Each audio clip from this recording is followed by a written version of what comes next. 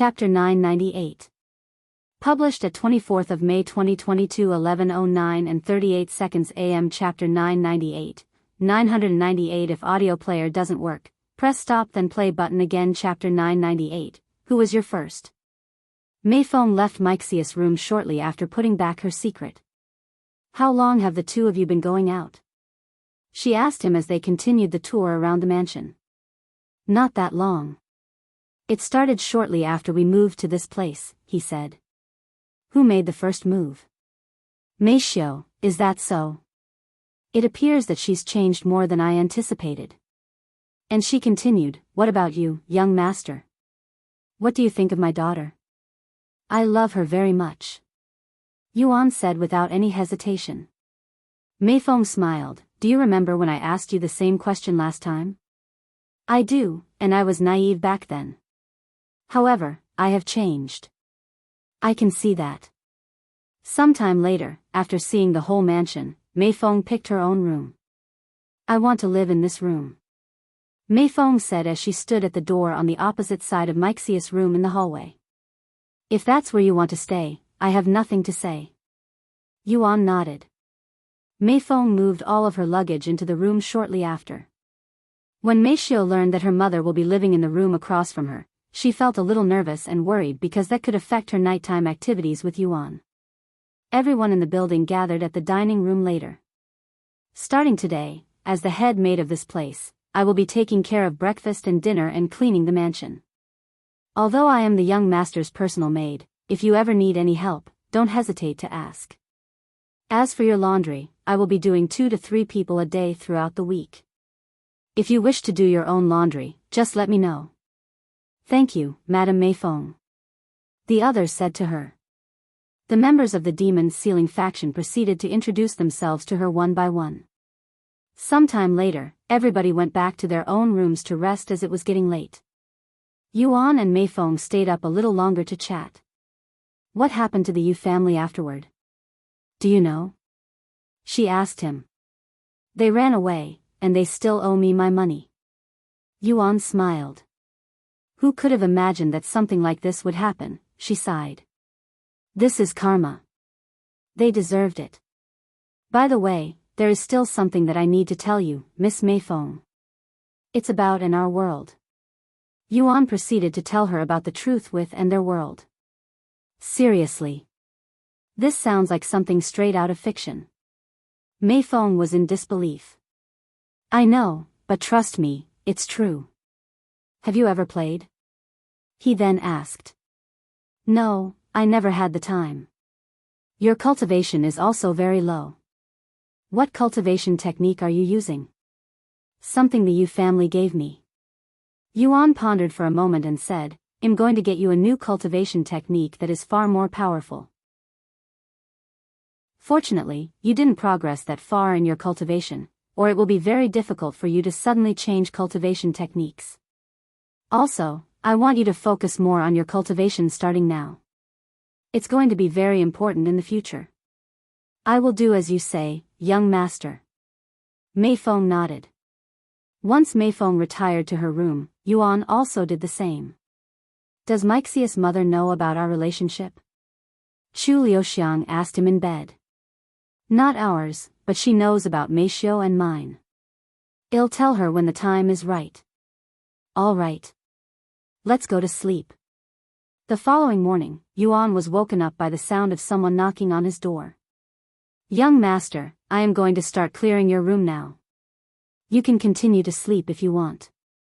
Mai Feng's voice resounded. Visit Riedel. Me for extra chapters. Huh. Wait, Yuan tried to stop her. However, Mei Feng had already opened the door and entered the room with her cleaning supplies. Why, young master? What is the meaning of this? Mei Feng was shocked to see Chu Liuxiang sleeping beside him on the same bed. Yuan rubbed his eyes and sighed, sorry, Miss Mei Feng. I should have told you this earlier. This is Chu Liuxiang. She's also my partner. Mei Feng stared at him with wide eyes as she tried to comprehend the situation. You have 2 partners? She eventually understood the situation and asked for confirmation. Yes. I've known Chu Liuxiang before I even came to the Yu family. She was at the same orphanage as me. I see, Mei Feng mumbled. You're not mad? Yuan raised an eyebrow. Why would I be mad? Because you're dating two women at once? Because you thought I would think that you're betraying Mei Xiu? Something like that. I think. Mei Feng shook her head. You're mature enough to know this, so I will tell you. Mei Xiu was raised to be nothing more than a servant for you. So the fact you accepted her as your partner is already more than I can ask for, and it's not weird for influential people such as yourself to have more than one wife. Of course, Yuan already knew this because Mei Xiu had told him before. Anyways, I am going to start cleaning your room now. I won't make much noise, so you can go back to sleep if you want. Mei Feng said to him as she started cleaning his room. I don't think I can go back to sleep anymore, so I will just wake up, he said with a smile. While Yuan changed out of his pajamas, Mei Feng suddenly asked, by the way, young master, I have a question. What is it? Who was your first? Mei Xiu or Chu Liuxiang? Mei Xiu, he said in a low voice. I see. Mei Feng didn't say anything else and continued to clean his room, but there was a small smile on her face now. As for Chu Liuxiang, she was still sound asleep. After cleaning his room, Mei Feng proceeded to clean the bathroom. Meanwhile, Yuan went to do some light training. Li Jinxi showed up shortly after to train with him. Eventually, everyone was in the training field. If you find any errors, broken links, non-standard content, etc., please let us know so we can fix it as soon as possible. Tip: you can use left, right, A and D keyboard keys to browse between chapters. Chapter 999.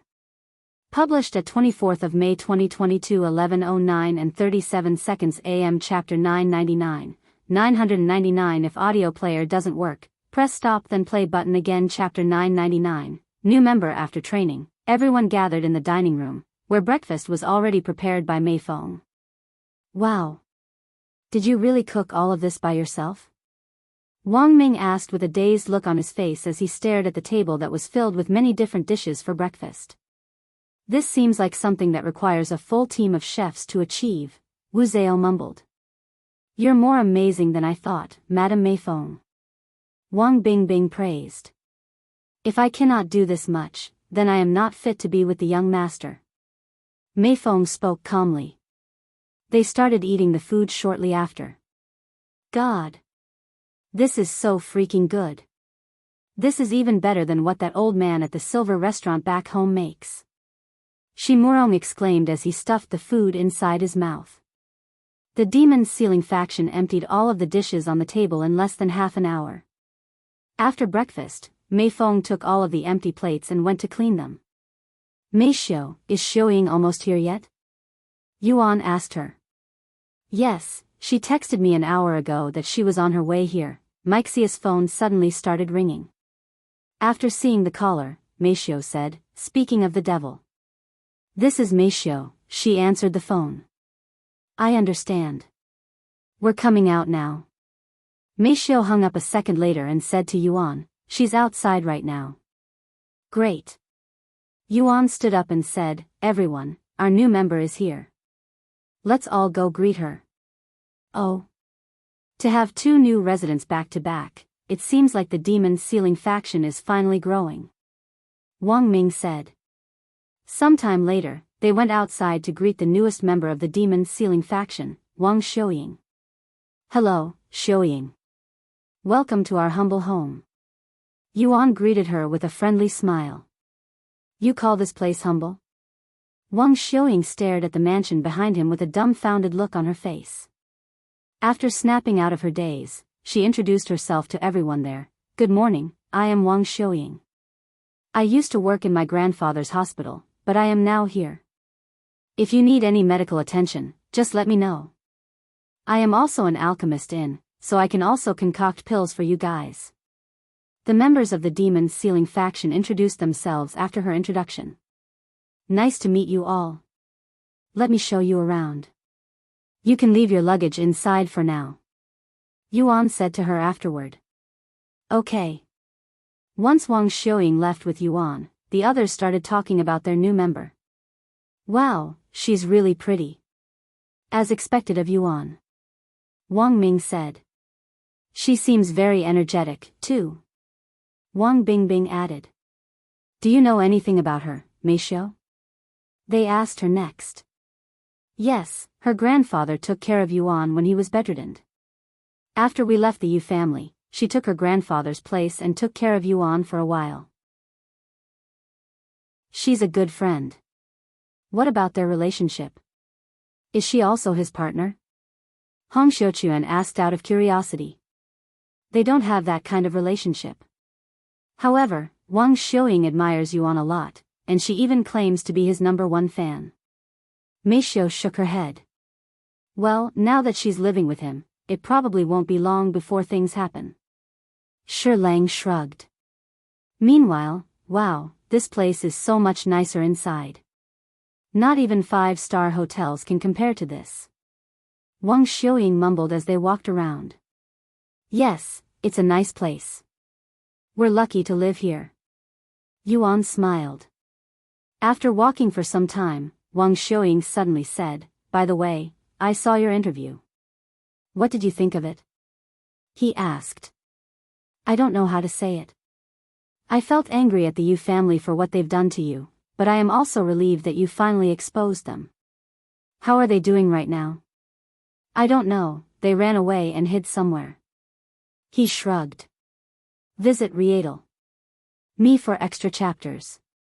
I'm not surprised. They suddenly became the most hated family in the entire world, after all. Also, did you regain your vision?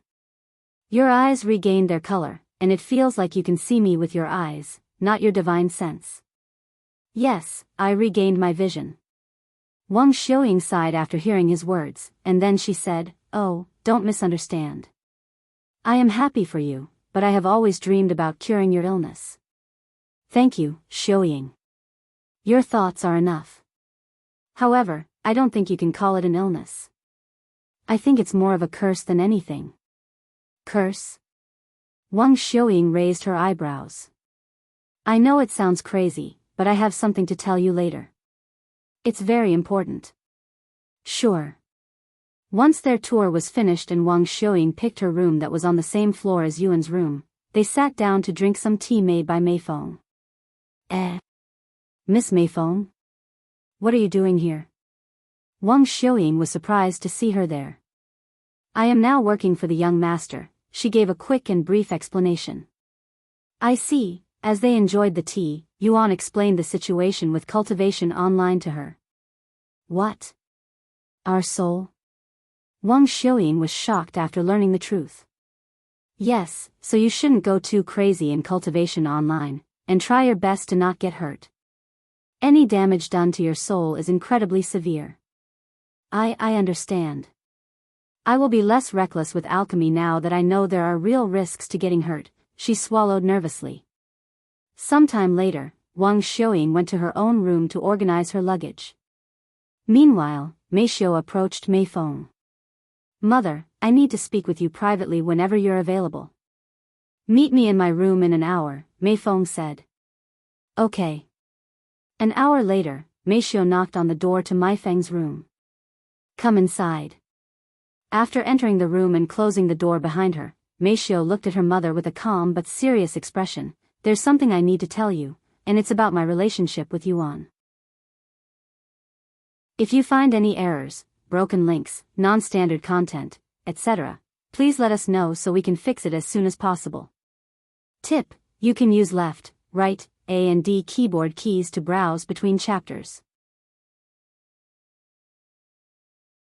Chapter 1000. Published at 24th of May 2022 11:09 and 36 seconds AM. Chapter 1000.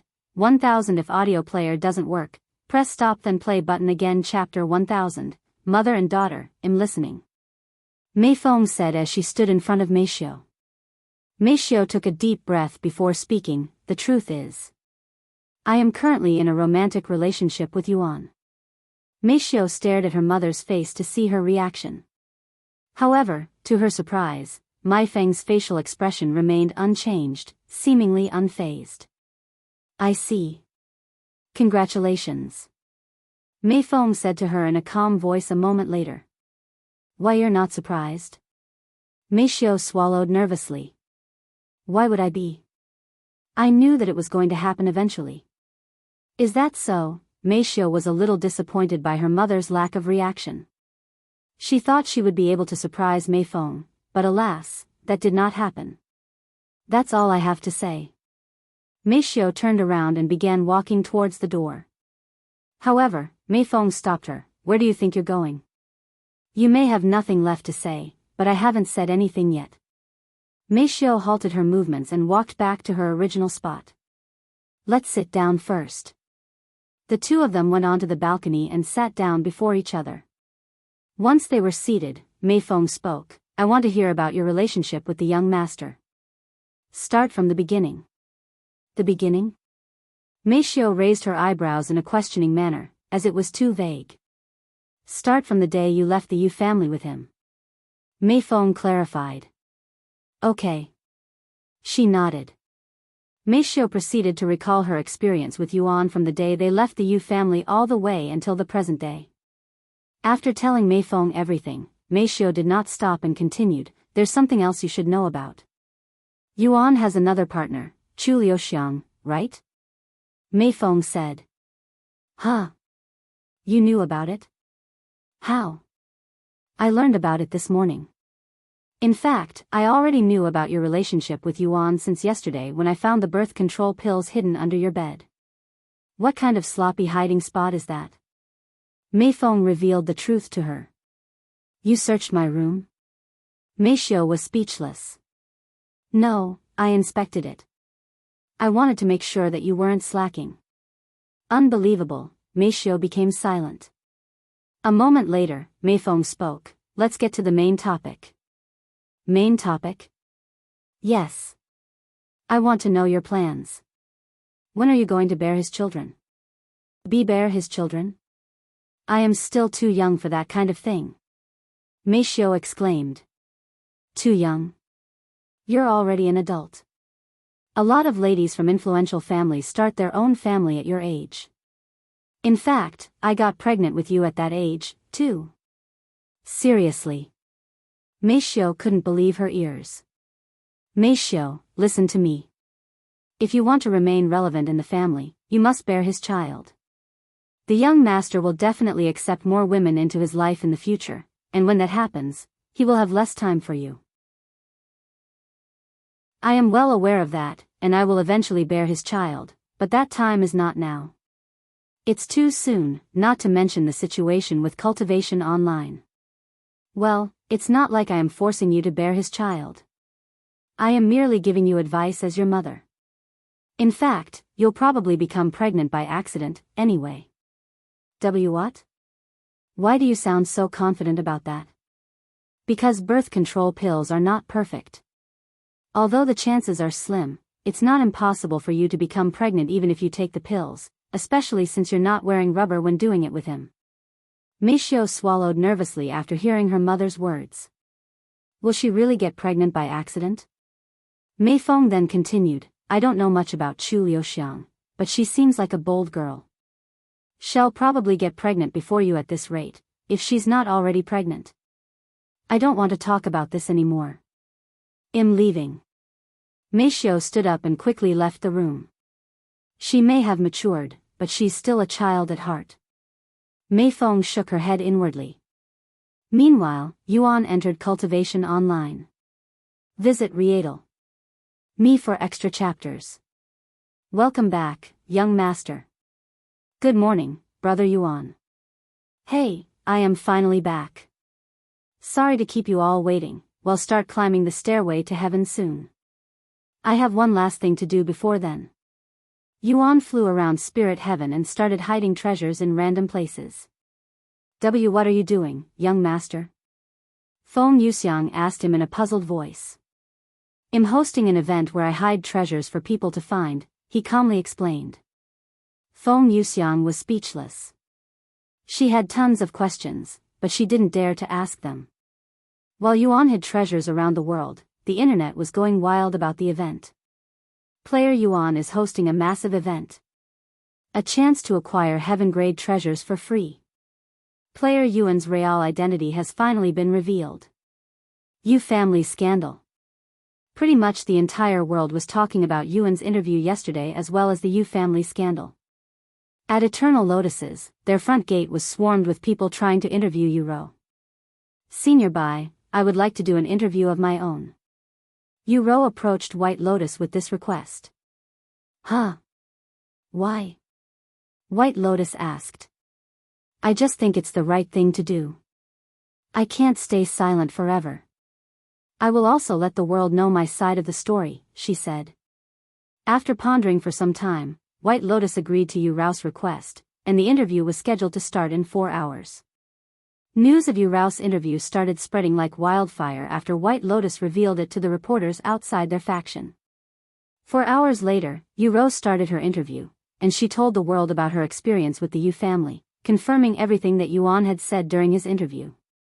Yuan watched the interview later that evening with Mei Xiu and Mei Feng. That little girl. She's growing up so fast, Yuan said with a sweet smile on his face. She handled it well. I haven't seen her in a while, but she's definitely matured a lot. Mei Feng said in a praising voice. If you find any errors, broken links, non-standard content, etc., please let us know so we can fix it as soon as possible. Tip: you can use left, right, A and D keyboard keys to browse between chapters. Chapter 1001. Published at 27th of May 2022 12:03 and 14 seconds p.m. Chapter 1001. Chapter 1001. Not ready. If audio player doesn't work, press stop then play button again. Chapter 1001. Not ready. The following morning during breakfast, Li Jinxi asked, Yuan, now that you're back, are we going to start ascending to the next realm? Yes, but I want to wait a few more days just in case anything happens. Once I start ascending, I will be staying in until I finish all of the trials, so I want to make sure that nothing will distract me from it. He nodded. Makes sense. I don't think you need to worry. If anything happens, we'll be able to do something about it. We're here for you, after all. You can rely on us. Wang Ming suddenly said. Yuan pondered for a moment before nodding his head. You're right. I should rely on you guys more. All right, we're going to ascend tonight. Make sure you're prepared by then. Okay. The members ascending with him nodded. Young master, may I have some of your time? I have something to ask you. Mei Feng asked him after breakfast. Sure. Where do you want to talk? We can do it in my room, she said. Yuan nodded and followed Mei Feng to her room. After preparing some tea and serving it to him, Mei Feng sat down before him. I'm ready when you are, Miss Mei Feng. Yuan said to her. Thank you, young master. But to be honest, this isn't that serious, and the topic might not be what you expect. Yuan raised an eyebrow as he wondered what she wanted to tell him. After taking a deep breath, Mei Feng spoke with a serious look on her face. Young master, what do you think about having a child with my daughter? Yuan was sipping his tea when Mei Feng started speaking. After hearing her question, he nearly spat out the tea in his mouth. A child with Mei Xiu? Where did this come from? He asked her a moment later. As her mother, it's only natural for me to think about these things now that she's found herself the perfect partner. And to be completely honest with you, young master, I also want to see some grandchildren. I don't know what to tell you, Miss Mei Feng. This is not something I can decide on. Furthermore, we don't have the time to take care of a baby, not to mention that things will only get busier as we get closer to unveiling the truth behind an earth. If you're worried about not having enough time, you don't need to worry because I can take care of the baby and do my work at the same time. I've already done so with both Mei Xiu and you, after all. Even if you say that. Have you spoken to Mei Xiu about this? Yuan asked. I have. What's her answer? She said that she's not ready. If she's not ready then there's nothing I can do. I won't force her to have a child with me if she isn't ready to have one. Yuan shook his head. I know, and I am not asking you to do so. However, if you ever feel like having a child with Meishio, you will most likely have to be the one to convince her. Knowing her, she's probably waiting for you to approach her. I see. Then to tell you the truth, I also think I am not ready to have any children. I am still young, and there are many problems in my life that I need to sort out first before I can even start thinking about bringing another life to this world. Mei Feng closed her eyes and remained silent for a couple of moments before sighing. Since the young master has spoken, I won't bother you with this matter anymore. Though, I would like to ask, how is your relationship with Chu Liuxiang? Judging by what I've seen from her, she seems like the type of girl to want a family as soon as possible. Yuan smiled and said, as expected of you, Miss Mei Feng. Your eyes are as sharp as ever. Indeed, Lulu's dream is to have her own family. However, she hasn't asked me to do anything yet. She's also probably waiting for me to approach her, but who knows? She's sometimes very unpredictable. I understand. And I apologize for wasting your time with my little nonsense. Ever since Meishio left with you, I have been thinking about having grandchildren, even though it's never happened before. Don't worry about it, Miss Mei Feng. Visit Riedel. Me for extra chapters. Also, you should stop calling me that. You're my master now. You can just call me Mei Feng. I can call you Mei Feng, but you'll also have to drop the formalities and call me Yuan. That's not fair, young master, please. You're Mixia's mother. It would be weird for my future mother-in-law to address me as young master. Mei Feng released a defeated sigh. I understand. If that's what you want, I shall obey. Yuan. Thank you, Mei Feng. He smiled. For the rest of the day, Yuan would work on his little treasure hunt. Once he made all preparations, he made his way to the stairway to heaven and waited for the others to show up. When Meishio, Chu Liuxiang, and Li Jinxi entered Cultivation online, they all approached the stairway to heaven. We're finally going to ascend. I've been waiting for this moment. Chu Liuxiang said in an excited voice as they approached the man handing out the badges. ID like 4 badges. Yuan said to the man, who immediately raised his eyebrows. 4. Only one of you can challenge the stairway to heaven at a time, he said. I know. I am going to be the only one challenging the stairway to heaven. They're just coming along with me. Yuan smiled. Seriously? Are you aware that, yes, I am aware that by doing so, it would make the trials much harder, and I am prepared for it. The man looked at the 3 beauties standing behind him and sighed in a low voice. Statistically speaking, men that focus too much on women will never go far in the cultivation world. However, this is your life, not mine.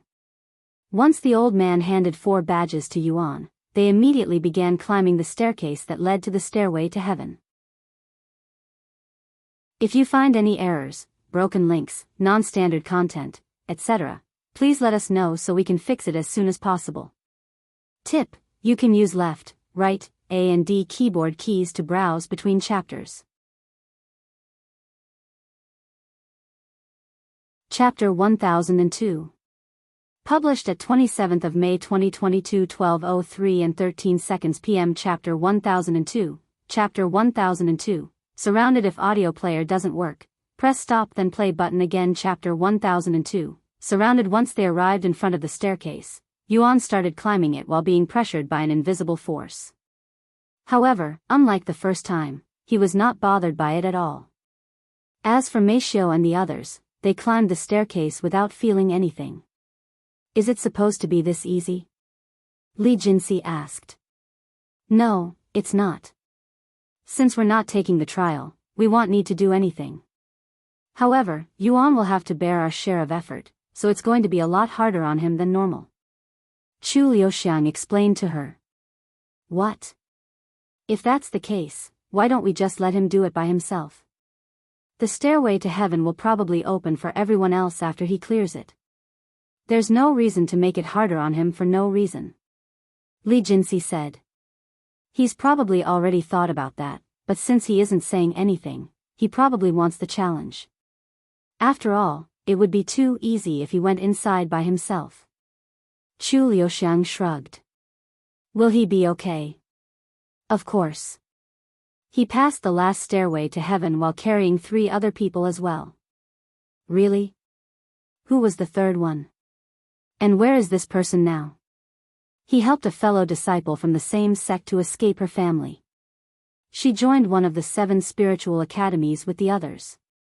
I see. Sometime later, once Yuan and the others arrived before the grand doors of the stairway to heaven, they started inserting their badge into the slots. However, right as Yuan prepared to insert his badge into the door, he suddenly stopped and started looking around. What are you looking for? Chu Liuxiang asked him, but he didn't say anything. Feng Feng, Xiaohua, Yingying. He suddenly called them. The 3 of them appeared before him the next second. Protect them, he said. Yes. What's going on, Yuan? Meishio asked him with a slight frown on her face. We're surrounded. Huh? By who? Chu Liuxiang looked around, but she couldn't see anyone. Suddenly, a tremendous pressure that surpassed even the staircase Yuan climbed appeared. Feng Yuxiang and Xiaohua used their cultivation to protect Meishio and the others. Where do you think you're going, Yuan? A familiar voice suddenly resounded in the area. 8 figures appeared in the air above them a moment later, all of them emitting the aura of a spirit king. Yuan smiled when he saw the person leading this group. I was wondering when you'll come back, Lord Ji. So, where did you go after disappearing without a word? What happened to my judgment? Your judgment was a little unique, so I had to delay it. You couldn't have picked a better time? I'm finally about to ascend after many delays, and you're here to delay it again? It's almost as though this world is trying to prevent me from ascending for some reason. Ha ha ha. Lord Ji suddenly started laughing. Visit Rietal. Me for extra chapters. He then spoke, don't worry, Yuan. This will be your last delay because you will not survive another day. If you're dead, you won't need to worry about being delayed or ascending. So you're going to kill me today? What happened to not meddling with outside affairs unless it breaks the balance of the world? Don't tell me that I am going to break the balance of the world by ascending? He asked. Oh no, what you did is far worse than breaking the balance of this world. Lord Ji said. Since I am going to die today, can you enlighten me for a moment? What exactly did I do? Lord Ji pointed his sword at Yuan and spoke in a cold voice. You offended the heavens, that's what you did. I offended the heavens? How and when did I do such a thing?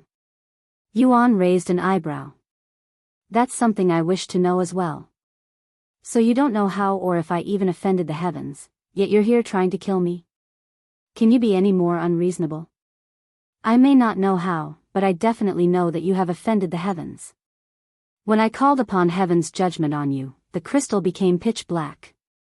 I didn't know what it meant at that time because I have never seen such a result before, so I went back home to check. After some research and much to my shock, I learned that when the crystal turns black after heaven's judgment, that means the heavens wants you dead at all cost. Although it has never happened in the lower half of the 9 heavens before, the crystal only turns black when someone has done something or is planning on doing something that will harm the heavens. Such a heinous crime cannot be fully rectified even with your death, so I am going to shatter your soul and erase your existence entirely. This is heaven's judgment for you, Yuan. Lord Ji declared. And he continued, don't even try running away into the stairway to heaven. As the lord of this realm, I have control over the stairway to heaven. You won't be able to open that door even if you put in your badge. There's nowhere to run. Is that so? Yuan mumbled. Ahahaha. A familiar sounding laughter suddenly resounded. Yuan. I am finally going to get the chance to avenge my brother and my son. With the 7 legacy families and the Ji family working together to take you down, not even the heavens can save you today. Oh right. Even the heavens want you dead. Patriarch Gu, who was among the group of spirit kings, suddenly exclaimed in a spiteful voice, his aura filled with killing intent. Indeed, the 7 individuals that Lord Ji brought with him were all leaders of their own legacy family from the 7 legacy families. Right after Patriarch Gus' sentence ended, Yuan and the others could see a sea of people approaching them from all directions like a tidal wave. They were all people from the 7 legacy families and the Ji family, and they were all there to carry out heaven's judgment by killing Yuan. If you find any errors, broken links, non-standard content, etc., please let us know so we can fix it as soon as possible. Tip: you can use left, right, A and D keyboard keys to browse between chapters. Chapter 1003. Published at 27th of May 2022 12:03 and 11 seconds p.m. Chapter 1003. Chapter 1003. Opening the stairway to heaven. If audio player doesn't work, press stop then play button again. Chapter 1003. Opening the stairway to heaven. Over 300,000 people have gathered here today just to kill you, Yuan. Don't you feel honored? Lord Ji said with a cold smirk on his face. Yes, I'm a little flattered that you would go out of your way to send an entire army just for me. However, I will have to disappoint you. Your efforts will be in vain, and I will ascend the stairway to heaven just as planned. Yuan remained calm despite his seemingly hopeless situation. Nobody here can stop me from ascending today, not even the heavens itself. Ha ha ha ha. You're truly one crazy bastard, Yuan. Lord Ji suddenly burst out laughing, his voice so powerful that it created ripples in the air. I know that you're a talented guy, but there are situations in this world that cannot be solved with talent alone, and this is one of them. You're currently surrounded by the 7 legacy families and my Ji family. Furthermore, your only way of escape, the stairway to heaven, is blocked. You have no chance of escaping today. The stairway to heaven is blocked? Yuan suddenly scoffed. Who decided that? The stairway to heaven isn't owned by you. If I want to open these doors, there is nothing you can do to stop me. While it is technically true that I do not own the stairway to heaven, as the lord of this realm, I have the authority to choose who can open the door and who cannot. If you don't believe me, you may go ahead and try it. Lord Ji said. I was going to do that even without needing your permission. However, let's also have some fun while we're at it. If I can successfully open the stairway to heaven, why don't you let us go? Are you thinking about forcing your way inside the stairway to heaven? Not even immortals who are near the peak of the cultivation world can force their way into the stairway to heaven, much less a spirit lord like you. Who said anything about forcing my way inside? I am going to place my badge and open the stairway to heaven the normal way. If I can achieve that, promise me that you'll give up on trying to kill me. Lord Ji narrowed his sharp eyes at Yuan, seemingly trying to figure out his true purpose. Although he was confident that Yuan would not be able to open the stairway to heaven without his permission, he had an uneasy feeling in his guts. Why are you staying silent, Lord Ji? You don't seem very confident in your own words now. Yuan showed him a mocking smile on his face. There's no need to play your games because you'll be dead soon, Lord Ji sneered. Anyways, do you have any last words before we kill you?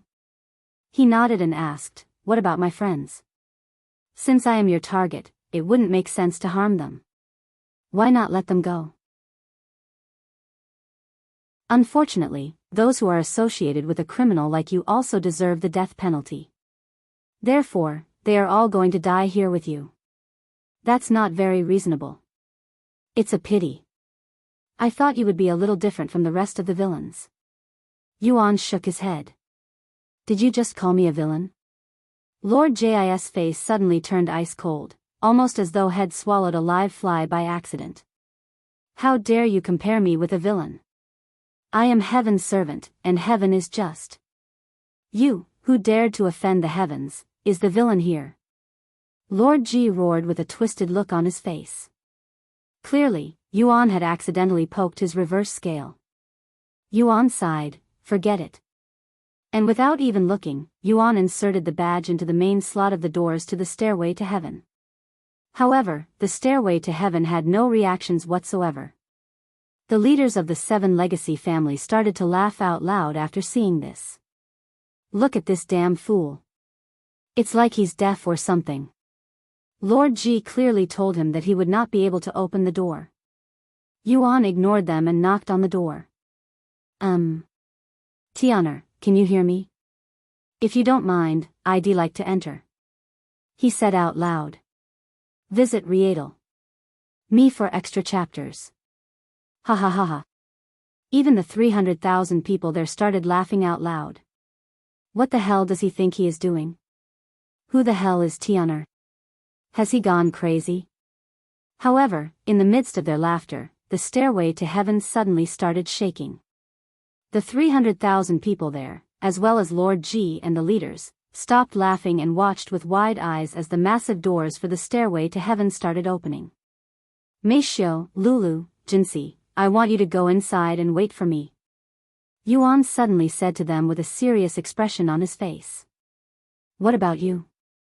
Why aren't you coming with us? Meishio asked with a worried frown. Don't worry, I will follow you guys once I speak with them some more. What if the door closes on you? Chu Liuxiang asked. It won't happen. Trust me. He smiled. All right, well, wait for you inside. Don't take too long. Meishio nodded. They entered the stairway to heaven the next moment. What the hell is going on? Why did the stairway to heaven open for him? I specifically ordered it not to open for anyone today. Lord Ji cried inwardly as he watched Meishio and the others enter the stairway to heaven. Oh no. He's going to get away at this rate. Stop him from entering the stairway to heaven at all cost. Lord Ji suddenly shouted. The leaders of the 7 legacy families immediately rushed at Yuan, who suddenly raised his hands and said, Calm down, I don't intend on leaving just yet. The stairway to heaven closed its doors the following moment. Lord Ji sighed in relief after seeing that Yuan had remained, but he still couldn't understand why the stairway to heaven had opened just now. If you find any errors, broken links, non-standard content, etc., please let us know so we can fix it as soon as possible. Tip: you can use left, right, A and D keyboard keys to browse between chapters. Chapter 1004. Published at 27th of May 2022 9:09 and 23 seconds AM. Chapter 1004. 1004. If audio player doesn't work, press stop then play button again. Chapter 1004. Heaven's regulation. What the hell did you do just now? How did you open the stairway to heaven? Lord Ji questioned Yuan after the shocking event. If you tell me why I am being hunted, and I will tell you. He said. I already told you, I am only upholding heaven's judgment. I don't know what you did, but I know that you must die. That doesn't really answer my question, so my question remains unanswered. Yuan shrugged. If you don't want to tell me, that's fine. You'll regret not leaving just now because that was your only chance to survive even a little longer. Lord Ji smiled. Only a little longer? What can you do to me once I ascend to the 3rd heaven? Yuan raised an eyebrow. Ha ha ha. You're really foolish and ignorant. Do you really think that you'll be able to escape from punishment just because you escape to another heaven? In case you forgot, my Ji family exists in the other heavens as well. As long as you remain alive, you will be hunted by the 9 heavens. Now you're telling me that I am going to be hunted by the 9 heavens? That doesn't make any sense. You're making it sound like I am an exile. Oh. So he knows about exiles? How surprising. Lord Ji appeared to be genuinely surprised that Yuan knew about exiles, mostly because they are only ever mentioned in the upper heavens. I wouldn't compare myself to exiles if I were in your shoes, Yuan. As an exile, at least I can be pardoned by completing the Supreme Heaven's legacy. However, your situation is different. There are no second chances, no opportunity for you to be pardoned. The heavens have already dictated you as a dead man. No matter where you go in the 9 heavens, you will be hunted by those who serve the heavens. Yuan frowned upon hearing this. He will be hunted no matter where he went in the 9 heavens? What did he do to deserve such a punishment?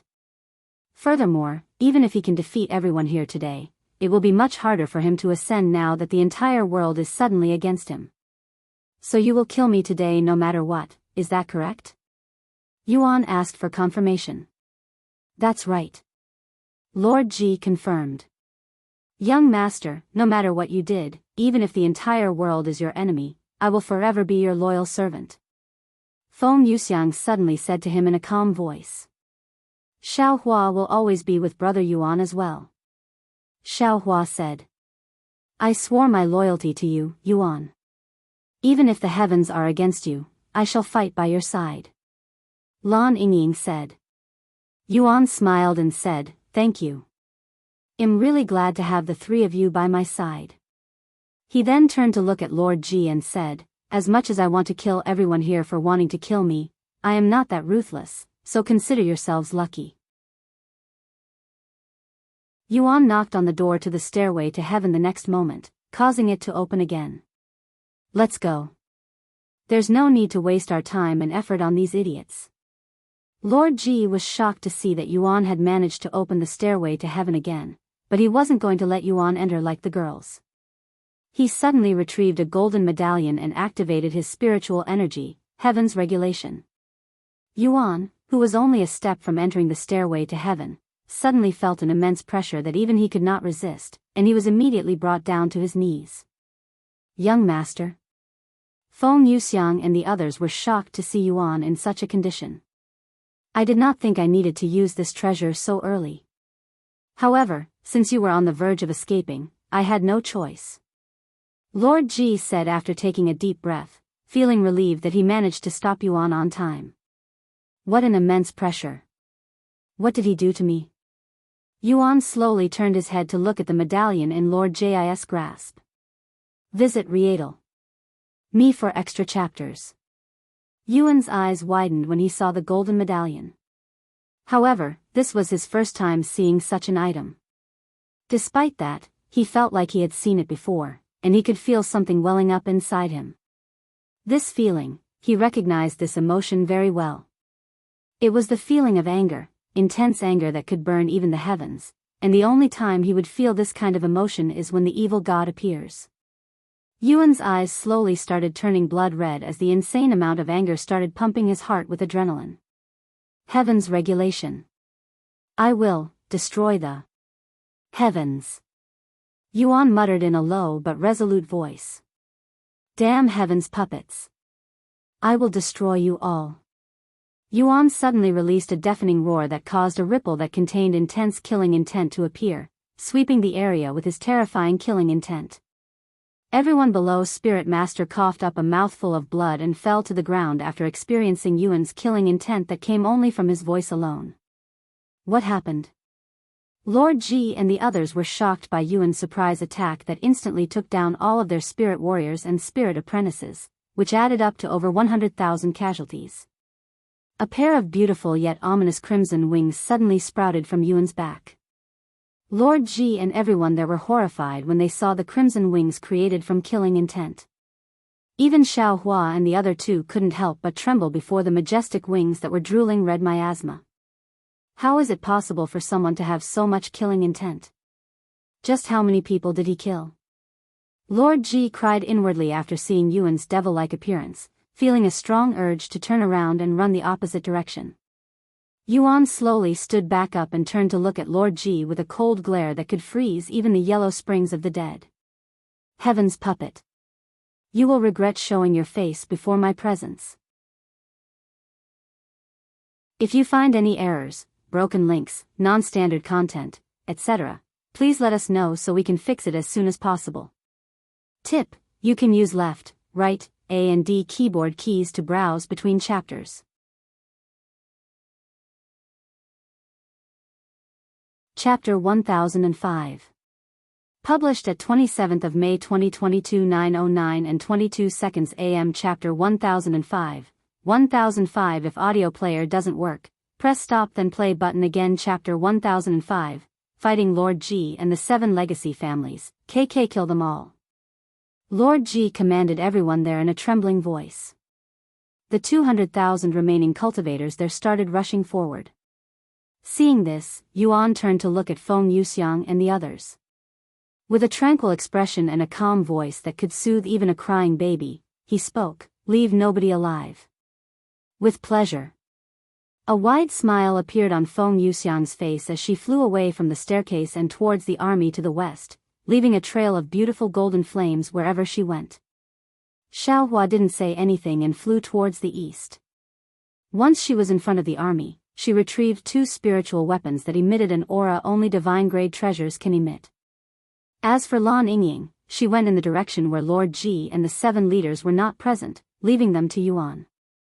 Once she was in the air, Lan Yingying transformed into a massive white serpent. The people there were greatly shocked by Lan Yingying's transformation. She was a magical beast this whole time? No. This divine aura around her, she's a divine beast. Lord Ji exclaimed. He couldn't believe his eyes.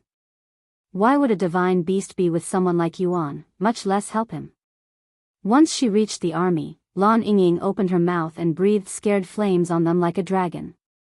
Everyone that was unfortunate enough to touch her sacred flames were instantly engulfed in her flames and burned until there was nothing left. Meanwhile, Feng Yuxiang would cause explosions whenever she went, even creating a sea of flames with her phoenix fire. Xiaohua would casually swing her spiritual weapons and kill over a dozen people with a single swing. Terrified screams resounded in all directions and the 200,000 army quickly diminished. It was a one-sided slaughter that left Lord Ji and the leaders of the 7 legacy families utterly shocked and terrified, and they all wondered what kind of background Yuan had to be able to do something like this. However, they were also beginning to understand why the heavens wanted him dead. The heavens. Are they scared of his potential? He's only a spirit lord in the 2nd heaven, yet he's already amassed such prowess. Lord Ji wondered inwardly. Yuan took a deep breath and sighed out loud. The scent of heaven's puppets being slaughtered is always pleasing, but it's not enough. There's not enough blood, not enough carnage. Yuan suddenly summoned the Empyrean Overlord and flew towards Lord Ji and the 7 leaders. He's coming. Support me and let's kill him together. Lord Ji also retrieved his weapon and approached Yuan. The 7 leaders followed him from behind. You think you can kill me? Not even the Celestial Emperor could achieve such a feat, much less a few mutts like you. Yuan laughed out loud as he confronted Lord Ji in the air. Celestial Emperor? What nonsense are you mumbling about, you crazy monster? Lord Ji shouted as his sword collided with Yuan's greatsword. Clang! Ugh! Lord Ji gritted his teeth after feeling the impact behind Yuan's strike and was even pushed back many meters. What intense strength! Lord Ji cried inwardly as he tried to recover from the attack. Meanwhile, the 7 leaders surrounded Yuan and started unleashing their techniques at him simultaneously. Seeing this, Yuan used his wings to cover his body, leaving no gaps in his defenses. The power of 7 spirit kings clashed with Yuan. The attacks managed to create many holes in Yuan's wings, but these holes disappeared as quickly as they appeared, and the person himself was not hurt in the slightest. Impossible. How can he remain unharmed after eating all 7 of our attacks? What kind of technique is he using? Patriarch Gu exclaimed in a shocked voice. Visit Rietal. Me for extra chapters. We don't have the time to think about it. Let's keep attacking him. I doubt he will be able to use that power for long. The leader of the Xian family, Patriarch Xian, shouted. Mongrels that can't tell the difference between heaven and earth, allow me to show you what happens when you point your weapons at me. Yuan suddenly gathered an immense amount of killing intent that condensed into a huge blade in the sky. Lord Ji and the 7 leaders were petrified on the spot from fear after witnessing the blade of killing intent in the sky. Azura's blade of execution. Yuan mumbled in a low voice as he gestured for the blade to fall towards Lord Ji and the 7 leaders. Xiaohua momentarily stopped fighting when she noticed the blade in the sky. That technique. How does Brother Yuan know Xiaohua's family technique? She cried inwardly. Lord Ji and the 7 leaders wanted to run away from the attack, but the pressure coming from the blade prevented them from going anywhere, forcing them to fight it head-on. Use all of your life-saving treasures. Lord Ji roared in a desperate voice. All of them immediately retrieved all of their life-saving treasures without daring to hold anything back, as their lives depended on whether they could defend this one strike from Yuan. Over 50 kinds of life-saving treasures stood before Yuan and the others. The Azura's blade of execution collided with the life-saving treasures a moment later, and it instantly shattered over half of them. As for the rest of the life-saving treasures, they did not last long either, and the blade continued to fall. Lord Ji and the others even used their blood essence to enhance the life-saving treasures, which would shorten their lifespan and damage their cultivation even if they survived the attack. However, they were desperate and did not want to die. Yuan. Let's talk this through. Well, give up on trying to kill you. Have mercy. Lord Ji eventually tossed aside his pride and pleaded for mercy. The 7 leaders also begged for Yuan to spare their lives. However, Yuan's face remained nonchalant, and he spoke in a calm voice. There is only one fate for those who dare block my path, death. And, starting now and until the end of the month, I will be giving bonus chapters for super gifts. Up to 3 bonus chapters will be released every day, not including the 2 daily chapters. Also, check out Magic System in a parallel world while you're waiting for a new chapter. It has almost 80,000 words. If you find any errors, broken links, non-standard content, etc., please let us know so we can fix it as soon as possible. Tip: you can use left, right, A and D keyboard keys to browse between chapters.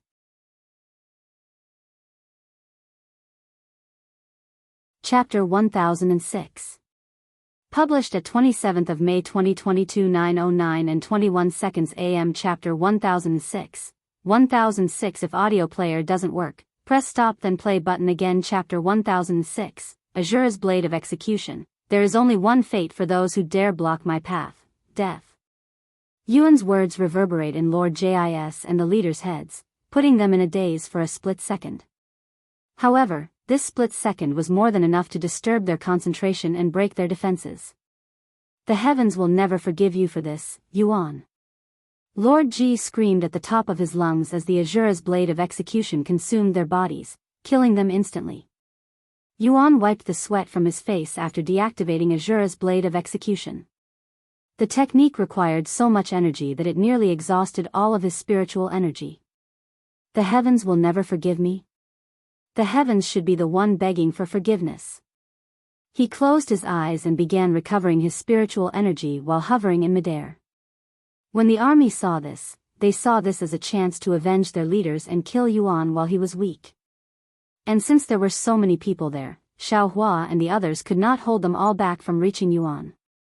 However, their help wasn't necessary because Yuan still had more than enough energy to deal with the leftovers of the Ji family and the 7 legacy families. Without opening his eyes or moving his body, Yuan used the starry abyss to kill anyone that dared to approach him. Eventually, the rest of the army started fleeing from the battle. With their leaders dead and without having anyone strong enough to deal with Yuan's servants, much less Yuan himself, it was basically a suicide mission with no chance of winning, so the people did what was natural, abandon the fight and run away. Where do you ants think you're going? There is nowhere for you to run. The young master has ordered us to leave none alive. All of you insignificant ants that dared to point their weapons at my young master will perish here today. Feng Yuxiang exclaimed as she released the strongest technique that she could muster with her current strength. Phoenix flames burning heaven's art. Feng Yuxiang summoned her fiery wings, and flames started appearing in the sky above her, almost as though the heavens were on fire. Burn them all. Feng Yuxiang flicked her sleeves, causing the sea of flames in the sky to rain down countless fiery projectiles that took the shape of a feather. In mere seconds, tens of thousands of cultivators fell to Feng Yuxiang's attack. Not wanting to lose to Feng Yuxiang, Xiaohua started releasing heaven-splitting sword strikes with every swing, changing the landscape there within moments. When Lan Yingying saw their awe-inspiring performance, she felt a rush of adrenaline coursing through her body and her heart throbbing with excitement. The three servants felt as though something had ignited within their hearts after Yuan gave them their first order to fight for him, so they wanted to perform to the best of their abilities. Although it felt like a long time had passed, in reality, only a few minutes have passed since the fight began. The battlefield eventually became quiet, and Xiao Hua and the others returned to Yuan's side, their mission finished. Young master, we have eradicated everyone from the 7 legacy families and the Ji family. What are your orders now? Feng Yuxiang said to him with a satisfied look on her face. Yuan looked at the destruction that they had caused and spoke, we have done something irreversible today.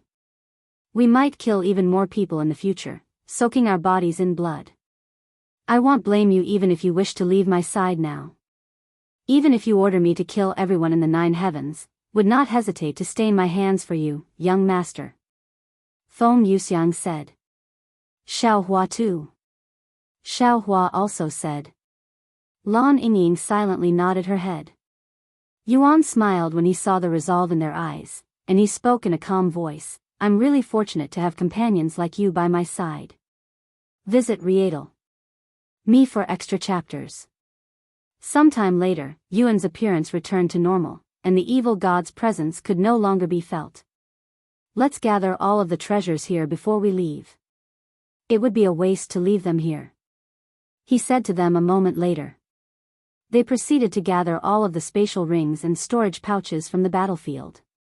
Young master, I have been wanting to ask you this for a while now, but how many reincarnations have you experienced? And do you have memories from all of your past life?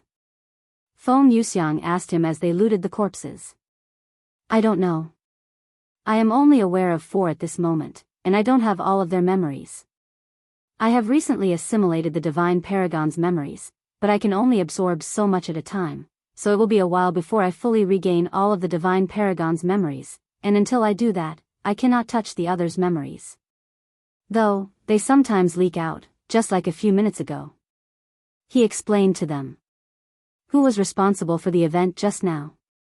Feng Yuxiang asked him. He calls himself the evil god.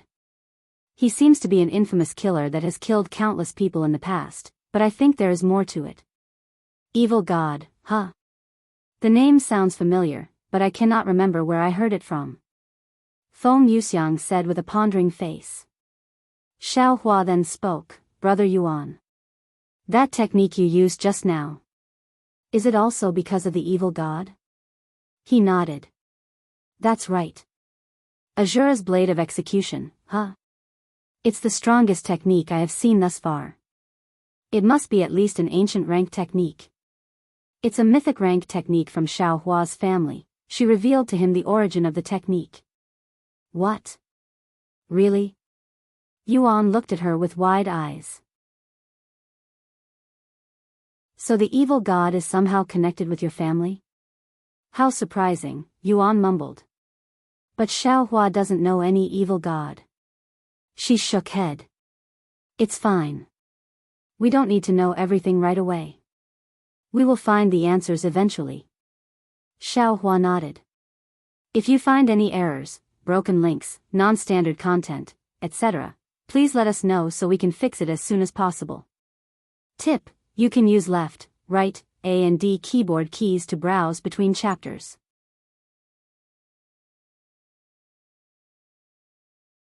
Chapter 1007.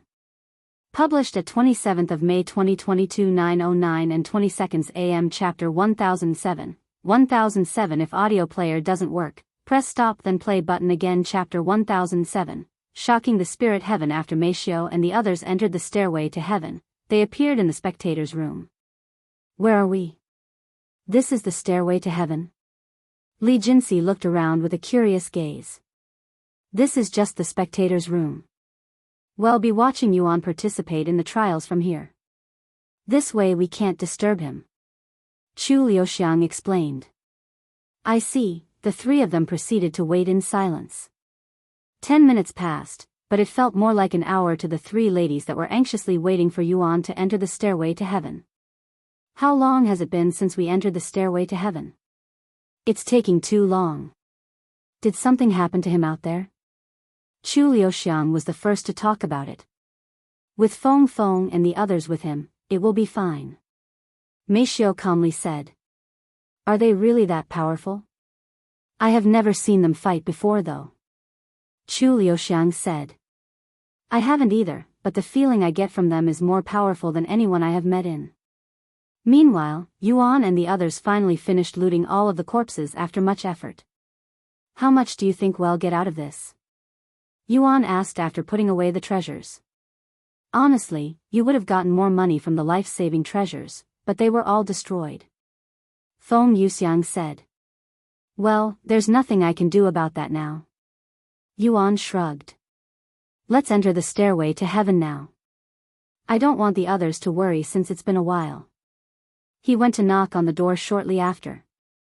Once the stairway to heaven opened, Yuan walked into the void. Feng Yuxiang and the other two were teleported to the spectators' room after they entered. Welcome back, Master. A small figure approached Yuan shortly after he appeared inside the stairway to heaven. Thank you for opening the doors, Tian'er. To be honest, I wasn't confident that you would do it, but I had to try. Yuan said. You are the true master of the stairway to heaven. The others are just fakes. She said. Anyways, do you mind if I take some time to recover my energy before we start? I'm a little exhausted right now. Tian'er nodded. Take as long as you need, Master. The trials will not officially start until you walk those stairs. Thank you. Yuan took a seat right on the spot and began cultivating. Tian'er sat before him and actually helped him recover his energy by guiding the spiritual energy within the stairway to heaven, making it much easier for him to absorb. Evil God. Why did you feel so much rage when you saw that golden medallion? What did it mean to you? Yuan wondered to himself as he cultivated. Meanwhile, outside the stairway to heaven, news of the battle that had taken place there began spreading throughout the entire spirit heaven like a massive wildfire. The sheer destruction and damage the place had to endure shocked everyone in that realm. However, almost nobody in spirit heaven knew what had occurred there. The only people that knew of the situation were those in the 7 legacy families and the Ji family that stayed behind and did not participate in the battle, so not even the 7, now 6 spiritual academies knew the full situation. When news of the battle reached the ears of those within the 7 legacy families and the Ji family, they were all shocked and became filled with despair, which was only ordinary, as their leaders and most senior members had all perished in a single day. Such devastation was unprecedented for all of these families. Besides a few elders and the younger generation, pretty much the rest of their families were gone. Their numbers had diminished so much that they would no longer be considered a legacy family. Visit Rietal. Me for extra chapters. Contact our families in the upper heavens. We cannot let that criminal escape. Since he's ascending through the stairway to heaven, they can set up an ambush outside. The 7 legacy families wasted no time contacting their families in the upper heavens, letting them know of the situation. What? A single person had defeated our 7 legacy families and the Ji family? How is that even possible? The families in the upper heavens doubted this information because it sounded utterly ridiculous and impossible. We're not sure if he was working alone or had help, but it's true that everyone who had gone to kill him is dead. That's preposterous. What in heaven's name happened down there? The upper families demanded an explanation. The Ji family had ordered our 7 legacy families to bring out all of our forces after someone had been judged black by heaven's judgment. You fool. Why did you agree to help him? The 7 legacy families may have some connections to the Ji family, but we're not their soldiers. The leaders thought it was going to be easy since they were only going to kill a single spirit lord, and they didn't want to lose face. However, it seems like everyone has underestimated this spirit lord, who has unfathomable prowess. What about Lord Ji and the Ji family? Lord Ji was also killed in action. However, we don't know how their family is reacting to the news. I think I can imagine how they're reacting, the leaders of the 7 legacy families from the upper heavens side. Where is this person that dared to slaughter people from our family? Tell me everything about him. The families from Spirit Heaven proceeded to tell them everything they knew about Yuan and that he had entered the stairway to heaven to ascend. I understand. Even if he manages to ascend, we will all be waiting for him outside the stairway to heaven. The third heaven will be his last stop. Meanwhile, at the Ji family, a small group of individuals gathered in the meeting room, all of them showing signs of grief, as they'd just received news about the result of the battle. If you find any errors, broken links, non-standard content, etc., please let us know so we can fix it as soon as possible. Tip: you can use left, right, A and D keyboard keys to browse between chapters. Chapter 1008. Published at 27th of May 2022 9:09 and 19 seconds AM. Chapter 1008. 1008. If audio player doesn't work, press stop then play button again. Chapter 1008. Preparing their ambush inside the meeting room, one of the people there suddenly spoke after a long moment of silence in the room. Is it true that my father is dead? Yes, it's true. His life tablet is destroyed, and news of what happened at the stairway to heaven has already spread throughout the entire realm. It will only be a matter of time before the people in the upper heavens learn of the massacre. Have we notified our family in third heaven yet? No, not yet. Then what the fuck are we doing here? We need to notify them as soon as possible. We also need to have someone watching the stairway to heaven just in case he fails and stays down here for a little longer. If this Yuan is talented enough to slaughter the 7 legacy families and our Ji family while we're working together, there's no way that he wouldn't be able to ascend the stairway to heaven. I'm going to notify the family in third heaven. Time is of the essence right now. We cannot allow this criminal who has been sentenced by the heavens to get away with his crimes. The direct descendant of Lord Ji left the room shortly after while everyone else remained in the meeting room to discuss their future. Now that the majority of our forces along with Lord Ji are dead, our family has practically become a chicken on the chopping board waiting to be slaughtered by our enemies. The moment our enemies learn the truth, that our family is defenseless, they will definitely attack us and try to replace us. This is a disaster not just for us. Even those in the upper heavens will be affected by this mess. What can we do? Go into hiding? How many years will it take before we can regain enough strength to manage this realm again? The spirit heavens will be destroyed by the wars that will soon plague this land before then. We cannot do this alone. We've sustained too much damage to survive by ourselves now. Then we can only request for reinforcements and assistance from our family in the upper heavens for the time being. Meanwhile, the 6 spiritual academies were also having a meeting of their own to talk about the recent events. I don't want to make any speculations, but there is only one person that I can think of who could possibly make such a scene. Sect Master Xiahou sighed. Are you talking about Yuan? That was my first thought as well. He also slaughtered the Gu family and the Universal Music Academy. Sect Master Li said. According to our investigation, the corpses there belong to the 7 legacy families and the Ji family. Besides them, who else could possibly amass such a massive army? But why would they attack Yuan? Do you think it has anything to do with what happened at the Spirit Healing Academy? It's possible, but we won't know for sure until we speak with them. Will they even tell us about it? I doubt they would want to talk about such a massive loss. They have to, if they want our support. I highly doubt they will be able to defend themselves after losing so many people. Their families are practically crippled right now. Sect Master Li said. And when a family as prosperous as the 7 legacy families and the Ji family suddenly become this weak, it's inevitable that they become the target of pretty much every power out there. Bainju sighed. We should also prepare ourselves for some visitors from the upper heaven. I doubt they will stay silent after something like this happened. They will most likely come down here to assist their own families. Just like the sect masters had anticipated, the 7 legacy families and the Ji family in the third heaven immediately started preparing to send experts to ambush Yuan at the stairway to heaven after learning of the situation. Furthermore, each family prepared a couple of spirit kings to send to spirit heaven to protect them while they recovered. Even though it will cost them an astronomical amount of resources to send so many experts, they couldn't allow their families in the spirit heaven to perish, not to mention that their techniques and secrets could be stolen by outsiders. The residents in Third Heaven were greatly alarmed when the 7 legacy families and the Ji family suddenly gathered a massive army outside the stairway to heaven. Visit Me for extra chapters. When they eventually learned of the situation in the spirit heaven, they understood why such drastic measures were being taken, and the entire world held their breath while they waited for Yuan to come out of the stairway to heaven, where he would take his last breaths. Meanwhile, inside the stairway to heaven, Yuan opened his eyes after recovering from his exhaustion. Thank you, Tian'er. I feel even better than normal for some reason. Yuan said to her afterward. The spiritual energy inside the stairway to heaven is naturally pure, so you will gain more energy from it, she explained. I am going to climb the stairway to heaven now.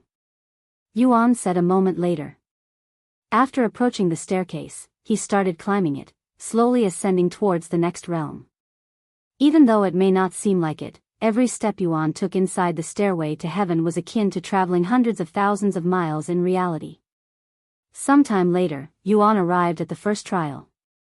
For the first trial, you must defend the city and survive for 24 hours. If the casualties in the city surpass 60%, you will fail the trial. Tian'er explained to him. A city defending trial, huh? It's the complete opposite of the previous trial, where I had to kill the city lord. Yuan smiled. A moment later, his scenery began to change. Once he could see clearly again, Yuan found himself inside the peak of a pagoda, and to his surprise, this was the exact same place that had fought the city lord during the first trial in the past. Since I am protecting the city and I am in this place. Does this make me the city lord now? He wondered out loud. If you find any errors, broken links, non-standard content, etc., please let us know so we can fix it as soon as possible.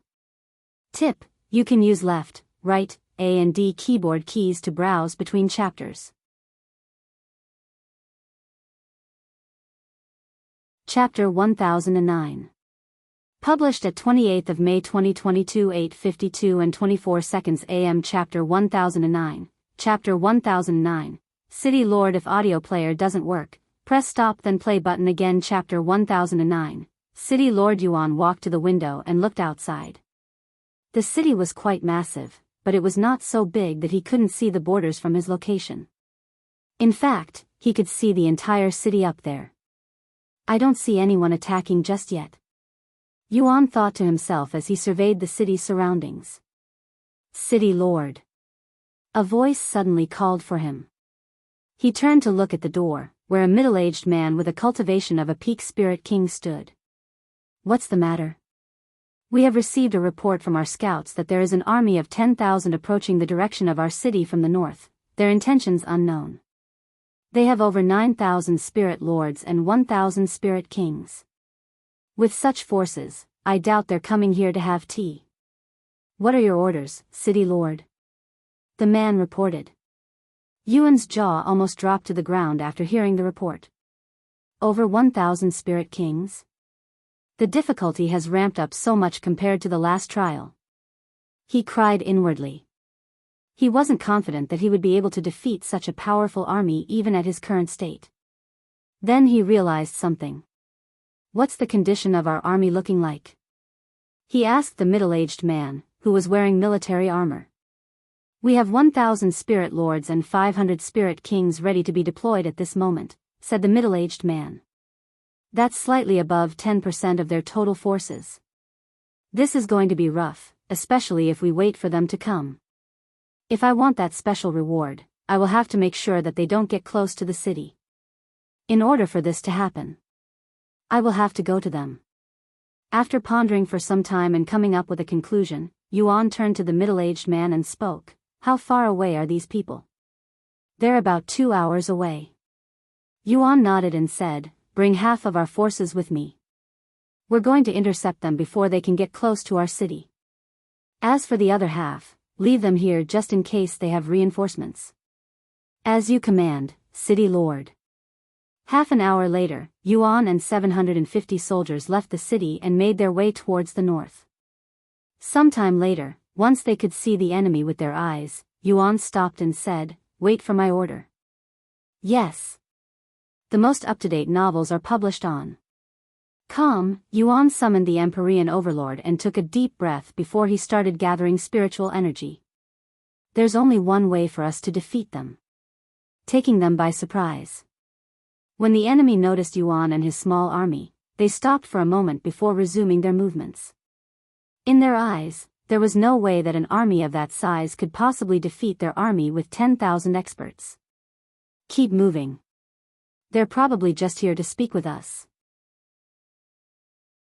We will pretend to be peaceful, but once we're close enough, we're going to kill all of them. The general leading that armor commanded. Yes. However, the closer they got to Yuan's army, the more they felt uneasy for some reason. General, I think there is something wrong here. Once they were close enough to see Yuan's face, they were surprised. General. That's the city lord. What's he doing out here? I can see that. But this is great. If we can kill him here, his city will be wide open for us to conquer. The general laughed as they continued to approach Yuan. However, once they got close enough, Yuan suddenly released the heavenly sword strike with his full power.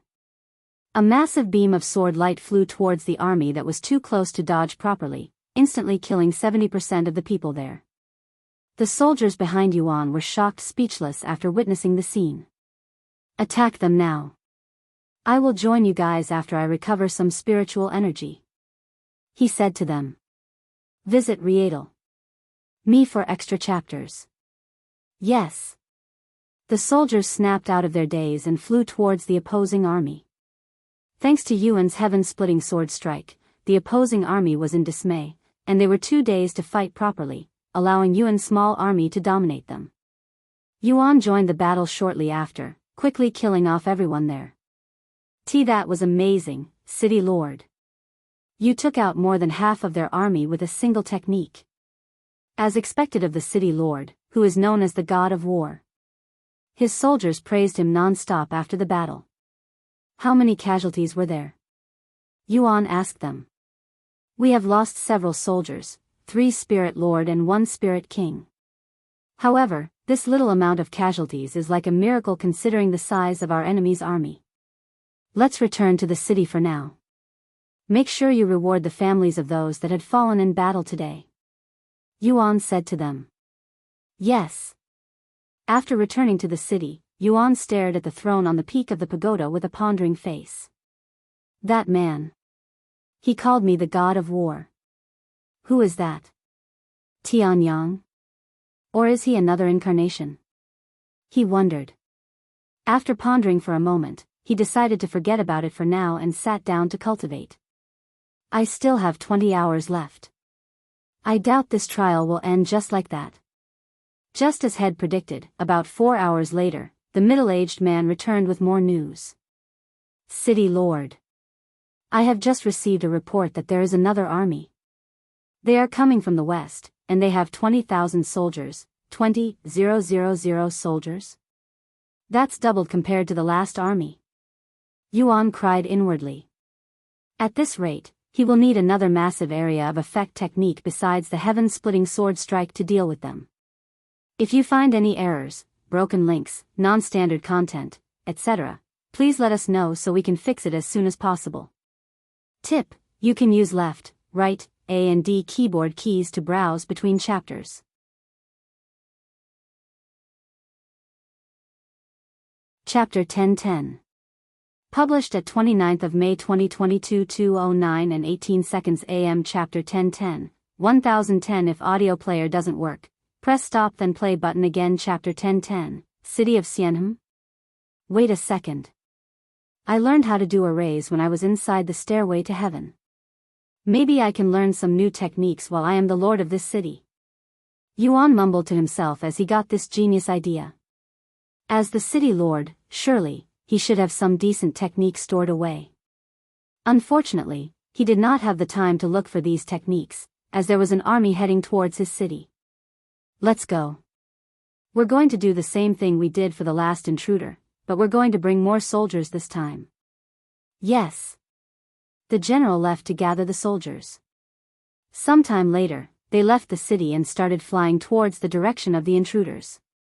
Once they could see the enemies, Yuan repeated what he did to the previous intruders, surprising them with a fully powered heaven-splitting sword strike that changed the landscape and instantly killed thousands of intruders.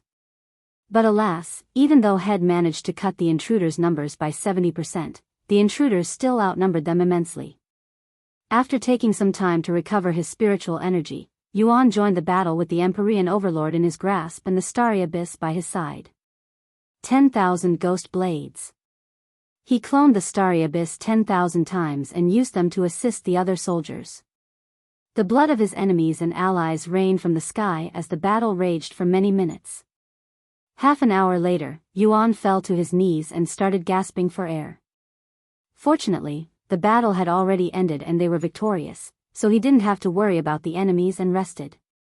"Are you okay, City Lord?" His soldiers approached him with worried looks on their faces when they noticed how many injuries were on his body. Even though the intruders were all spirit lords and spirit kings, they were much stronger than the cultivators in the 9 heavens that have the same cultivation base. Even with his invisible dragon cloak, he had sustained injuries. "I am fine. These all are superficial injuries. They will heal in an instant," Yuan said to them. And sure enough, his regeneration ability kicked in the following moment, healing his wounds fast enough for the soldiers to witness it with their bare eyes. If it were not for the invisible dragon cloak weakening most of the damage, that would have been very dangerous. He sighed inwardly. "What about you guys? Are you fine? What about the casualties?" he asked them a moment later. "It's not good. We lost around 300 men." The general shook his head with a pained expression on his face. 300. That's almost a third of the amount of soldiers I brought with me. This is bad. And I still have to survive for over half a day. There will definitely be another invasion or 2 left. If I don't do something, I just might fail the first trial. Yuan was beginning to feel the pressure of the trials. Compared to the last time he challenged the stairway to heaven, the difficulty has truly increased by leaps and bounds. Yuan began regretting his decision to purposefully increase the difficulty of the stairway to heaven by letting Li Jinxi and the others follow him, even though he could have simply challenged the stairway to heaven by himself. After all, the stairway to heaven opened for all of the players when he cleared it the last time. However, it was also true that he didn't want to risk the stairway to heaven not opening for everyone after he cleared it. After returning to the city, Yuan immediately started to cultivate to recover his exhausted spiritual energy. Once he recovered enough spiritual energy, he started looking around the pagoda to see if there were any hidden techniques or treasures inside. He started from the highest floor of the pagoda, slowly making his way down. However, even after searching the entire pagoda, he was unable to find any secret rooms or techniques. "Nothing, huh?" Yuan sighed as he returned to the peak of the pagoda and stared outside the city. After staring at the city for several minutes, Yuan started getting the feeling that he has been to this place before. Visit Rietal. Me for extra chapters. Why am I suddenly feeling nostalgic? It's not like I have been here. Actually, I have, but that was during the last trial. I barely looked at the city at that time and rushed straight to this place to challenge the city lord, so it wouldn't make sense that I am feeling nostalgia from that time. After pondering for some time, Yuan could only come to one conclusion. This city. I have definitely been here before, in my past life. The location of this trial. It's not random, is it? Perhaps this place was reconstructed with the memories of my past life? This actually makes a lot of sense, if this is really the case, that this place is from my memories and I am feeling nostalgia, then I should be able to remember it if I dig deep enough like the last time. SSF. XSS. Sometime later, Yuan took a seat in the lotus position and closed his eyes. Once he returned to the deepest parts of his subconsciousness, he started searching through his memories. Although he's only accepted the Divine Paragon's memories at this moment, his other memories would occasionally leak, so he could see bits and pieces of memories from his other identities. Many minutes later, after going through many memories, he eventually found what he was looking for. City of Xian, he muttered the name of the city that he was currently residing in. Once he found what he was looking for, Yuan opened his eyes and flew outside the window. He flew towards the east side of the city until he landed in front of a small but clean building. When he looked at this small building, he couldn't help but feel emotional and shed some tears, even though he didn't know why. After taking a deep breath and calming down a little, he approached it. If you find any errors, broken links, non-standard content, etc., please let us know so we can fix it as soon as possible. Tip: you can use left, right, A and D keyboard keys to browse between chapters.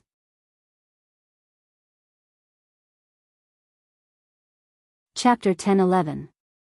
Published at 29th of May 2022 4:27 and 19 seconds p.m. Chapter 10-11. 1011 If audio player doesn't work, press stop then play button again. Chapter 10-11. A familiar voice. Once he was in front of the door, Yuan subconsciously opened the door and entered it, all of his movements feeling incredibly natural, almost as though he'd done the same actions for years.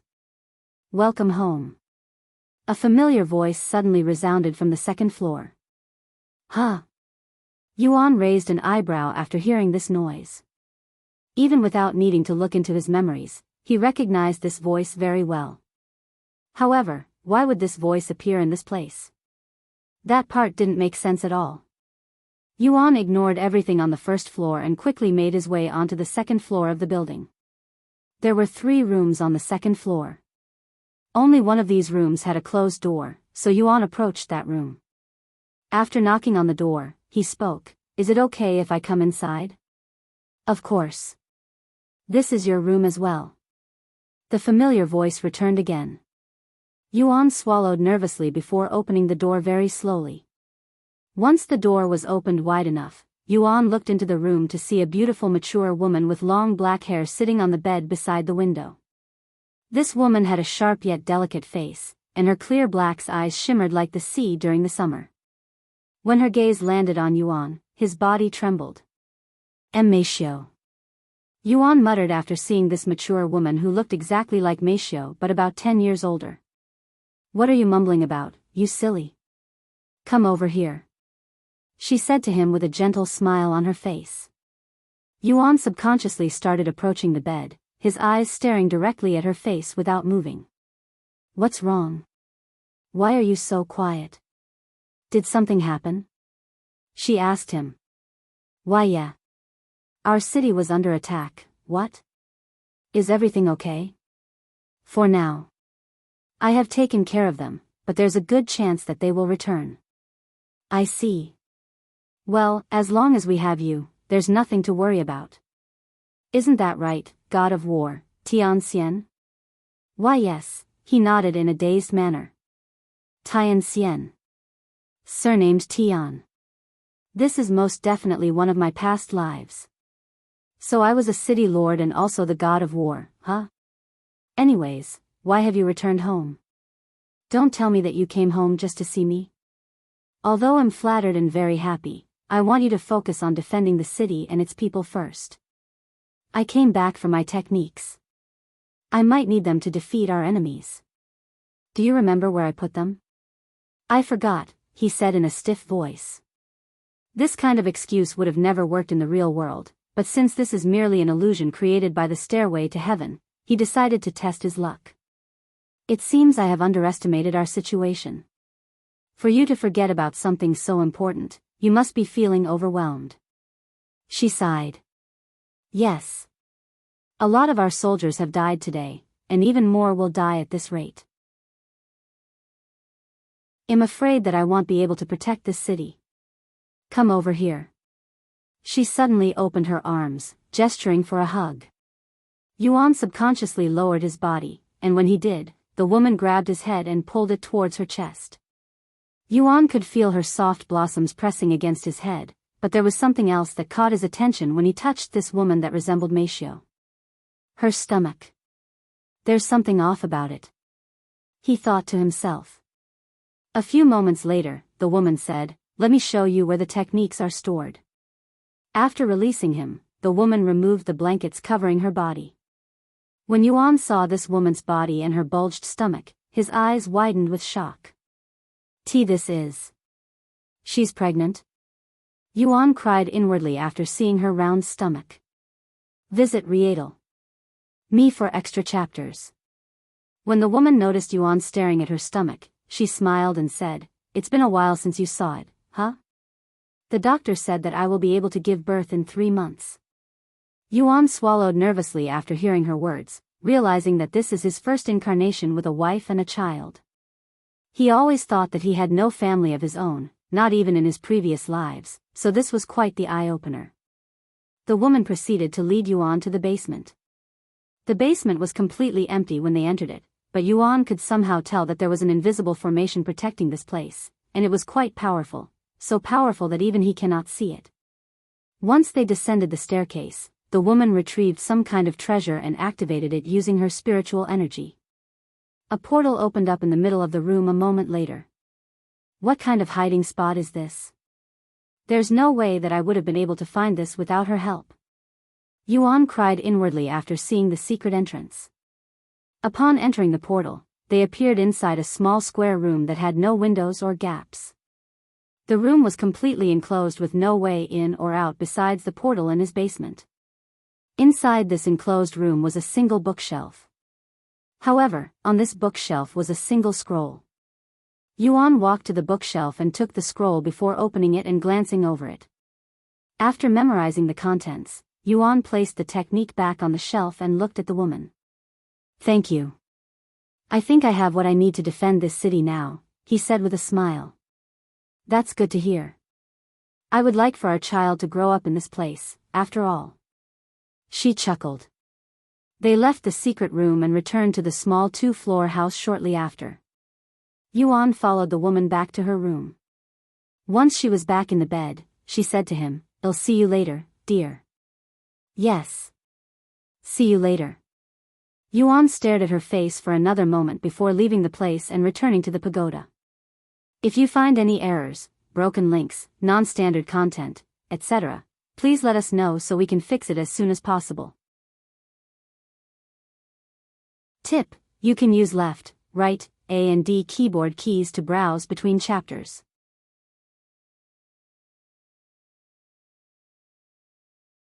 Chapter 10-12. Published at 29th of May 2022 4:27 and 18 seconds p.m. Chapter 10-12.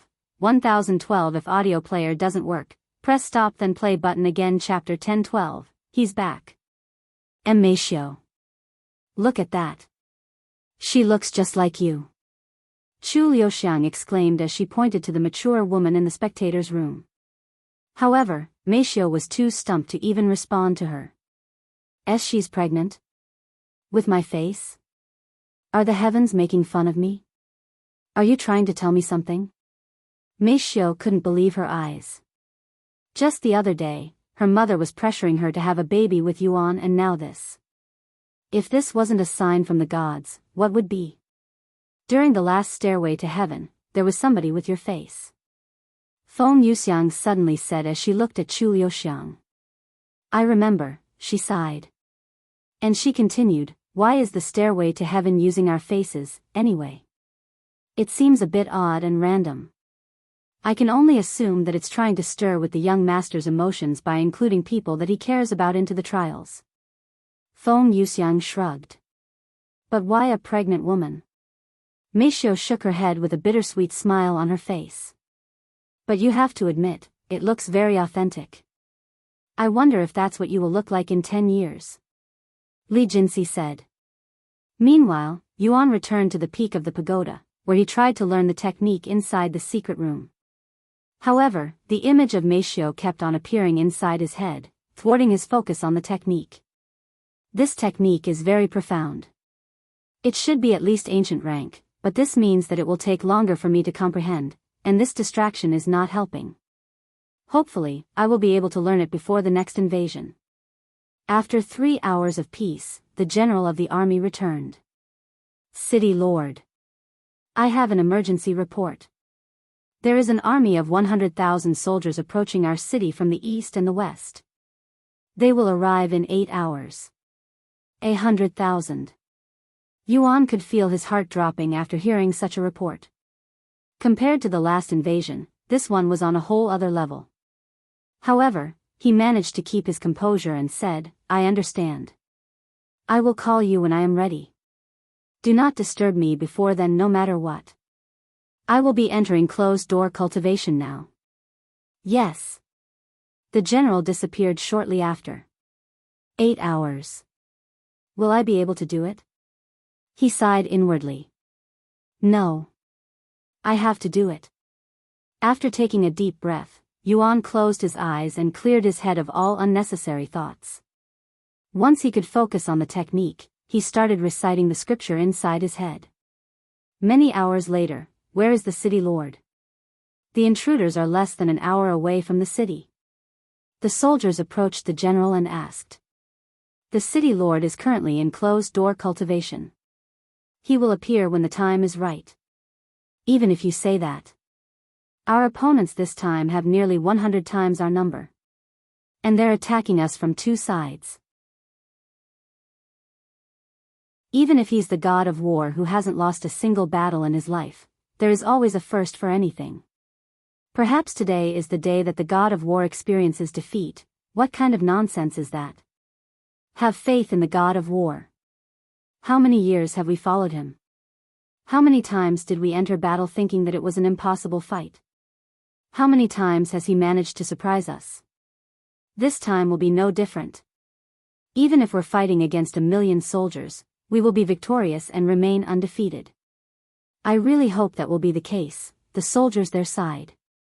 Despite the general's words, they couldn't help but fear the worst. After all, they had to fight an army of 100,000 soldiers while only having a little over 1,000 soldiers themselves. Half an hour later, the general received another report from the scout. Visit Rietal. Me for extra chapters. General. The enemy will reach the city walls in 15 minutes. What are your orders? The general turned to look at the tall pagoda that stood proudly in the center of the city and said, "We wait for the city lord. We will not move until we receive his order, even if the entire city is burned to the ground." What? That's outrageous. If you want to fight the army by yourself, you are free to do so. However, I will wait for the city lord. The soldiers there looked at each other with perplexed looks on their faces, feeling conflicted. They wanted to trust their general and the city lord, but by doing so, they risked letting the enemy destroy the city. However, once they thought about it, they realized that they were doomed without the city lord, so they had no choice but to wait. Meanwhile, 2 different armies with 50,000 soldiers each quickly approached the city of Xian. I see the city walls. The so-called unconquerable city shall be conquered by my Red Lion army today. Ahahaha. One of the generals laughed out loud as they got closer to the city. Inside the city of Xian, its tiny army began panicking for real when they could see the Red Lion army closing in. Is the city lord still not here? We're doomed. Damn it. I thought I would die on a fierce battlefield. This may be fierce, but this isn't a battlefield. This is a freaking slaughterhouse. Unbeknownst to these soldiers and even the spectators in the spectators' room, an announcement was hovering in the sky for all players to see. Due to how long Cultivation Online has been out, announcements these days were very rare. Although there was still a lot to be discovered in Spirit Heaven, most of the players did not have the capability to explore this vast land. Look at the announcement. He's back. The players exclaimed in excitement when they saw the name in the announcement. If you find any errors, broken links, non-standard content, etc., please let us know so we can fix it as soon as possible. Tip: you can use left, right, A and D keyboard keys to browse between chapters.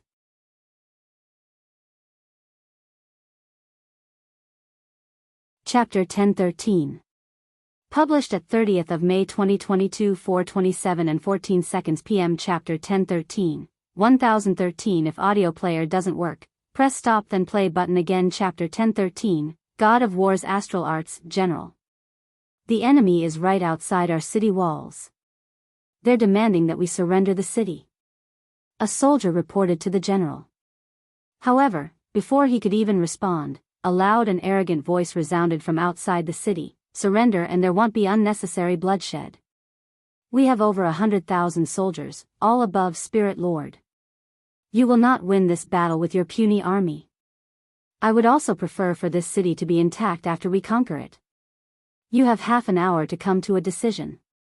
I repeat. Surrender and we will spare your lives. The only one who has to die is the city lord, Tianxian. The place fell silent afterward. After a few moments of absolute silence, once everyone realized their situation, the entire city of Xian began panicking. City Lord. Save us. Where is the god of war when we need him? Do you think a single person can get rid of our predicament? Even if he's the god of war, there's no way that he would be able to defeat an army of 100,000 by himself. What about his army? The army had suffered a huge loss recently after an intense battle that lasted for 30 days and nights straight. We barely have anyone left. Damn it. Are we truly doomed? I have faith in the city lord. He has never disappointed us before. Open your damn eyes. This is an unwinnable battle. Time passed in an instant while the residents of the city panicked for 30 minutes straight. The general outside the city spoke again. Time is up. 30 minutes have passed. We showed mercy, yet you ignored our generosity. Since this is how you want to play, we will play. All forces, charge. Kill everyone who opposes. The 100,000-strong army began rushing towards the city of Xian. However, an immense pressure suddenly enveloped the whole place, forcing the soldiers to halt their steps. The soldiers outside the city and the residents in the city all lifted their heads to look towards the pagoda in the middle of the city, where a majestic figure with an overwhelming aura could be seen hovering in the sky, his presence demanding for everyone's submission. The city lord. It's the city lord. He's finally here to save us. You idiot. Even if he's here, what can he do against such a powerful army? We're still doomed. Meanwhile, ahahaha. You have finally decided to crawl out of your rat hole, god of war. The Red Lion Army's general laughed out loud, his laughter causing ripples in the air.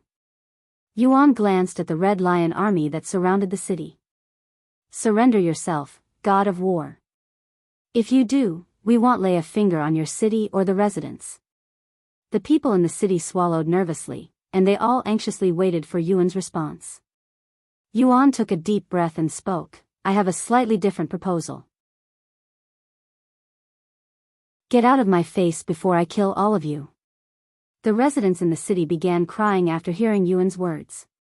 We're all dead. It's over for this city. The city lord is too arrogant. All those victories must have got into his head and made him disconnected from reality. If you want to commit suicide, go do it by yourself. Don't drag the rest of us into your madness. The residents of the city that had been loyal to him for many years have finally lost their hope and respect. After all, a righteous and reasonable city lord would sacrifice himself for his city without hesitation. Visit Rietal. Me for extra chapters. However, Yuan ignored the complaints coming from beneath him, as he was sure that it was the stairway to heaven trying to stir his emotions. He closed his eyes and took a deep breath as he recited the technique head just learned inside his head. When he opened his eyes, they glowed golden, and a subtle but visible golden aura started appearing from his body. He summoned the Empyrean Overlord and spoke in a cold voice, all of you will be my training puppets for today. God of War's astral arts. The people there watched as Yuan's golden aura started expanding at a rapid rate until it was large enough to cover the entire city of Xian. Once it stopped growing, the aura began transforming until it resembled half a human wearing a golden armor. Furthermore, it had two massive arms that were wielding a large greatsword that resembled the Empyrean Overlord. What in heaven's name is that technique? The intruders cried out loud when they saw the giant behind Yuan, feeling as though they were ants before an elephant. I need to finish this fast. I can feel my strength being exhausted at a ridiculous rate. Yuan cried inwardly after realizing how much energy this technique required. He took a deep breath before swinging the Empyrean Overlord in his grasp, and the astral avatar followed his movements, sweeping the army outside the city with its massive sword. Boom! The entire ground viciously shook, and an unimaginable crater appeared in the ground where one of the armies stood. As for the army, they were all completely flattened with a single strike, all 50,000 of them. When the other army saw the destruction caused by the astral avatar, their faces paled. Scatter! Scatter! The general leading that army roared. But alas, the astral avatar was already in a swinging motion. The ground shook for a second time when the first earthquake hadn't even ended yet. After killing all 100,000 soldiers from the Red Lion army with 2 mere strikes, Yuan deactivated the technique and immediately returned to the pagoda to rest, not even bothering to look at the destruction had caused. The entire city was dead silent afterward, and it would remain silent for many minutes with not a single person there believing what they had just witnessed. If you find any errors, broken links, non-standard content, etc., please let us know so we can fix it as soon as possible.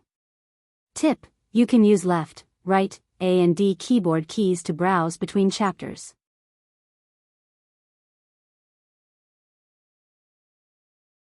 Chapter 1014. Published at 30th of May 2022 4:27 and 13 seconds p.m. Chapter 1014, 1014. If audio player doesn't work, press stop then play button again. Chapter 1014. Proceeding to the second trial. What in heaven's name was that technique just now? I have never seen anything remotely that powerful before.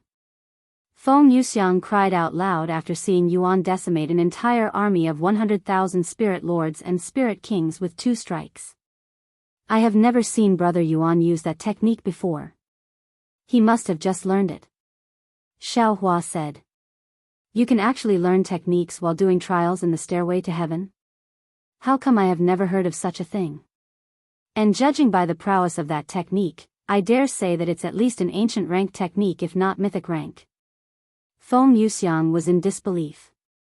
If people realized that they could learn such powerful techniques inside the stairway to heaven for free, there would definitely be a massive uproar throughout the 9 heavens. Meanwhile, back at the pagoda, Yuan gave up on trying to recover his soul strength after realizing that he didn't have any cultivation techniques that recovered his soul strength. Unlike spiritual energy, soul strength could not be restored through ordinary cultivation techniques. In order to recover soul strength faster than naturally allowed, one must know a soul cultivation technique, but these techniques are incredibly rare even in the upper heavens. Looks like I won't be able to use the God of War's astral arts until my soul strength naturally recovers. Fortunately, I can still use my other techniques that only require spiritual energy. He sighed inwardly. Despite the God of War's astral arts' immense power and seemingly unlimited potential, it was not something he could use too often at this moment. Until he acquires a soul cultivation technique, he will have to limit its usage for life or death situations. After giving up trying to restore his soul strength, Yuan looked at the amount of time he had left. Less than 15 minutes left. Sometime later, he returned to the house with the woman who looked exactly like Meishio. Is everything okay? She asked him as she gently rubbed her round stomach. Yes, I have dealt with the intruders. The city is safe again. He nodded.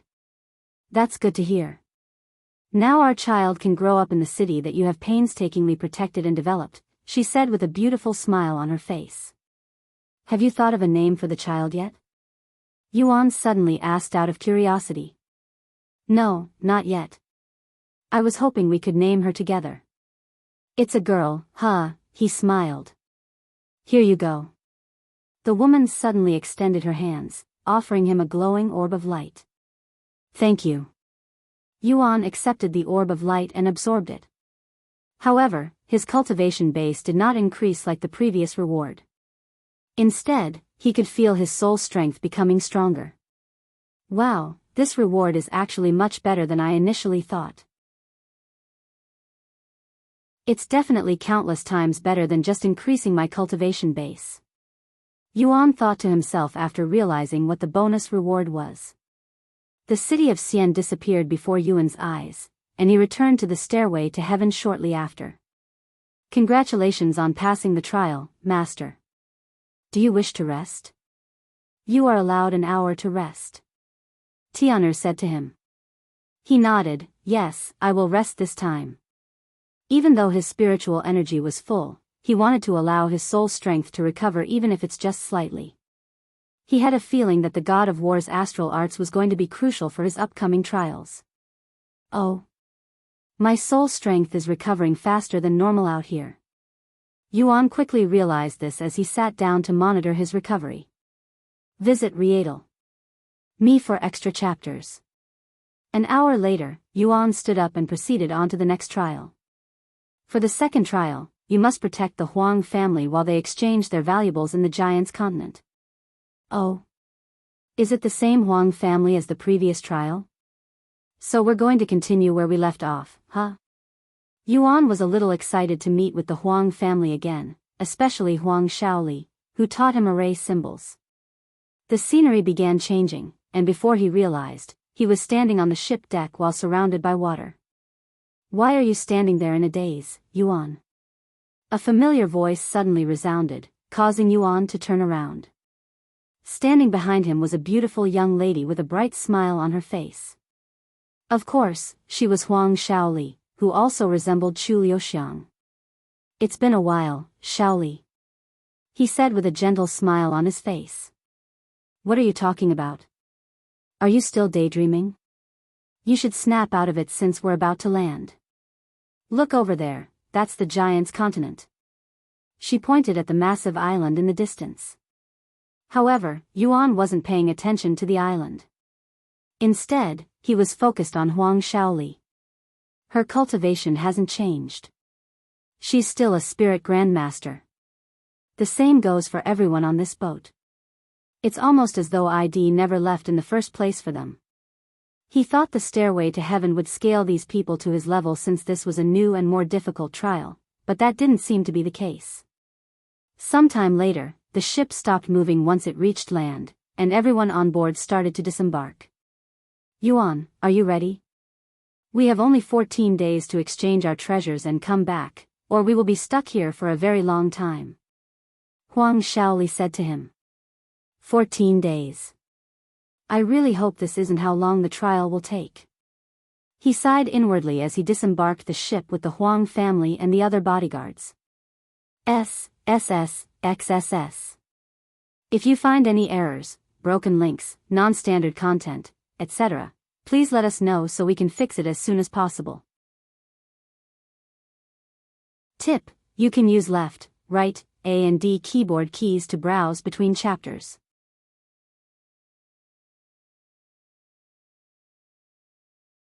Chapter 10-15. Published at 31st of May 2022 2:18 and 6 seconds p.m. Chapter 10-15, 1015. If audio player doesn't work, press stop then play button again. Chapter 10-15, Mammoth Bloodline. After disembarking from the ship, Yuan followed Huang Shaoli and her family onto the land. Giants' continent. It's not in Xianxia's memories. Did this place exist before his birth or after his death? He wondered as he followed them. Sometime later, he asked out of curiosity, where are we going now? We're going to the southern stronghold. It's where most travelers like us go to exchange treasures with giants, so it's quite popular. Huang Shaoli said. I don't know much about giants. Can you tell me about them? Sure. She nodded with enthusiasm, and she continued, giants are humans with the mammoth bloodline. Their ancestors were ordinary humans that have trained a unique technique called the Great Mammoth Body Refinement that gave them immense strength and a near indestructible body, but it also increased their body size temporarily. Their ancestors not only reached the peak with this technique, they had even altered it so that the technique would continuously affect their bodies and never deactivate, making them giants permanently. However, because such a feat required them to alter their genes and blood, their descendants would also be born with such blood and genes in their body, making them giants at birth. Yuan was speechless after hearing this information. The speed was too fast, and with a swoosh, Wang Xian was pulled into the whirlpool, like a little crucian carp that had been hooked and was violently pulled out of the water. Giants used to be humans before they altered their blood and genes with a technique? He didn't know techniques were even capable of such a feat, which was akin to creating their own bloodline and race. Huang Shaoli continued to speak. The giants created their own family, and after cultivating that family for thousands of years, they moved to an uninhabited land that would soon to be known as the Giants' Continent. Giants nowadays are mostly isolated within the Giants' Continent, so you won't see them outside. In fact, most people live their entire life without meeting one. They're practically phoenixes and dragons. However, since they rarely leave the continent, they mostly rely on travelers like us to provide them with resources and treasures from the outside. It benefits us as well because there are resources and treasures that can only be found within the Giants' Continent. That's pretty neat, I guess. Yuan mumbled. Indeed. If you have any treasures you don't need, you can try to exchange or sell them to the giants. A bittersweet smile appeared on his face after hearing her words. Even if he had plenty of treasures that he could and wanted to trade, he wouldn't actually acquire anything because he was inside the stairway to heaven and nothing there was real. If you're dare to fish against him like this, no matter if it's a strange thing on a mobile phone or that ferocious giant fish, you'll have to pay the price. Although I can learn techniques in the stairway to heaven, that is only possible because they only need to be memorized. However, treasures don't work that way. It's impossible for me to acquire real treasures during trials. How unfortunate. He sighed inwardly, thinking how nice it would be if he could actually acquire something from the trial. Suddenly, the head of the bodyguards, Dong Zhou, shouted, "We have company." Yuan panicked a little when he heard Dong Zhou's voice because he didn't sense anything with his divine sense that he's kept active this whole time. However, sure enough, something appeared before them a few seconds later, and it was a massive bird that was so big that it could easily lift an entire building with one of its claws. Seeing this massive bird that came out of thin air, Yuan prepared to attack it, but then he realized its cultivation base was in the Spirit Emperor realm. Spirit Emperor Magical Beast. This is my first time fighting an opponent of this level. He cried inwardly. Yuan. It's coming. Huang Shaoli shouted. A fizzy is mocking him. Yuan immediately snapped out of his daze and confronted this massive bird in the sky right as it tried to dive down. Ha! He enveloped the Empyrean Overlord with sword chi before sending it in the magical beast's way. Caw! The bird released a painful scream when it lost one of its claws to Yuan, who was surprised because had expected to kill the bird with that strike. And however, before he could get another strike on the bird, it turned around and flew away, leaving him speechless. It ran away. He muttered in a dumbfounded voice. Are you okay, Yuan? Huang Shaoli approached him afterward. Then, it was noisy and motionless. Instead of reviving here, it chose to disguise it. Yes, I am fine. But that magical beast was stronger than I anticipated. After all, under normal circumstances, his attack just now would have killed even a spirit emperor with ease. I forgot to mention this, but giants are not the only entity on this continent with the mammoth bloodline. The magical beasts on this continent also have it, she said to him. What? How is that even possible? I thought the giants' ancestors only managed to achieve such a feat through a technique. There's no way ordinary magical beasts could possibly comprehend techniques, much less master them. You're right, but the magical beasts did not acquire the mammoth bloodline through techniques. They acquired it through consuming the giants. I mentioned that the technique is never-ending, right? This is still true even when the giants die, so when a magical beast consumes their flesh and blood, they also acquire the power of giants. Heavens, Yuan was speechless by this information. Since the magical beasts in the giants' continent also had the mammoth bloodline coursing through their veins, they were much stronger than ordinary magical beasts from the outside. If one's piece of sword energy can't solve the problem, then take a few more pieces. Wang Xian is going to kill it. It seems we have underestimated the strength of this place. We're not strong enough to do our job as bodyguards, so we'll have to rely on you, Yuan. Dong Zhou approached him and said. Sure, he sighed, silently wondering to himself why the stairway to heaven didn't make the bodyguards at least spirit kings so that they wouldn't be completely useless. After all, in their current state, they were nothing but a burden to him. Since you're all too weak to traverse this land, why don't you just return to the ship and wait for us to return? Yuan said to him a moment later. We cannot do that. Even if we're not strong enough to fight the entities on this land, we must still do our jobs as bodyguards and accompany the Huang family even if we die in the process. Dong Zhou exclaimed in a prideful voice. Yuan felt like facepalming.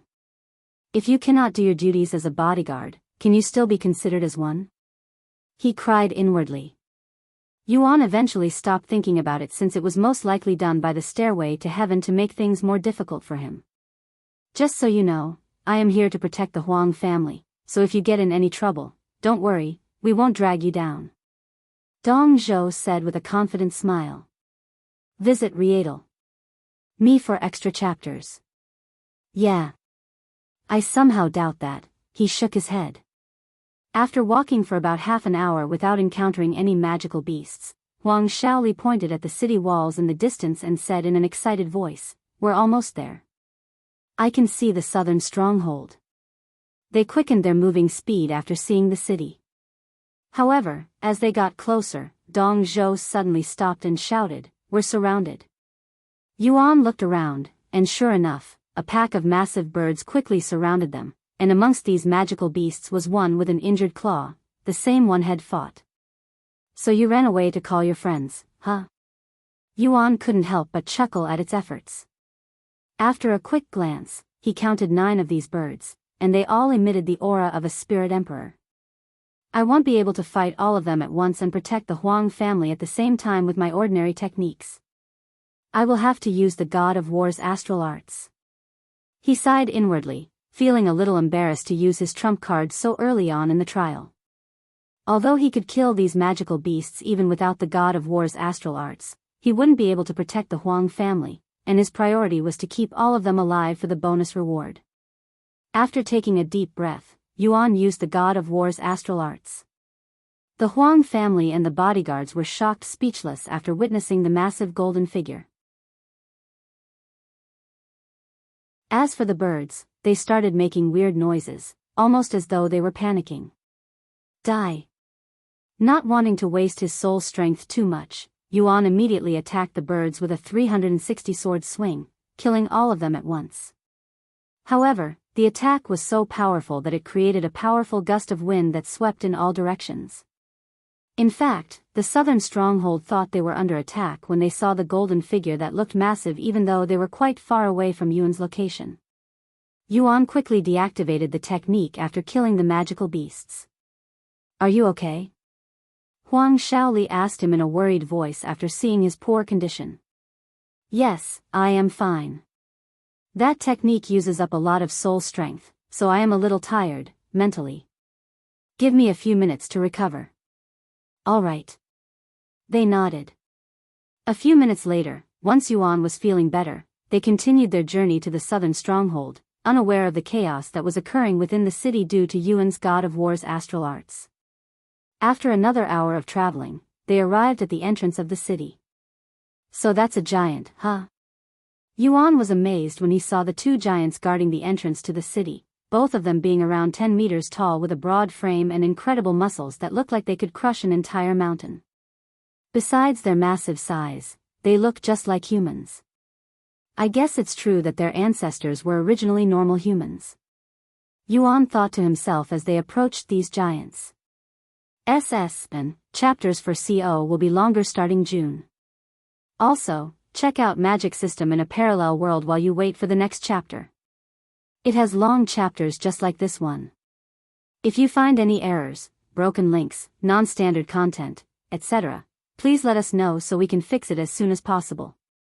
Tip: you can use left, right, A and D keyboard keys to browse between chapters.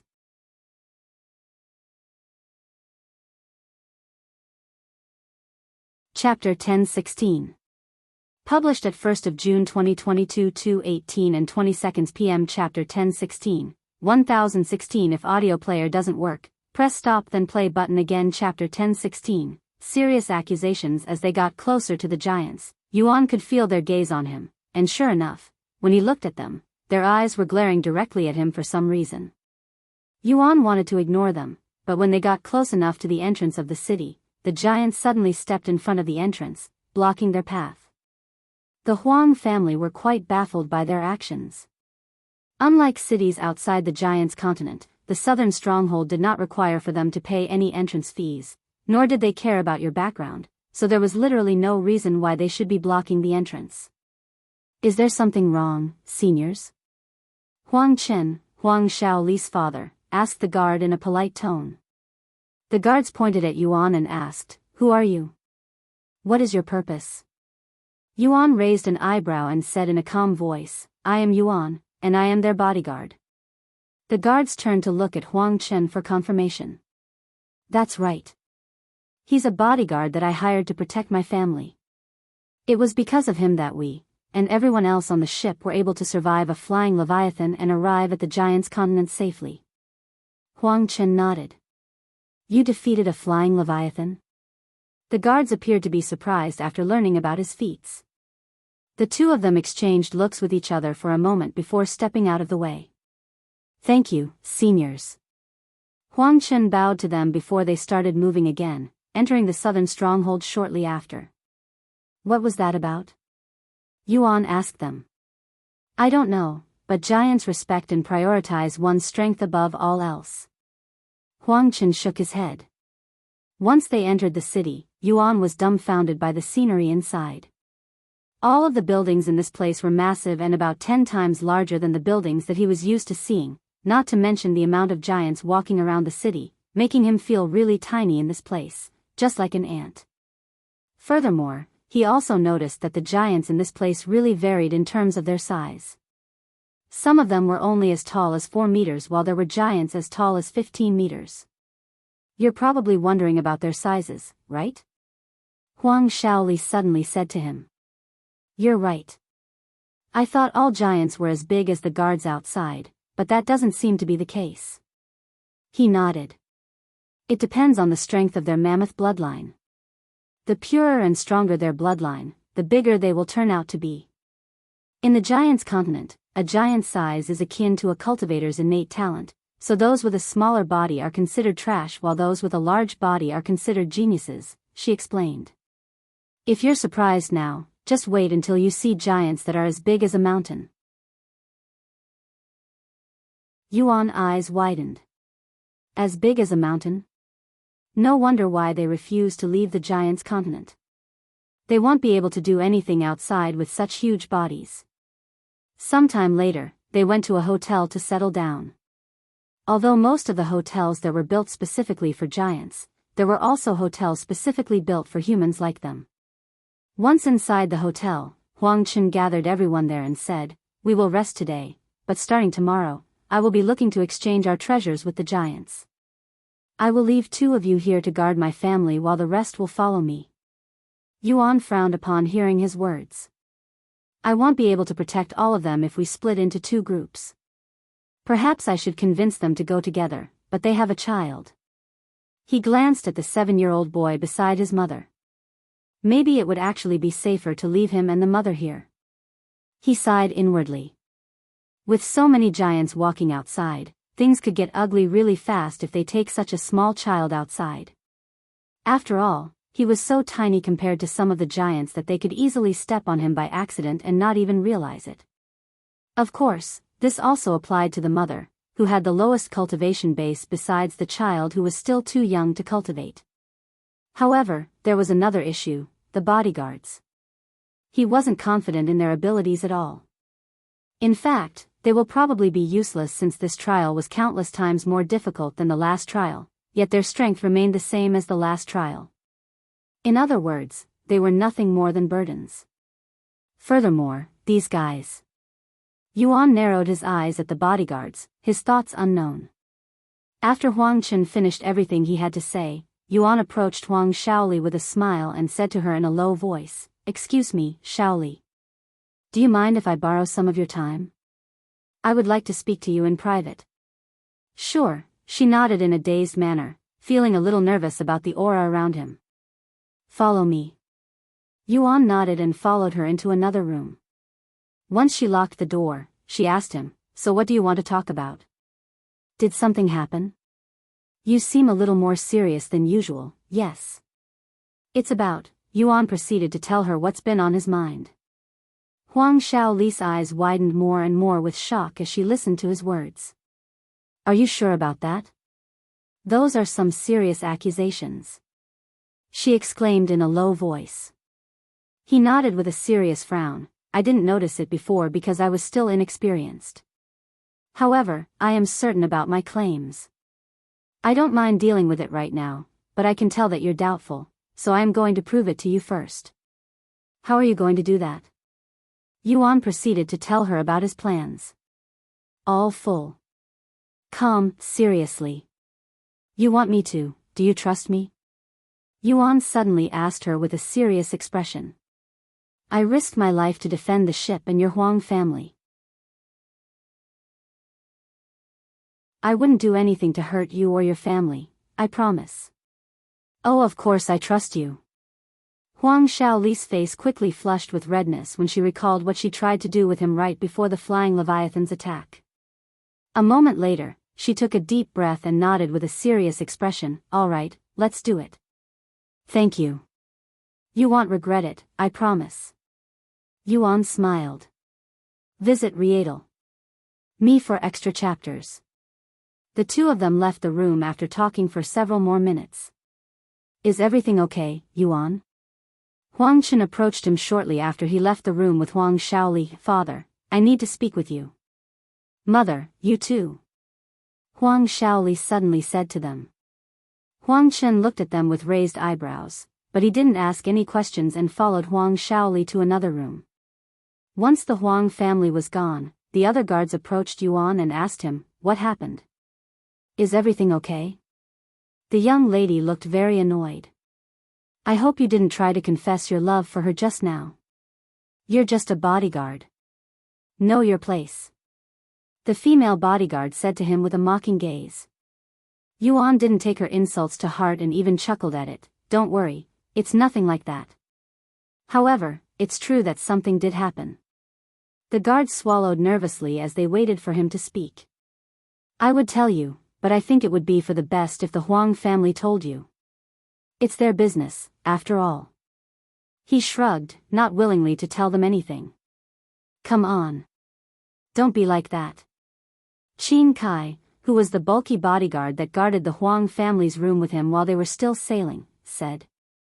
I don't want to lose my job, so I will have to refrain from it. Whatever. Keep your stupid little secret. The other bodyguards shook their heads and stopped bothering him. Sometime later, the Huang family finished their little meeting and came out of the room, but Huang Chen and his wife looked really upset for some reason. This made the guards really nervous, and they all wondered inwardly about the issue. Huang Chen gathered the bodyguards again and said, there will be some changes in our plans. I will start exchanging my treasures today, so I want 2 people to follow me. He looked at Yuan and his head bodyguard Dong Zhou. Yuan and Dong Zhou, you'll be coming with me. Xiaoli, you'll also come with me. The rest of you will stay behind to protect my wife and son. Do not let anyone besides us enter this place no matter what. Yes. They all said. Before they left, Huang Chen said to his wife in a low voice, since we have too many treasures, I will leave half of it with you. If anything happens to us, I want you to take the treasures and go home. Don't say something so ominous. As long as you have Yuan with you, he'll keep you safe. She said with a smile. Yuan left the hotel with his group shortly after. Once they were outside, Dong Zhou couldn't help but ask, sorry if I am being noisy, but what was that about? I will tell you about it in a bit. Huang Chen said. Dong Zhou has never seen Huang Chen so serious before, making him worried as well. If you find any errors, broken links, non-standard content, etc., please let us know so we can fix it as soon as possible. Tip: you can use left, right, A and D keyboard keys to browse between chapters.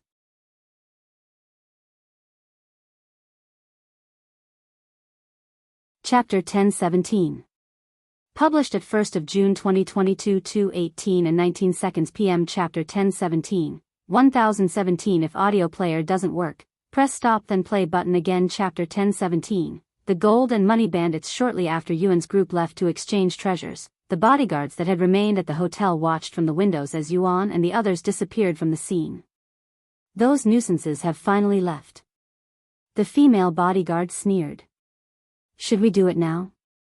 This is the best time. That little bastard with too much power for someone at his age and level is gone, as well as the array master and even Huang Chen and his daughter. Nobody here can stop us now, said one of the male bodyguards. I don't know. This seems a little too easy. Not to mention whatever just happened. Something about all of this doesn't sit right with me, said a different bodyguard. Who cares? We can kill the woman and the kid and rob them of all of their treasures long before they will be able to do anything about it. The female bodyguard showed a grim smile on her face. I say we should do it as well. I doubt there will be another chance like this. What about that other bodyguard? He might cause us some trouble. I can handle him, said the female bodyguard with a suggestive expression on her face. In the end, these bodyguards decided to finally execute their plan by robbing the Huang family. These three bodyguards actually knew each other before they got hired by the Huang family, as they all belonged to a renowned gang that was infamous for their vicious deeds and brutal nature. The Gold and Money Bandits. They were a group of lawless cultivators that would dare to rob and kill even mortals, something only evil cultivators would do. In fact, there were even more of these bandits at the bodyguard recruitment, but most of them had been disqualified and only these three had managed to pass. They had planned on robbing the Huang family when they were still at sea, but Yuan did not give them any chance, and when they saw how powerful he actually was, they decided to delay their plans until they could find an opportunity to rob the Huang family. Now that they have finally encountered that opportunity, they were enticed to finally execute their plans and rob the Huang family. Meanwhile, a few minutes after they left the hotel, Huang Chen revealed the whole situation to Dong Zhou, who had been kept in the dark until now. What? Those bodyguards harbor ill intentions? Are you sure this is accurate information? Dong Zhou doubted this information, mostly because he didn't want to believe that he had accidentally recruited bandits to be their bodyguards, as he could be held responsible for this blunder. It's true. I wasn't certain at first, but after watching them for some time, I can say with certainty that they are bandits. Their bodies reeked of blood and their eyes are filled with greed. Do you remember when we were attacked in the ship? I believe they were working together since they all gave off the same aura. And Yuan wouldn't lie to us. He risked his life fighting the flying Leviathan, too. Huang Shaoli backed him up. Dong Zhou frowned and said, if what you say is true, then isn't it incredibly dangerous and reckless to leave the madam and the young master alone with them? We're basically giving them to those bastards on a silver platter. If we didn't leave, they would not act. I also wanted to prove to all of you that they are not what they seem. Don't worry, I won't let them touch even a hair on the Huang family. What the hell can you do when you're here with us? This is madness. Dong Zhou exclaimed. I trust him. Huang Chen suddenly said. Are you serious, Master Huang? What if he's only doing this to mislead us? What if he's actually working with those bandits? Yuan smiled after hearing his words and said in a calm voice, do you really think I need to make such an elaborate plan just to rob the Huang family? Have you not seen what I am capable of? If I want to rob you guys, I wouldn't need to pretend to be a bodyguard and wait until you lower your guard, much less come all the way out here and risk my life fighting the flying Leviathan. If I truly wanted to rob you guys, I would have done so before we boarded the ship, and none of you would have been able to stop me. Dong Zhou swallowed nervously when he called how Yuan had killed multiple spirit emperors with a single strike. Sorry. I was just talking out of my ass just now, Dong Zhou sighed out loud. Yuan suddenly turned around and looked at the direction of the hotel. Let's return. They're finally moving, he said to them. Back at the hotel, the female bandit approached Qin Kai and started flirting with him. I have been wanting to speak with you for a while now, but I didn't get any chance. You know, I love men with muscles, and when I first saw you, I knew right away that I wanted you. You're the reason I even decided to become a bodyguard for the Huang family. Qin Kai swallowed nervously after hearing her words. Seriously? The female bandit was actually quite attractive, and Qin Kai had little to no experience when it comes to women, making him an easy target. "Let's go elsewhere to talk, shall we?" She winked at him. Sure." Qin Kai followed her to another room. Panda novel. Once the other two bandits saw this, they smiled and turned their focus to the room with the mother and wife. "Let's go." The two of them quietly approached the room. Once they were close enough, one of them tried to open the door in a sneaky manner. When the bandit couldn't feel any resistance from the door, the smile on his face widened. "Ready?" "Of course." The bandit immediately opened the door, and the two of them entered the room before closing it again. What are you two doing in here?"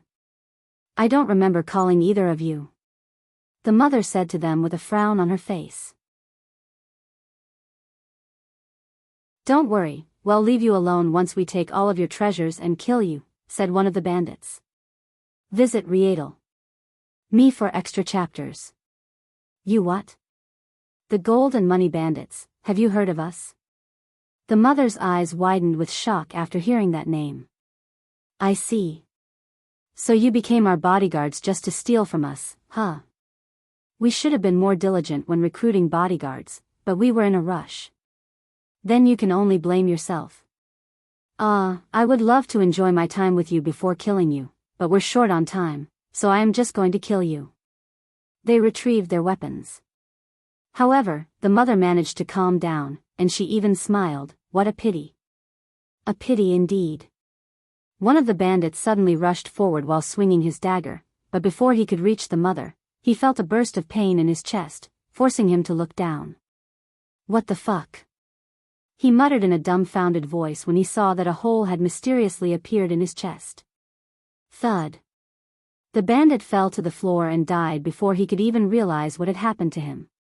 The other bandit stood there with a dazed look on his face as his eyes stared at his companion's lifeless body on the floor. Despite seeing everything that had just happened, he still couldn't comprehend the situation. The door behind him suddenly opened, and a figure calmly walked into the room. Are you okay? Madame Huang? Yuan asked her with a calm smile on his face. Why you are? How in heaven's name? The bandit was shocked when he saw Yuan standing right beside him. Did you really think that I wouldn't notice the way you idiots looked at the Huang family? When you look at them, you only see money and profit, and it reminds me of a certain miserable couple. Yuan sneered in a cold voice. Senior Huang.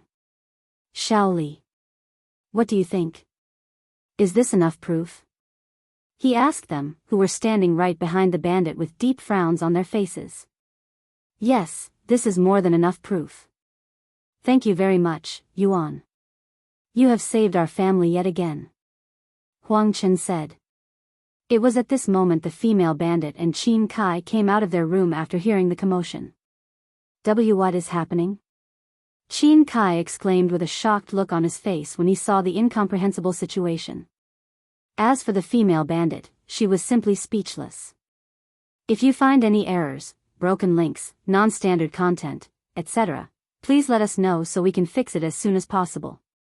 Tip: you can use left, right, A and D keyboard keys to browse between chapters.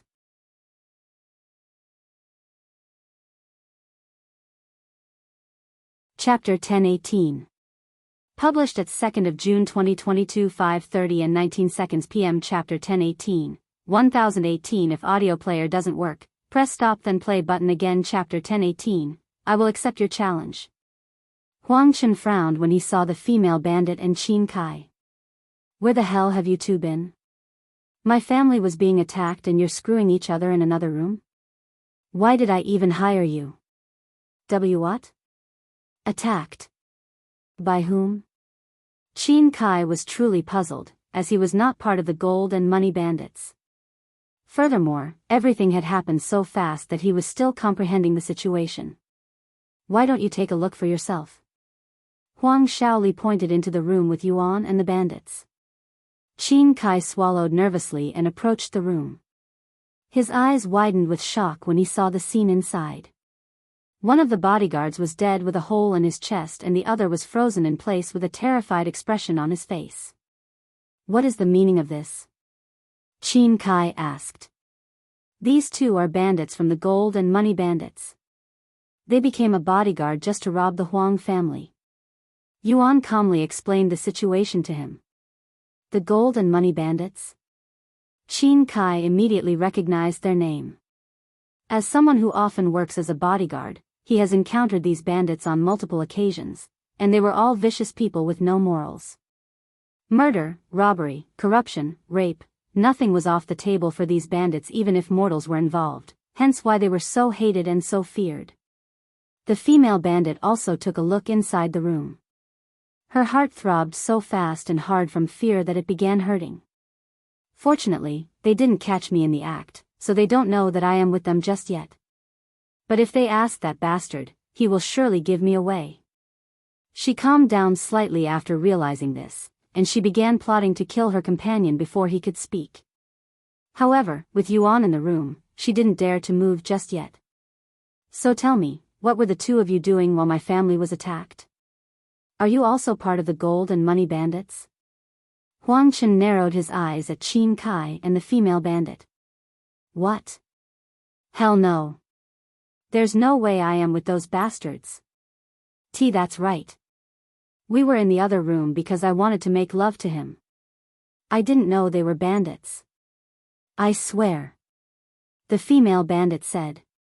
The other bandit cursed inwardly after hearing her companion's words. That fucking bitch. She's the whole reason we're in this mess. If she didn't make the suggestion to rob the Huang family, we wouldn't be here. And now she wants to act innocent while the two of us die? After taking a deep breath, the male bandit exclaimed, that bitch is lying. She's with us. She was the one who suggested we rob you guys, too. The female bandit gritted her teeth in anger, but she wasn't willing to give up just yet. That's preposterous. He's only saying that because he's jealous I chose Qin Kai over him. He's been eyeing me since the beginning, too. She's lying. Her real name is Zhou Nuying, and she has a high position within the Gold and Money Bandits. The reason she went to make love with Qin Kai was so that she could distract him while we robbed the Huang family. Is that so? What do you have to say to these accusations, Zhou Nuying? Huang Chen glared at her with killing intent within his gaze. Zhou Nuying swallowed nervously. She knew that she was done for and that there was no way for her to talk herself out of this situation. Therefore, she decided to escape. Watch out. He's going to attack. Zhou Nuying suddenly shouted while pointing at her companion. Everyone there subconsciously turned to look. This is my chance.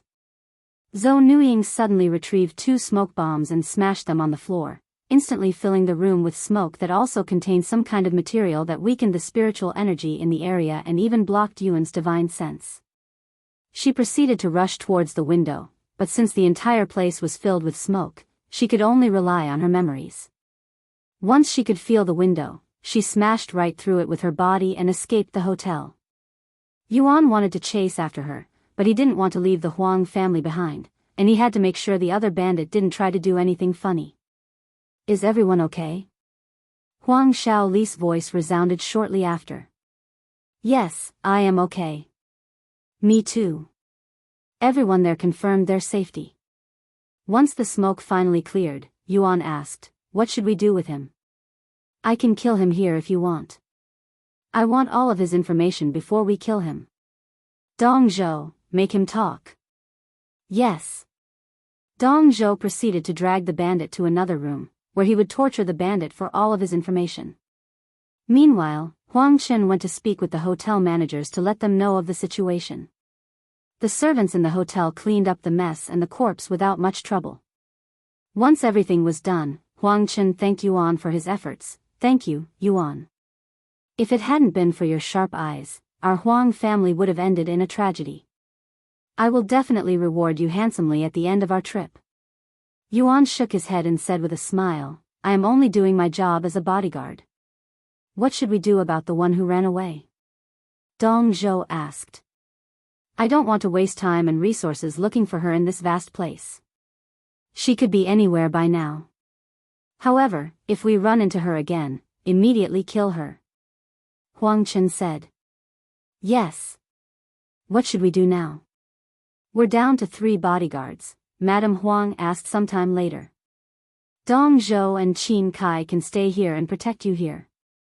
Since we have taken care of the bandit situation, I doubt anyone else would try to attack you guys. The one who escaped won't dare to return either. I can protect Senior Huang by myself when he goes outside. Yuan said. I will also pay the hotel extra for their security service. Huang Chen said. What about me? I also want to go with you guys. Huang Shaoli suddenly asked. Only if you promise to not cause any trouble. Visit Rietal. Me for extra chapters. What? Since when have I caused any troubles? Always. Huang Chen smiled. Sometime later, Huang Shaoli approached Yuan and asked him, want to look around the city with me? I have already asked my father for permission. He turned to look at Huang Chen, who nodded his head with a bittersweet smile on his face. All right, let's look around. Please take care of my daughter, Yuan. Huang Chen said to him before they left the hotel and started wandering the city. What do you think about the Giant's continent so far? Huang Shaoli asked him as they looked around. It's very unique, that's for sure. He said. Not just the environment, but even the people are vastly different from each other. Honestly, it feels like I am in a dream. Huang Shaoli chuckled and spoke, that's what I felt during my first visit to this place. However, while it's nice to visit this place, I wouldn't want to live here for too long. It's simply too dangerous for human cultivators, and only powerful cultivators would dare to wander outside the cities. Sometime later, the two of them stopped when they noticed a group of giants surrounding what appeared to be a massive platform. What are they doing? Yuan asked when he saw this. Ah, there must be a match going on right now, she said. A match? In the middle of the city? Yes. One thing you should know about giants is that they love to fight, so there are platforms placed all around the city. Yuan suddenly recalled the ancestral dragon temple in the ancient dragon city. The two of them approached the crowd to get a closer look at the match. Once they were close enough, they could see 2 giants fighting each other with their bare fists. No weapon or armor could be seen. The 2 giants threw fists at each other like their lives depended on it, and every time their fist struck its target, a weak ripple would sweep the place. Wow! What tremendous strength! Yuan thought to himself as he watched the giants plummet each other until one of them could no longer stand. Once the match ended, the winner shouted, who also wants to experience my strength? I welcome all challengers. The winner will receive a divine rank body refining technique. Yuan raised an eyebrow after hearing the giant's words. A divine rank body refining technique? That sounds like something that could benefit me. He thought. Don't tell me you're thinking about fighting him, Huang Shaoli suddenly said, almost as though she could see his thoughts. I wouldn't suggest it. You're not allowed to use any offensive techniques or treasures, so you can only fight him with your body. That giant must also be hiding his strength. After all, there's no way he would be willing to give away a divine rank technique so easily. Yuan smiled and said, it's fine. My body is sturdier than it looks. Even if I lose, I want to see for myself just how strong giants are. He then jumped onto the stage and said out loud, I will take on your challenge. The giants were stunned when a tiny human appeared on the stage, and after a moment of silence, they all burst out laughing. If you find any errors, broken links, non-standard content, etc., please let us know so we can fix it as soon as possible. Tip: you can use left, right, A and D keyboard keys to browse between chapters.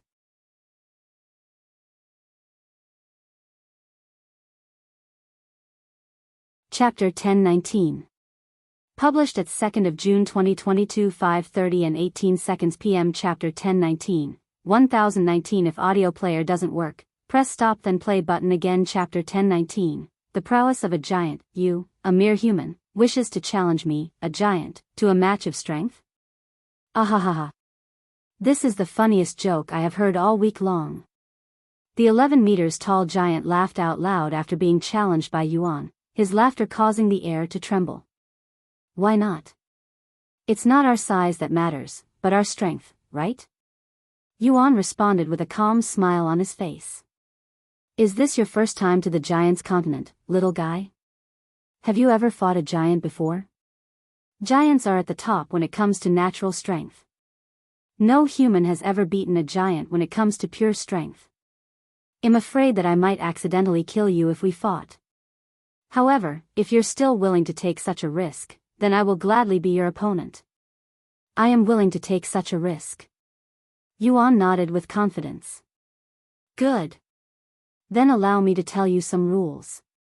The giant said. And he continued, first of all, no weapons or treasures of any kind are allowed. If you have any on you right now, put them away. Yuan nodded and stored the invisible dragon cloak into his dragon spatial ring. 2. You are not allowed to use any offensive techniques. However, defensive techniques are allowed. The third rule is that you are not allowed to dodge.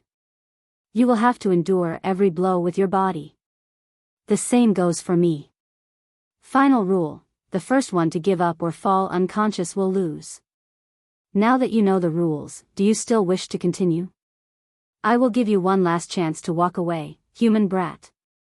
Yuan smiled and said, it feels weird that you're addressing me in a way that makes it seem as though you're not human. I mean, I get it. Your ancestors transformed your blood through a godly technique, but it's not like you're no longer human. Unlike a demon, you still look human to me. The place turned silent after Yuan's little speech. Oh no. That idiot. Huang Shaoli cried inwardly after sensing the change in the atmosphere.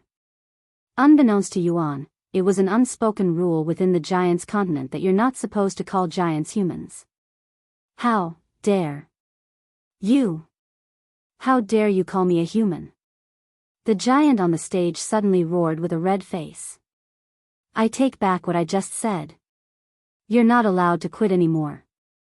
We're going to fight to death now. He roared, causing the air to tremble.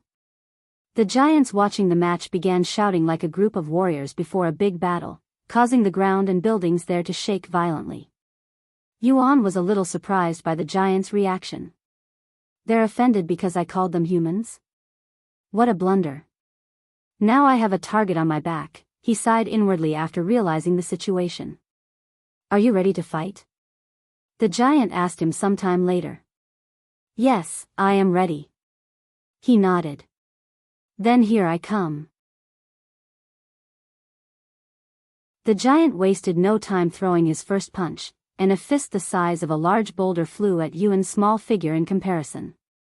Although he was unable to dodge the attack, the giant didn't say anything about not being able to strike back, so he also threw his own punch, putting all of his strength behind it.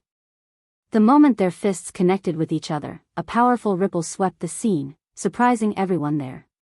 Though what shocked them even more was the fact that Yuan, a mere human, was not only able to survive the giant's attack but even stop it. However, it was not perfect. Yuan had been pushed back several steps while the giant remained unmoving like a mountain. Looks like I have underestimated the strength of giants. Yuan thought to himself after feeling a numbing sensation in not only his fist but the rest of his arm as well. Furthermore, he's already used all of his strength in that last exchange, yet he couldn't push back the giant even slightly. The chances of him winning this match in his current state was slim to none. Despite that, Yuan didn't give up, and he was even smiling.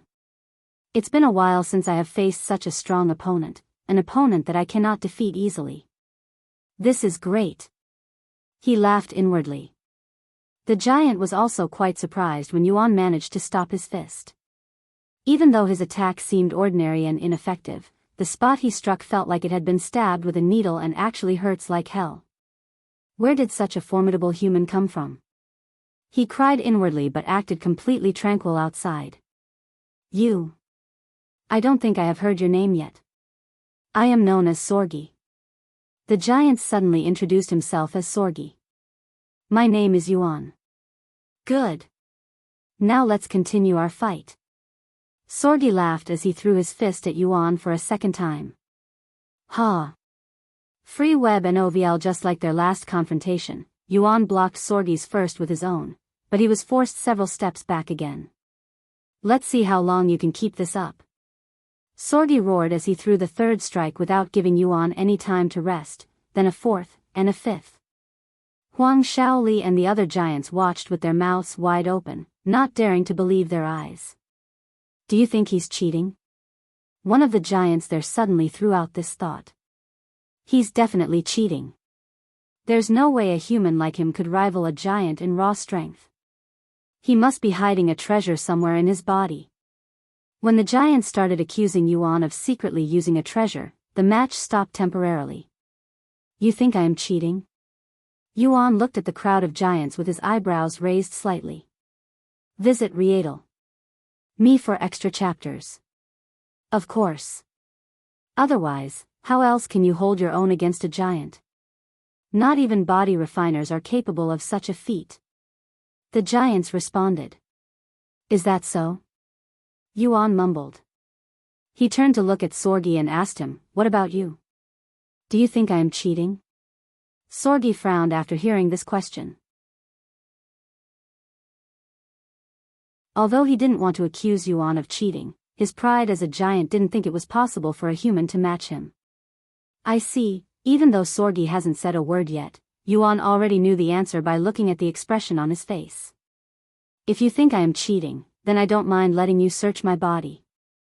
I will even hand over my clothes and spatial rings to my friend during the match. What do you think? He suggested. There's no need to search your body. Sorgi responded after a moment of silence. And he continued, but you can leave your clothes and spatial ring with your friend. If you can prove to everyone here that you're not cheating, I will compensate you for this misunderstanding. Very well. Yuan nodded. He proceeded to remove his clothes until he was wearing nothing but his underwear, revealing to everyone there his sweaty but refined body. Even Sorgi was surprised when he saw Yuan's body that looked like it had been carefully sculpted by the heavens itself. Shaoli, can you hold these for me for a bit? Yuan asked her, who was blushing from ear to ear after seeing his half-naked body. After handing Huang Shaoli his clothes and spatial rings, Yuan returned to the stage with only his underwear. I am ready, he said with a cold expression on his face. Sorgi swallowed nervously, and he could feel an uneasy feeling welling up inside his guts. The two of them continued to throw fists at each other shortly after. This is. He's gotten even stronger than before. How is this possible? Sorgi was shocked inwardly after sensing the immense force behind Yuan's first strike after the brief break. However, that was not the end of his shock, as Sorgi could feel Yuan's attacks continuously growing stronger with every strike. As time passed and the number of strikes they threw at each other increased, Yuan's eyes started turning golden, and his body began emanating an unfathomable aura that made it seem as though an unparalleled entity had descended from the heavens. Soon even, Yuan's body was enveloped by a golden aura that made him feel invincible, like he was an unrivaled god. When Sorgi and the spectators saw this, they all subconsciously swallowed nervously. What kind of technique is he using? I have a really bad feeling about this. Sorgi cried inwardly as he stared at Yuan's shimmering figure. If you find any errors, broken links, non-standard content, etc., please let us know so we can fix it as soon as possible. Tip: you can use left, right, A and D keyboard keys to browse between chapters.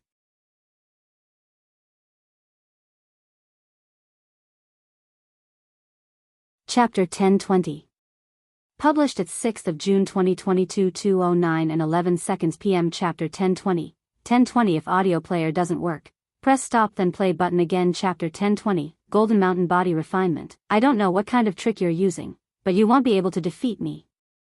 Sorgi roared as he used his own body refining technique, increasing his prowess by many folds, and his body began pulsating with energy so powerful it became visible to one's eyes. However, Yuan remained calm, his gaze as tranquil as a still lake. Hiya! Sorgi threw his most powerful strike yet, causing the air to tremble. Ha! Yuan also threw his own fist, his aura skyrocketing right before it collided with Sorgi's fist. Boom! The entire city shook as a massive ripple swept the city, and one of them flew off the stage and into many buildings before stopping. The giants were shocked and speechless after seeing the results. Sorgi lost to a human. One of them exclaimed, his eyes filled with disbelief. Impossible. What happened just now? How can a mere human have such prowess with such a tiny body? This doesn't make any sense. After sending Sorgi flying off the stage, Yuan closed his eyes and took a deep breath, and he could feel the invincible feeling in his body quickly dissipating. He looked at his hands with a wondering gaze. Just on Earth was that strength? I experienced it during my fight with Li Jinxi before. If only I can control this power. He sighed inwardly. Sometime later, Sorgi returned to the stage with a blooded arm. Are you okay? Yuan asked him, feeling a little bad about injuring him to such an extent. My muscles are torn, and my entire arm is broken, but I will be fine after some medicine. Sorgi said with a calm smile on his face. Giants are tough, they'll give you that. Yuan smiled back. Yuan, right? Here is your reward. Sorgi handed him a scroll with his other hand. Thank you. After accepting the scroll, Yuan immediately opened it and memorized the content. Relax, I wouldn't scam you with a fake technique before so many people. Sorgi misunderstood his actions. By the way, there will be a major tournament next month that is held by the royal family. It's going to be something like our match just now, and I think you'll do great in it. Perhaps you might even win the grand prize, which is a mythic rank body refining technique. Sorgi suddenly said. What? A mythic rank body refining technique? Yuan's eyes widened with surprise. However, as much as he wanted to participate in the tournament, he will have to leave the Giants' continent with the Huang family in 14 days. I would love to participate, but unfortunately, my time here is limited, so I won't be able to participate. That's a pity. I wanted to see how you would fare against the best warriors in the Giants' continent. Sorgi shook his head. Sometime later, Yuan retrieved his clothes and spatial rings from Huang Shaoli, who was staring at him with admiration. Yuan. You totally overwhelmed that giant. I still can't believe it. How do you train your body? It's nothing fancy. I just temper my body with medicine. He calmly said. Those must have been some expensive treasure since you were able to defeat a giant using your raw strength. No, my strength is actually weaker than Sorgi. Something else allowed me to defeat him. He shook his head. Huh? What? I don't know. I am also trying to figure it out. Let's continue our tour for a little more before we head back to the hotel. Huang Shaoli suggested. Sure. Meanwhile, somewhere in the Giants' continent, a giant that had been sitting on a throne as large as a mountain slowly opened his eyes, his gaze filled with dominance. That aura just now, the giant slowly stood up and turned to face the direction of the southern stronghold. Ah. Have you finally returned, my old friend? I have been waiting for this day ever since I perfected the great mammoth body refinement. I will not lose this time. This giant suddenly bent his knees in a way that looked like he was prepared to jump, and the next moment, he jumped, soaring towards the southern stronghold faster than a rocket. About an hour after Yuan fought with Sorgi, he returned to the hotel with Huang Shaoli, father. Mother. You will not believe what happened when we were outside. Yuan fought with a giant and won. Huang Shaoli bragged about his match with Sorgi the moment she returned home. What? He fought a giant? What happened? Are you guys okay? Huang Chen misunderstood the situation and panicked. After all, if a human picked a fight with a giant while they were in this place, nobody would be able to save them if the giants decided to destroy them. It's fine, father. It wasn't a fight. It was a legit match. Yuan even won a divine rank technique from it. Huang Shaoli cleared up the misunderstanding. Seriously? Yuan, you're truly full of surprises. It's nothing much, he said with a smile. Anyways, I am going to study this new technique that I acquired. If you need me, don't hesitate to interrupt me, he said to them before going into another room. Sometime later. You have learned Golden Mountain Body Refinement. Golden Mountain Body Refinement, rank, Divine, Mastery Level 1, description, strengthens your body to become even tougher than that of a mountain made of pure gold. After learning the technique, Yuan stood up and tried it. Golden Mountain Body Refinement. After activating the technique, Yuan could see a thin layer of golden light protecting his body, and he could also feel his body getting stronger.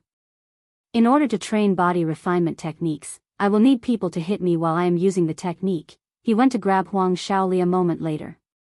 What happened to the technique? She asked him. Visit Rietal. Me for extra chapters. I have already learned it, he calmly said. Why you what? There's no way you learned a divine rank technique in less than an hour. She exclaimed. Yuan didn't say anything and decided to prove it by showing her the technique. You actually managed to learn it in under an hour. Now that I think about it. You're also a quick learner when it comes to erase symbols, she muttered in a dazed voice after seeing the golden glow protecting his body. I want you to hit me as hard as you can. Yuan suddenly said to her. Sure. Huang Shaoli did not hesitate and prepared to throw her fist at him. However, he quickly stopped her and said, Hold it. Why are you using your hand? Use a weapon instead. You're going to break your hand like that. What? Did I hear right? You want me to strike you with a weapon? She looked at him with wide eyes. Don't worry, I will be fine. Even if I am not fine, I won't blame you for it, he said with a smile. That doesn't make me feel any better, but whatever. I trust you. Huang Shaoli proceeded to retrieve a heaven-grade sword and slashed it at Yuan with all of her cultivation behind it. Ding! The sword bounced off Yuan's body the moment it touched the golden layer. This isn't too bad. I don't have my invisible dragon cloak on right now, so I was expecting to bleed a little, Yuan said after seeing the results. You were expecting to bleed? Huang Shaoli's jaw dropped a little after hearing such words. Looks like I will need something stronger if I want to cultivate this technique properly. I should pick a fight with another giant and use them to train this technique, Yuan said with a weird smile on his face. I won't say anything as long as it's a match and you're not actually picking a fight, Huang Shaoli said. Anyways, let's, boom. The entire building suddenly shook violently. An earthquake? Huang Shaoli looked around with a raised eyebrow. No, this isn't caused by an earthquake. It's too unnatural, Yuan said. Everyone in the hotel proceeded to look outside the window, and to their absolute shock, a giant that size of an actual mountain had suddenly appeared outside the city. Holy shit, Yuan muttered in a dumbfounded voice when he saw the size of this giant. If he stood before this giant, he would figuratively and literally be like an ant. What are they doing? Huang Shaoli pointed at the giants in the street, as they had all suddenly dropped to their knees and kowtowed towards the giant outside the city. Her question would be answered the following moment when every giant in the city could be heard shouting, We pay respects to His Majesty, Giant Emperor Kulis. The entire city shook for a second time when all of the giants there paid their respects to Giant Emperor Kulis, who was the current ruler of the Giants continent. However, Giant Emperor Kulis ignored the giants and swept the city with his gaze. Every single individual that entered his gaze trembled with awe. A few moments of silence later, Giant Emperor Kulis spoke in a deafening voice, How long do you plan on hiding? I know you're here. Tianyang, get your ass out here and fight me. Yuan's eyes widened with shock when he heard the name Tianyang come out of the Giant Emperor's mouth. This is Tianyang's memories? I thought this was the god of war's memories. And what relationship does he have with the Giant Emperor? The Giant Emperor looks pissed. He cried inwardly, not daring to respond to the Giant Emperor's call, as that would be akin to suicide with his current strength. If you find any errors, broken links, non-standard content, etc., please let us know so we can fix it as soon as possible.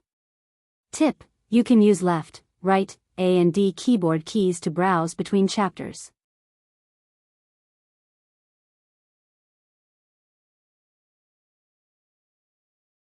Chapter 1021.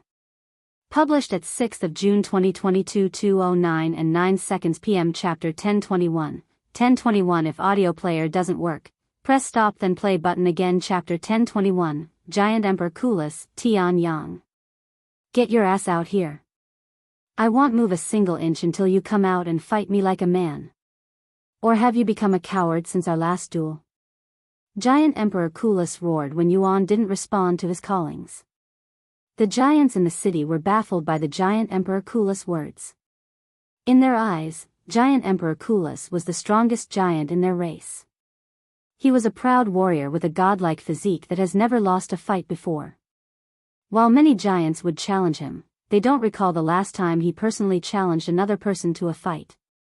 And judging by his recent words, it seemed that Giant Emperor Coolus was desperate to fight this individual known as Tian Yang. However, nobody there knew of a giant by that name. Do you know of a Tian Yang? No, I don't. The giants in the city mumbled to each other while Giant Emperor Coolus stood before their city, his gaze sweeping through it. Just who is this Tian Yang, and why does the Giant Emperor want to fight him? Huang Shaoli mumbled in a dazed voice as she stared at the massive giant standing outside the city. Who knows, Yuan shrugged. Despite being very confident in his own strength, Yuan knew that he was not an opponent for Giant Emperor Coolus, who appeared to be above Spirit Sovereign. Therefore, he decided to ignore Giant Emperor Coolus' entire existence by pretending to not see him. I'm going to cultivate, Yuan said as he returned to his room. However, he would soon realize that was an impossible feat with the Giant Emperor shouting his name every few minutes. Tian Yang. You dare ignore me? Get your ass out here. Tian Yang. I have all day. I will stand here until you leave. Giant Emperor Coolus made it impossible for the residents of the city to have a peaceful mind and impossible to cultivate. However, none of the giants complained. They wouldn't dare to complain even if Giant Emperor Coolus decided to erase their city from the continent. In the Giants' continent, Giant Emperor Coolus was nature and the law. Whatever he says goes. However, while the giants could not do anything about Giant Emperor Coolus, they could do something about this Tian Yang. This Tian Yang is ignoring His Majesty's summoning and making His Majesty wait. The audacity. Yeah. Let's find this bastard for His Majesty. Drag out this Tian Yang from whatever rat hole he's hiding in. Eventually, all of the giants in the city began looking for this Tian Yang. I think this Tian Yang is a human. Yeah. No giant would ever disobey His Majesty so openly. Gather all of the humans in this city. We must find this Tian Yang at all cost. The giants in the city began gathering all of the humans they could find outside the city, where Giant Emperor Coolus was waiting. Yuan. The hotel staff are telling us that we need to gather with the other humans outside the city. Huang Shaoli called for him outside his room. Seriously? Yuan rubbed his eyes in a stressful manner after hearing her words. Is it impossible to avoid the Giant Emperor? Do I really have to fight him?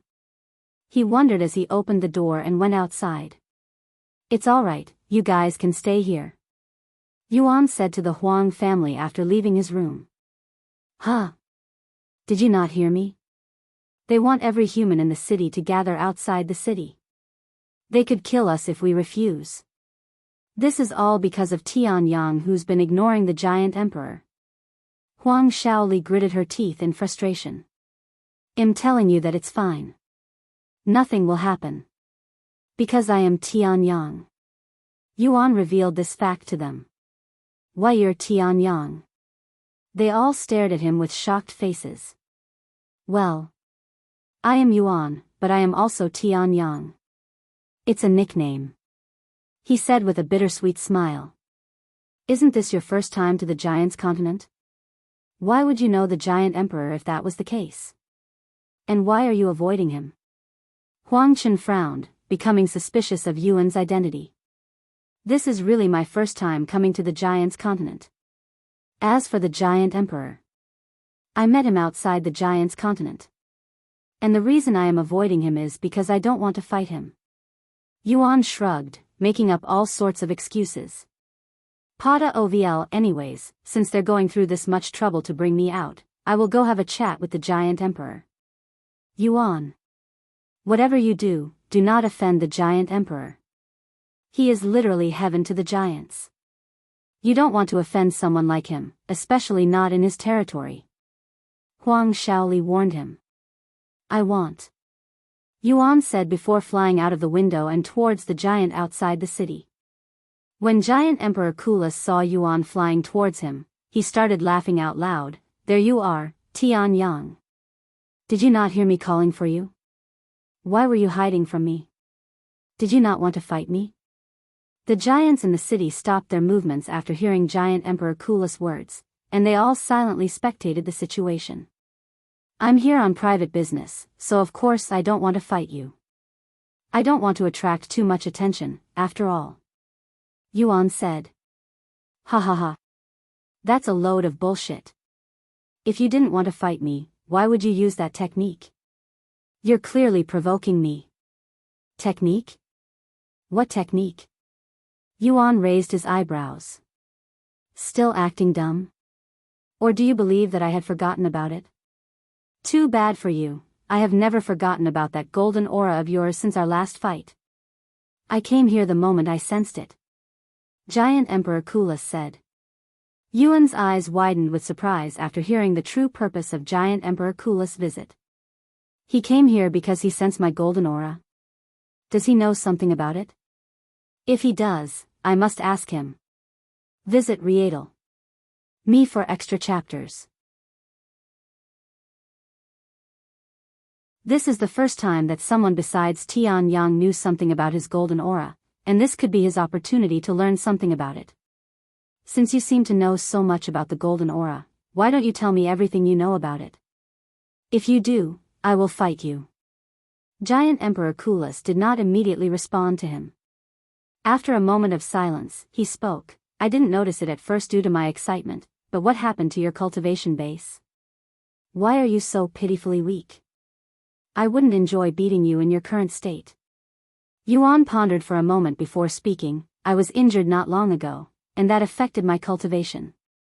Giant Emperor Kulis narrowed his eyes at Yuan. Forget it then. I don't want to fight you in your current state. Come back when you're stronger. And without saying anything else, Giant Emperor Kulis turned around and walked away, leaving Yuan utterly speechless. This fucker. How can he leave things like this? He came here so suddenly and even caused such a commotion. Is the stairway to heaven trying to tease me? However, Giant Emperor Kulis stopped after taking a few steps. He turned around and looked at Yuan. My family is hosting a tournament next month. If you win it, I will tell you everything I know about the golden aura. See you there. After saying such words, Giant Emperor Kulis leaped into the sky and disappeared into the horizon. The tournament? Unless it's going to happen in the next trial, I will most likely have to wait until I ascend to the fourth heaven. He sighed inwardly. Yuan returned to the Huang family shortly after. Are you okay? What happened? Why did the Giant Emperor leave so suddenly? It's nothing much. He wants me to participate in the tournament next month, the one Sorgi talked about. However, that isn't possible since I will be leaving this place with your family before it can happen. Huang Shaoli immediately began pondering. After a moment of silence, she turned to look at her father and spoke. Father, I have a request. I think I have an idea about what you're going to ask me, but ask away anyway. Let's stay in the Giants' continent for a little longer. We can leave after the tournament. I really want to see Yuan fighting against the other giants, especially after what I witnessed today. It's going to be amazing. Huang Chen sighed after hearing his daughter's request. He turned to look at Yuan and asked him a moment later, what do you think? Do you want to participate in this tournament? Since the giant emperor is expecting your presence there, I cannot be the reason why you miss it. Yuan nodded. I would like to participate in the tournament. Then it's settled. Well, stay here for a couple more weeks. Huang Chen declared. Thank you, Senior Huang. Yuan said to him. There's no need to thank me. You saved my family's lives more than once, after all. And I also want to see how you will fare against the strongest giants in the continent. However, since the location of the tournament is a little far away, we will need to start making our way there right now if we want to make it there in time for the tournament. As for my business, it can wait until we reach the capital. I will have a higher chance of acquiring more valuable treasures over there than here. Huang Chen said. If you find any errors, broken links, non-standard content, etc., please let us know so we can fix it as soon as possible. Tip: you can use left, right, A and D keyboard keys to browse between chapters.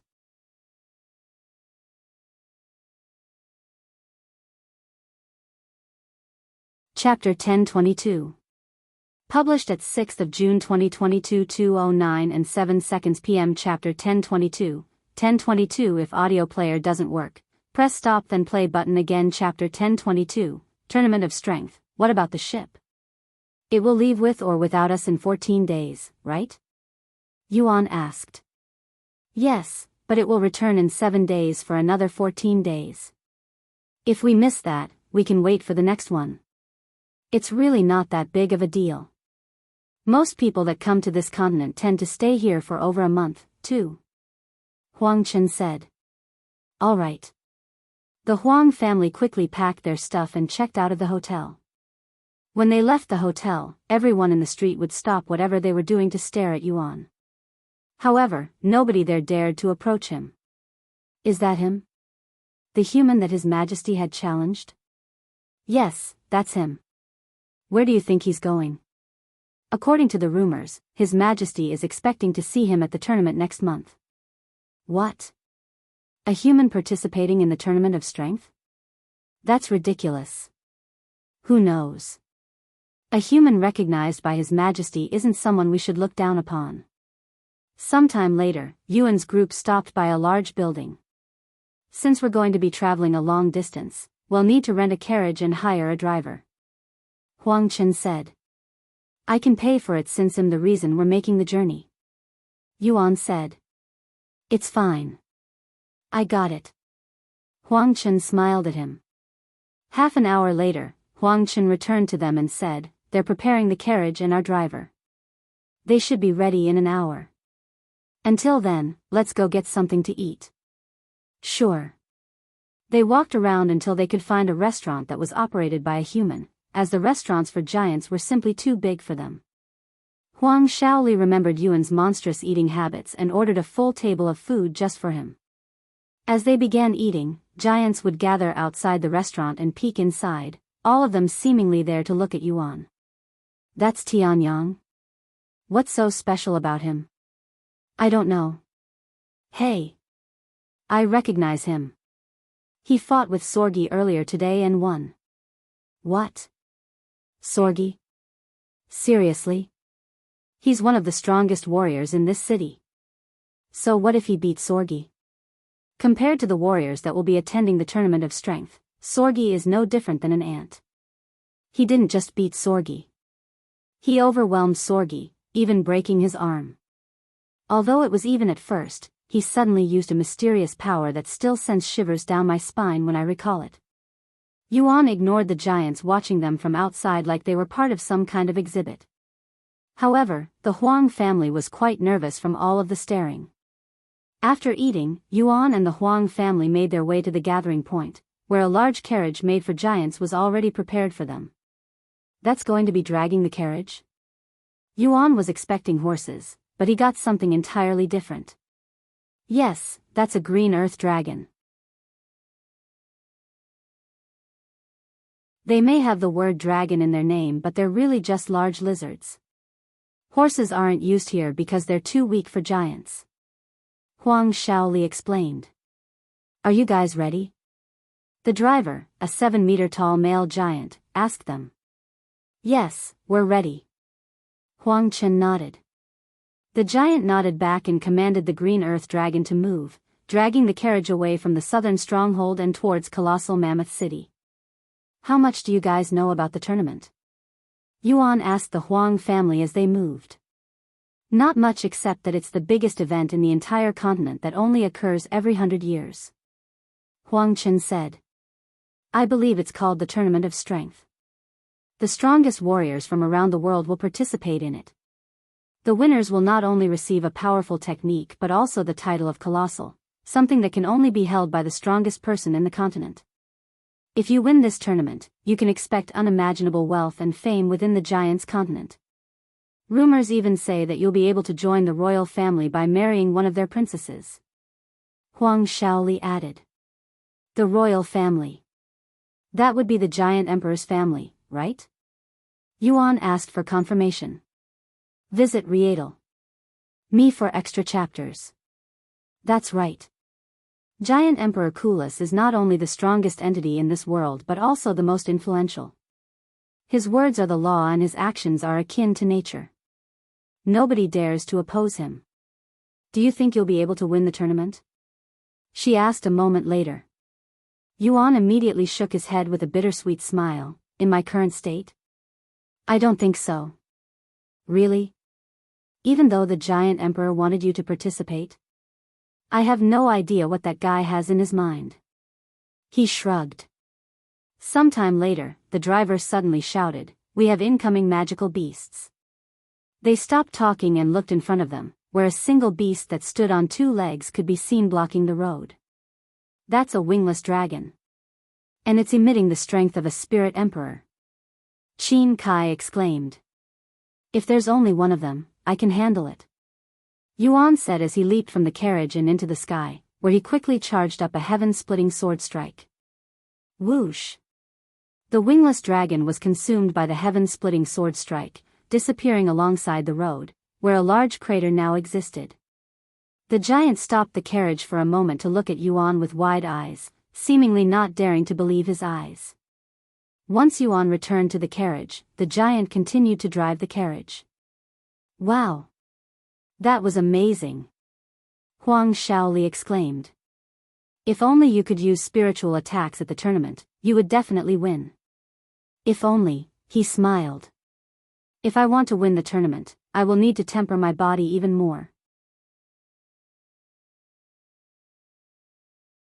If only I could use the golden aura at will.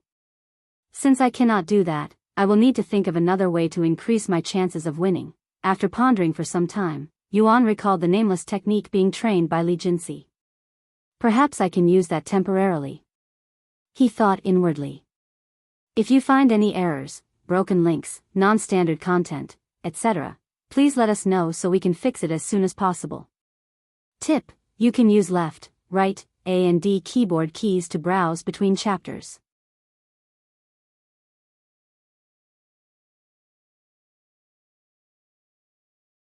Chapter 1023.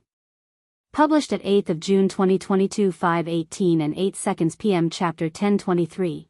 1023 If audio player doesn't work, press stop then play button again. Chapter 1023. Unbearable pain. Yuan closed his eyes and began reciting the nameless technique inside his head. About an hour later, the Huang family could see a red aura emanating from Yuan's body, and he gave off the feeling of a wild beast who thirsted for blood. Wei Yuan? Are you okay? Huang Shaoli asked him in a nervous voice, as the pressure coming from him was quite overwhelming. He opened his eyes and nodded with a calm expression. Don't worry, I am fine. It's just a new technique that I recently learned. Meanwhile, in the spectators' room, Li Jinsi stared at Yuan and his red aura with wide eyes. That red aura looks very familiar, Chu Liuxiang mumbled out loud when she saw it. It's my technique. Li Jinsi said. Huh? You taught it to him? When? When he started training me. If he understood my technique, then he would be able to train me better. I didn't think he would want to learn something like that because he said that it wasn't created for humans, not that I am complaining. Since I gave him the technique, I don't mind if he uses it as well. A technique not created for humans? Can you use it for me? I would like to see it. Feng Yuxiang suddenly asked. Sure. Li Jinxi nodded. She proceeded to activate her nameless technique, showing off her red aura that looked just like the one surrounding Yuan at this moment. I see. The young master is right. This technique does give off a beastly vibe, and it's a fairly strong one. Is it a divine rank technique? Li Jinxi nodded. My family always thought it was only a heaven rank technique for some reason. It wasn't until she learned the technique and that she found out the technique was actually a divine rank technique and not a mere heaven rank technique. Do you know what kind of beast this technique was created for? Li Jinxi asked. Feng Yuxiang narrowed her eyes and pondered for a moment before speaking. I have a feeling that I have encountered that kind of aura before, but I cannot remember when or where. Sorry. It's fine. Li Jinxi shook her head. Do you know the origin of the technique? Feng Yuxiang then asked. I do not. It's been with my family since ancient times. Your surname is Li, right? If I recall correctly, there is a well-known family with that surname in the third heaven, and they're all beast tamers that utilize the power of beasts. Maybe they know something about it. I guess we'll find out when we get there. Half an hour later, Yuan's carriage encountered another magical beast. This time, he did not use heavenly splitting sword strike. Instead, he used the nameless technique and confronted the magical beast head-on with the Empyrean Overlord. Shah! The Empyrean Overlord sliced through the magical beast as though it was tofu, and Yuan noticed his aura growing a little stronger when he killed the magic beast. Nameless technique, rank, divine, description, increases your overall strength and removes the limit on your body to a certain extent. The nameless technique was a simple yet profound technique that is more than it appears. Yuan looked at the red aura that covered his body after killing the magical beast, feeling an overwhelming sense of strength. However, right as he was getting comfortable with the nameless technique, Yuan suddenly felt an intense sensation of pain coming from his heart, almost like he was having a heart attack. He immediately knelt on the ground and clenched his chest. Arg! He screamed out loud. The pain coming from his heart was many times stronger than his worst body tempering session, and it felt like his heart was being torn apart. Yuan? Are you okay?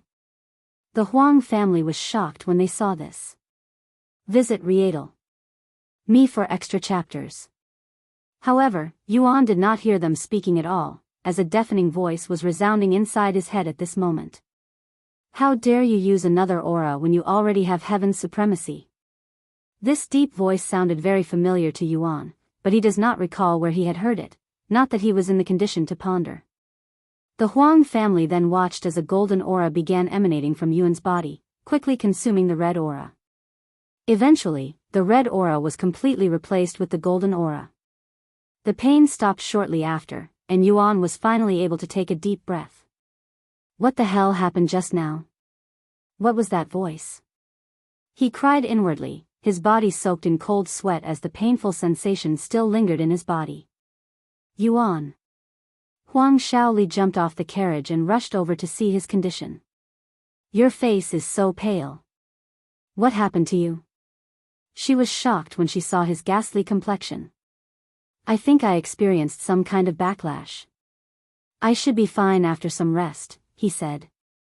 Huang Shaoli supported Yuan with her shoulder until they returned to the carriage. Here, eat this spirit replenishing pill. It should help you. Huang Chen handed him a pill that restored his spiritual energy. Even though he barely used his spiritual energy, Yuan still consumed the pill, and he could feel a burst of refreshing energy spreading throughout his entire body. While he rested, Yuan tried to recall where he had heard that voice before. That's right. I remember now. I heard that voice during one of my dreams. He finally recalled. However, that only made the situation even more puzzling. Why did I hear that voice just now? It mentioned heaven's supremacy. Is that the name of that mysterious aura? He wondered inwardly as the carriage continued moving. The voice sounded angry when I used the nameless technique. Almost like it has its own consciousness, but how is that possible? Yuan pondered and pondered, but he was unable to understand with this tiny amount of information. Should I use the nameless technique again to see if it will happen again? He wondered inwardly, yet he was hesitant to do so, mostly because he didn't want to experience that unbearable pain again. If you find any errors, broken links, non-standard content, etc., please let us know so we can fix it as soon as possible. Tip: you can use left, right, A and D keyboard keys to browse between chapters.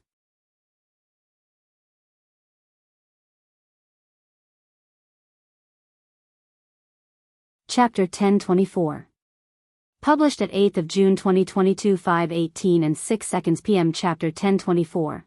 1024 If audio player doesn't work, press stop then play button again. Chapter 1024. Soul Strength. No, I shouldn't use the nameless technique again, at least not now.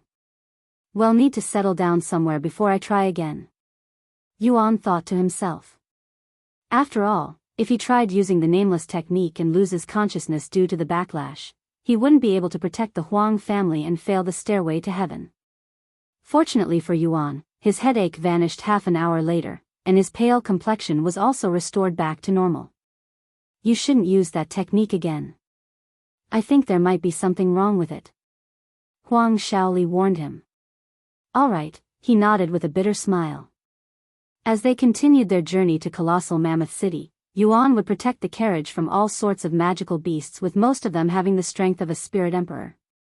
These trials are getting too ridiculous too quickly. I am only trying to ascend to the third heaven and I am already forced to fight spirit emperors. At this rate, I will have to fight immortals if I wish to ascend to the fourth heaven. Yuan sighed inwardly. How are you feeling, Yuan? I'm sorry you have to endure all of this all by yourself. I would love to help, but I am simply powerless in this place. Huang Shaoli felt a little guilty when she saw how Yuan was dealing with all of their threats all by himself. Don't worry about me. I am the reason we're making this unnecessary trip in the first place, so it's only reasonable for me to bear the responsibility and protect all of you. By the way, how far are we from our destination? He turned to ask the driver. At the pace we're moving, we should arrive in 20 days. 20 days, huh? Yuan didn't say anything else and closed his eyes to cultivate. For the next 4 days, Yuan would do nothing but protect their carriage from magical beasts. At the end of the 4th day, the driver said to them, "There's a city up ahead. If you wish to take any breaks, now would be the time. We won't see the next city for another week after this one. I would like to take a bath and eat some food." Huang Shaoli immediately said. "Do you mind if we stop here for a bit, Yuan?"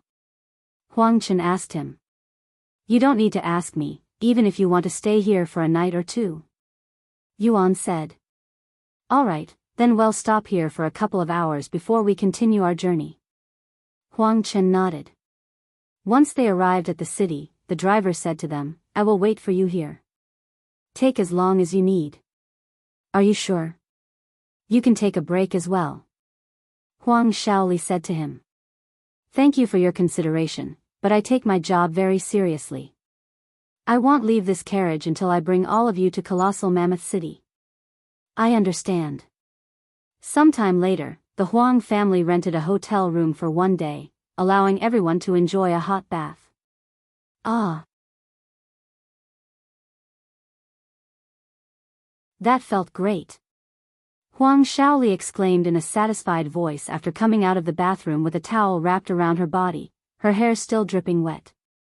Huang Chen frowned when he saw her appearance, and he said, "You're not at home. Mind your appearance." "Oh, right." Huang Shaoli quickly went back into the bathroom to dry her hair and wear clothes. After leaving the hotel, they went to a nearby restaurant and ate until all of their stomachs were bloated. They returned to the driver waiting outside the city afterward, continuing their journey for another 7 days. The magical beasts they encountered during these 7 days were stronger than the previous encounters. Visit Rietal Me for extra chapters.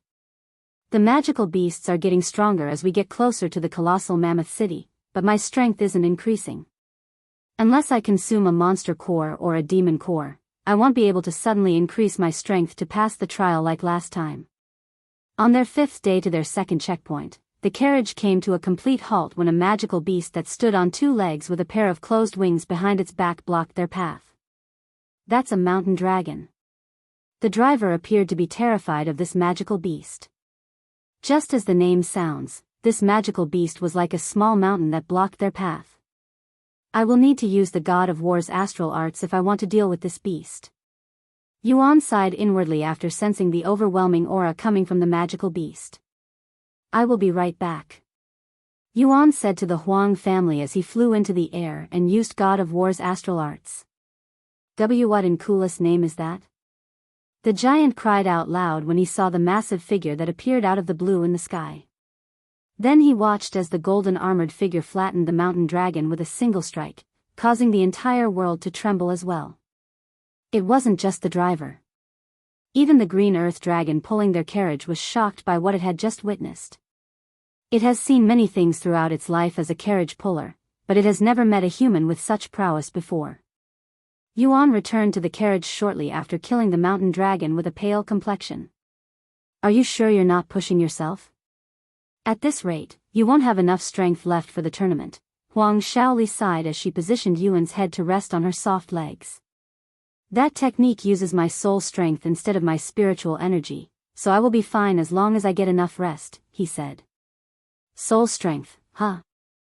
Huang Shaoli suddenly put on a pondering face. She turned to look at Huang Chen and asked, Father, don't you know any arrays that could help replenish his soul strength? Actually, I do. He nodded. Really? Yuan was pleasantly surprised to hear this. Yes. Give me a minute. Huang Chen nodded as he began creating array symbols that Yuan didn't recognize. If you find any errors, broken links, non-standard content, etc., please let us know so we can fix it as soon as possible. Tip: you can use left, right, A and D keyboard keys to browse between chapters.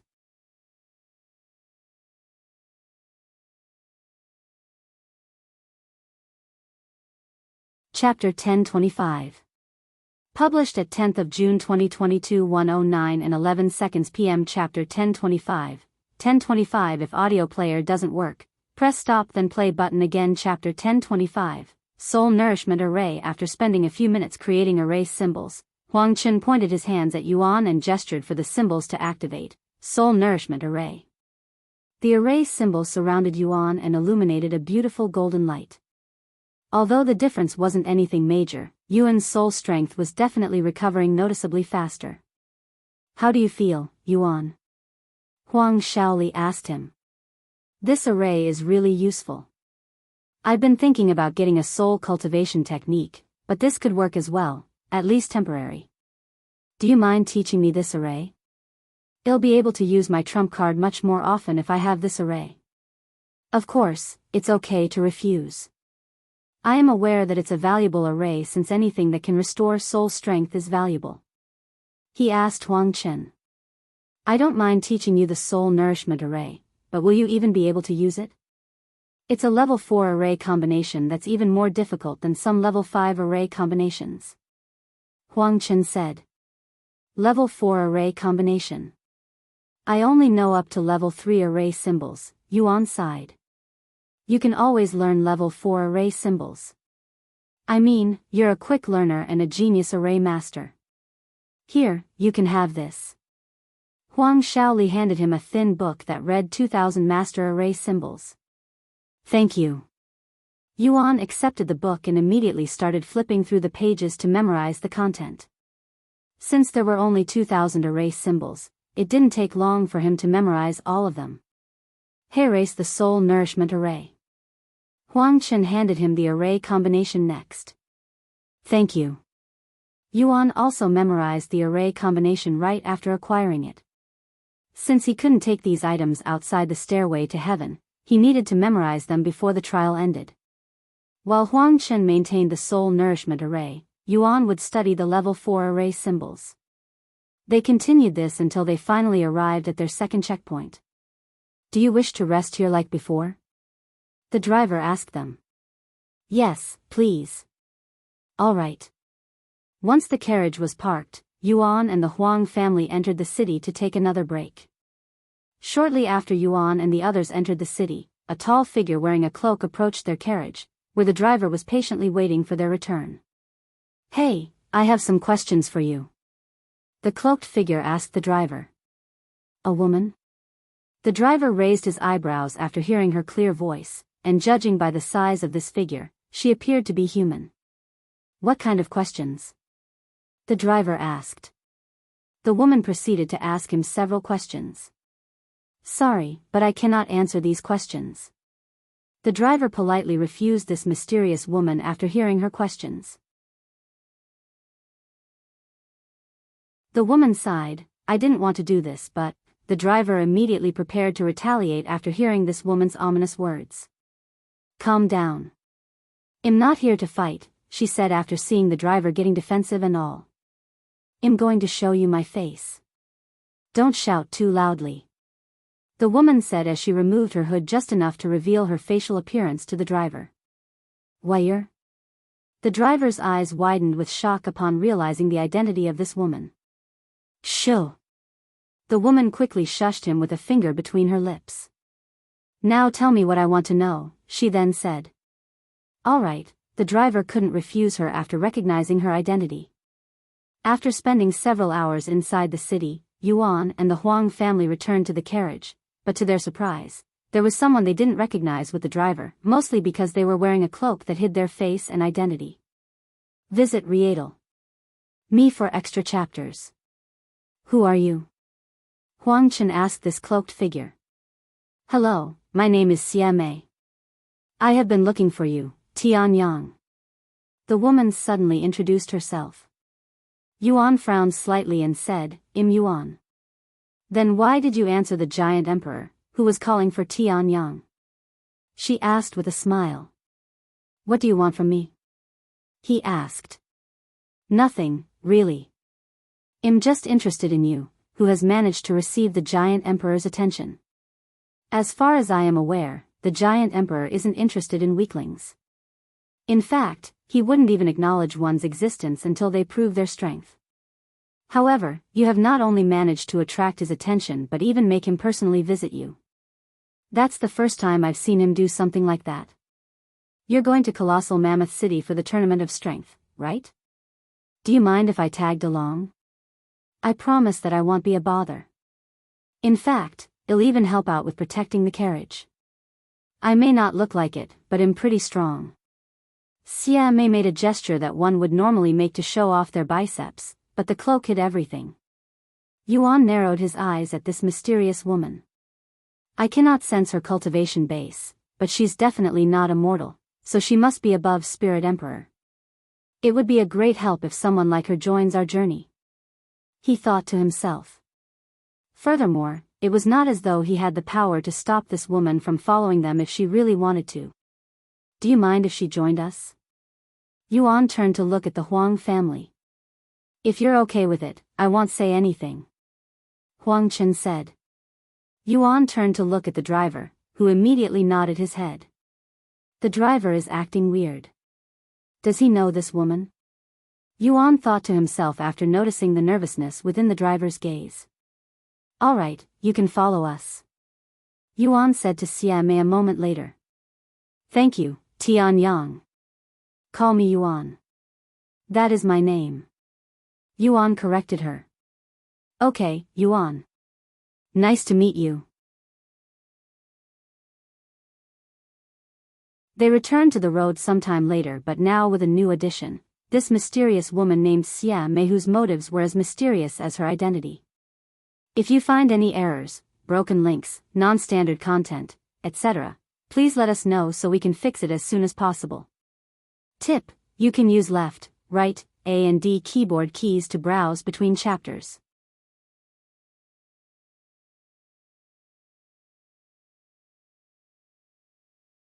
Chapter 1026.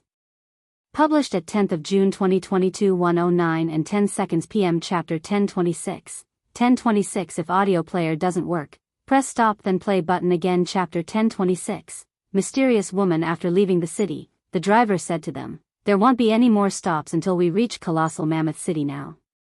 All right. Yuan said as he pulled out the level 4 array symbols manual and started studying it. Xia Mei, who has been staring at him since they got on the carriage, suddenly asked, "What are you doing?" "I'm learning array symbols. I will need all of the concentration I can get before we're attacked by magical beasts, so if you don't mind, don't bother me until I am done." "You promised that you wouldn't be a bother, right?" That's not fun. Let's talk a little before you focus on that book," Xia Mei said. "Hey! Stop bothering him or I will kick you out of here," Huang Shaoli interrupted with a slight frown on her face. The driver in the front snapped his head and looked at Huang Shaoli with wide eyes. "Oh my God! She just threatened her," he cried inwardly. Xia Mei turned to look at Huang Shaoli and smiled underneath her cloak. "You'll kick me out? How are you going to do that?" "A mere spirit grandmaster, I can crush you with a single pinky." Xia Mei showed Huang Shaoli her pinky and even wiggled it around in a provoking manner. Yuan suddenly sighed and looked away from his book to look at Xia Mei. "Did you come here just to pick a fight? If that's the case, let's get this over with." Although he wasn't confident in beating her, he had a chance if he could catch her off guard with the God of War's astral arts. "Relax, I don't want to fight you, at least not right now." Yuan narrowed his eyes at her words that implied that she wanted to fight him at a later date. "The Tournament of Strength. I will be participating in it as well. As much as I want to fight you now, I will wait until we both enter the stage," Xia Mei said. "You're also participating in the Tournament of Strength? I understand Yuan's reason for joining, but you as well? Aren't you a human?" Huang Shaoli was surprised to hear that a female human wanted to join the Tournament of Strength. "So what if I am human? There are no rules that prohibit humans from participating in the Tournament of Strength.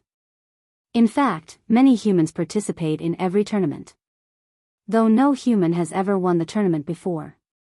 "A female body refiner, huh? How rare," Huang Chen mumbled. "Anyways, I just want to talk a little. I will stop bothering you afterward. Please," Xia Mei said a moment later, even clasping her palms together in a pleading gesture. "Fine. What do you want to talk about?" Yuan agreed to her proposal. "How did you meet the giant emperor?" "That's a secret between us." Yuan made up an excuse since he didn't know. "Fair enough. Then why does the giant emperor want to fight you?" "I don't know. Go ask him. He's the one who challenged me." He shrugged. "I can't argue that." "All right then, why did you come to the Giant's continent if not to participate in the Tournament of Strength?" Yuan pointed at the Huang family and said, "I am here as their bodyguard, and they're here to exchange their treasures." "Seriously? That's why you're here?" Xia Mei mumbled in a dazed voice, seemingly in disbelief. After asking Yuan several more questions, Xia Mei finally stopped bothering him. However, it didn't take long before he was distracted again. The moment he sensed a magical beast nearby, Yuan dropped the book in his hands and retrieved the Empyrean Overlord. His movements were incredibly fluid and without any hesitation, almost as though he's done this 1,000 times before. Vanishing Ghost's Soundless Blade. Visit Rietal. Me for extra chapters.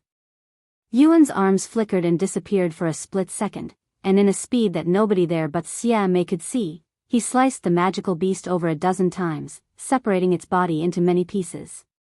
"Not bad." Xia Mei praised him after he returned to the carriage. "Thanks," Yuan casually said as he picked up his book and began reading again.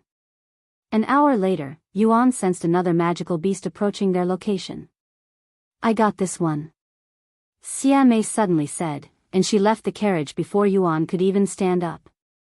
Yuan and the others watched as Xia Mei flew at the magical beast before giving it a single punch. Although the punch looked ordinary, there was actually an immense force behind it, and when the fist connected with the magical beast, it blew a massive hole in the magical beast body. "What?" Huang Shaoli's eyes widened with shock after seeing how little effort Xia Mei exerted to defeat the Spirit Emperor magical beast. After killing the magical beast with a single punch, Xianmei returned to the carriage. What do you think? Do you think you'll be able to survive my fist? By the way, that wasn't even half of my full power. Xianmei said. Although he couldn't see it, he was sure that there was a smug smile on her face right now just from her voice alone. Aren't you ashamed to be asking a mere spirit lord such a question when you're above Spirit Emperor? Yuan asked her. Can a mere spirit lord kill a spirit emperor magical beast with such ease? She responded with a question. I can tell that you're not using all of your power. I think I understand why the giant emperor took interest in you, but you're nowhere near the level to fight him, so I'm a little puzzled why he would challenge you. Xianmei suddenly looked around in a suspicious manner. A few moments later, she spoke. Now that we're pretty far away from the city, it should be fine if I show my face. And without any warning, she removed the cloak that had been hiding her appearance this entire time. If you find any errors, broken links, non-standard content, etc., please let us know so we can fix it as soon as possible. Tip: you can use left, right, A and D keyboard keys to browse between chapters.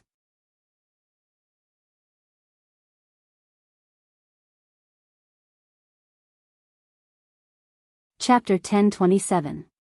Published at 13th of June 2022 6:57 and 22 p.m. Chapter 1027. 1027 If audio player doesn't work, press stop then play button again. Chapter 1027. Colossal Tower. Yuan's eyes widened with surprise after Xianmei removed her cloak, but it was an unexpected one. Who? He raised his eyebrows after seeing Xianmei's appearance without recognizing her. Xianmei was an incredibly beautiful woman with blonde hair and green eyes. She had a slim hourglass figure, and her breasts were quite ample. Her facial features were sharp and symmetrical, and her face gave off the aura of a battle-hardened warrior who has survived many battlefields. Yuan thought that the trend of meeting people with similar faces that he already knew like Meishio in the first trial would continue in the second trial, but that did not seem to be the case. I can tell that you're charmed by my beauty, but I'm sorry, I will only seriously consider someone who is stronger than me to be my partner. Xianmei suddenly said. Yuan raised an eyebrow and said, No, I just don't understand why you decided to hide your identity. I thought you were someone I knew, but that doesn't seem to be the case. I have my own reasons for hiding my identity. Yuan casually shrugged and proceeded to ignore Xianmei, returning to his study. Nobody here recognizes me? Seriously? Xianmei muttered in a dumbfounded voice when even the Huang family began ignoring her. I recognize you, the driver said in a low and somewhat nervous voice. However, Xianmei didn't even look at him, almost as though she didn't even acknowledge his existence. Several days later, the carriage came to a stop when they finally arrived at their destination, Colossal Mammoth City. Xianmei, who was back to hiding her appearance, said to them, The last few days were fun. Thank you for letting me tag along. I would love to continue tagging along, but I have to prepare for the Tournament of Strength, so we will have to go our separate ways here. While I still don't know who you are or your purpose for following us, I am glad that you did, as we have managed to arrive at our destination in one piece. It would have been really dangerous for us if I had to deal with all of the magical beasts by myself. Yuan said to her. I'm sure you would have managed it even if you had to do it by yourself. Anyways, I will see you later, Yuan. Don't disappoint me at the tournament. I really look forward to exchanging fists with you. Xianmei disappeared into the city shortly after, followed by Yuan and the Huang family. We have a little over a week until the tournament. I am going to use this time to exchange my treasures. Huang Chen announced to everyone there. Once they rented a hotel, Yuan followed Huang Chen and Huang Shaoli to exchange their treasures while Dong Zhou and Qin Kai stayed back to protect Mistress Huang and her son. Since this was their first time coming to the Colossal Mammoth City, Huang Chen had to spend some time gathering information about the best places to exchange treasures. Then you are most likely looking for the Colossal Tower. It's the hottest location in this city when it comes to treasures. Most visitors go there to exchange their treasures as well. Thank you for the information. Here is a token of my gratitude. Huang Chen handed some gold to the person that provided him with the information. Meanwhile, Yuan looked around with a pondering face. The giants in this place are noticeably larger than the ones in the last two cities. Yuan mumbled. Of course. This is the capital of the giants' continent, not to mention the upcoming tournament. All of the strongest giants in the continent will be gathered in this city. Huang Shaoli said. I am aware of that, but I didn't think there would be such a vast difference. Just wait until the tournament. You'll be like an ant compared to most of them. Sometime later, they arrived at the colossal tower, and just as its name suggests, the place was enormous, and it was one of the biggest buildings Yuan had ever seen in his life. Visit Rietal. Me for extra chapters. The building was so tall that he couldn't see the top even with his head tilted all the way back. I can't imagine how much effort and resources the giants had to spend to build this magnificent tower. I have always wanted to see it after hearing about it during my first time on this continent. Huang Chen sharply sucked in a bunch of cold air before mumbling in a dazed voice. They entered the building sometime later. Make sure you don't wander and you keep your focus. It's actually very common for humans to die here, and most of them are accidents caused by giants and humans when we fail to pay attention to our surroundings. We're like ants in this place, after all. Huang Chen warned them. Huang Shaoli swallowed nervously and immediately stuck to Yuan. Do you mind if we hold hands? She asked him, acting like a child who did not want to be separated from her parents by accident in a large shopping mall. Sure. Yuan nodded and held on to her soft hands. Their group began wandering the tower, approaching every store that caught Huang Chen's attention. Yuan didn't do much besides pay attention to their surroundings to make sure they don't get stepped on by accident. As for Huang Shaoli, she was focused on the sensation around her hands, feeling like she was on a date with Yuan. Over the next couple of hours, they would go through dozens of stores and even some personal vendors. At the end of the day, Huang Chen managed to exchange almost a dozen treasures. This place is truly heaven sent. The quality of treasures in this place is incomparably superior than the ones found in Southern Stronghold. Extending the business trip was definitely worth it. Hell, I might even do this every time I come to the Giants' continent now. Huang Chen had a wide smile on his face as they exited the tower. If you find any errors, broken links, non-standard content, etc., please let us know so we can fix it as soon as possible. Tip: you can use left, right, A and D keyboard keys to browse between chapters.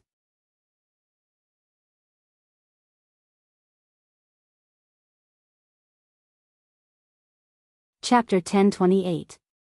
Published at 13th of June 2022 6:57 and 19 seconds p.m. Chapter 1028. 1028 If audio player doesn't work, press stop then play button again. Chapter 1028, Colossal Tower, 2. Over the next few days, Yuan and the Huang family would return to the Colossal Tower early in the morning to exchange treasures until it was late at night. As the days got closer to the day of the Tournament of Strength, there were noticeable more giants that were above 15 meters walking around the city. At this rate, I will be done with my business by tonight. Huang Chen said to Yuan as they left one of the stores in the Colossal Tower. Yuan, you know you can exchange treasures with the giants if you want. It would be a shame to leave this place without a souvenir, too. Huang Shaoli said to him. It's really fine. I don't have any treasures to exchange, anyways. He shook his head. He obviously had plenty of treasures for trade, but since this was only a trial and nothing was real, he wouldn't actually gain anything from exchanging treasures, and such actions would only cause him to lose a treasure without anything in return. At the end of the day, Yuan and the Huang family made their way towards the exit of the Colossal Tower after Huang Chen exchanged the last treasure he had. Now that I am done with my business, there's only the Tournament of Strength left before we head back home. Huang Chen said. And he continued, thank you, Yuan, for all of your effort. Really, I cannot thank you enough for everything you have done for my family. I am just doing my job. No, you've done more than that. I will compensate you properly once we get back to the hotel. I have the best reward for you. Once they exited the Colossal Tower, Yuan's group came to a sudden halt when a group of giants wearing armor blocked their way. What's happening? Huang Shaoli looked around with an uneasy face. However, before Huang Chen could even say anything, a familiar voice resounded, "That's them. They're the ones that are conspiring against the giant emperor." Yuan turned to look at the voice to see a human woman pointing at them with a terrified look on her face. It was Zhou Nuiying, the bandit who became the Huang family's bodyguard to steal their treasures. She followed us all the way here? How did I not notice her? Yuan wondered inwardly. I will need all of you to come with me. We will kill you if you resist. One of the giants there said to them in a cold voice. Wait. This is a huge misunderstanding. That woman is lying. She's actually a bandit that we failed to kill when she tried to steal from my family. She's part of an infamous group of bandits called the Gold and Money Bandits. We only came here to exchange treasures. Huang Chen exclaimed with a pale face. Humph. I don't care about your situation. We take all accusations that could bring harm to His Majesty very seriously. We will determine whether you are telling the truth or not once we interrogate you. Resist and we will kill you on the spot. The giants pointed their massive weapons at Yuan's group. Yuan narrowed his eyes at Zhou Nuiying, who had a subtle smug on her face. How troublesome. These giants probably don't care about who is right or wrong. Their resolute and emotionless eyes tell me that they've already come to a conclusion, to kill all of us no matter if we are innocent or not, to remove all risks. After all, we humans are nothing in their eyes. Yuan closed his eyes and took a deep breath before shouting out loud, Giant Emperor Kulis. I know you can hear me. Get your ass out here, or I will never fight you ever again, much less participate in your stupid tournament. The place turned dead silent as everyone there stared at Yuan with wide eyes filled with shock, all of them seemingly in disbelief. When the giants snapped out of their daze and realized that Yuan had just cursed their emperor, their faces immediately turned as red as a hot iron that had just left the fire. Huang Shaoli and her father fell to their butts from shock, and they both stared at Yuan with disbelief. This fucking idiot. He just sealed his fate. Zhou Nuiying laughed inwardly. Blasphemy. How dare you curse at our emperor? A mere human. Even if the heavens forgive you, we giants will never forgive you. The giants there roared, causing the entire city to shake. Die. Visit Riedel. Me for extra chapters. The giant leading the armored giant suddenly swung his halberd at Yuan, causing the air there to tremble. Halt. A calm yet loud voice suddenly rumbled. When the giant heard this familiar voice, his entire body immediately froze. Everyone there turned to look at the direction of the voice to see a bulky man that was around 15 meters tall slowly approaching them. This man had short golden hair and a pair of emerald eyes. Yuan didn't recognize this man at first glance, but the giants there immediately recognized him even though he was much smaller than usual. All of the giants in that area suddenly knelt on the ground and kowtowed to him while screaming, "This loyal subject pays respects to His Majesty." Giant Emperor Kulis, who was suddenly much smaller compared to their last meeting, nodded and spoke, "Stand back. That man is an acquaintance." Yes.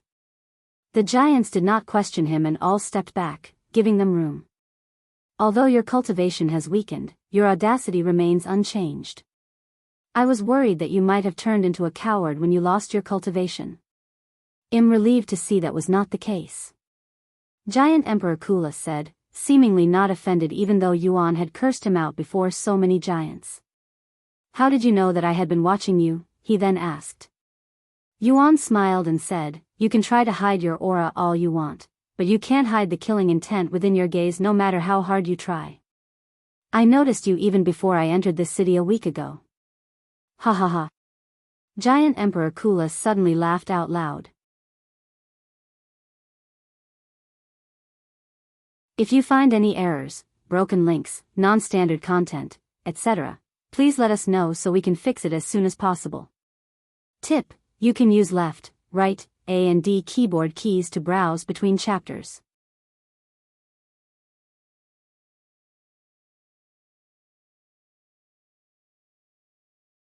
Chapter 1029.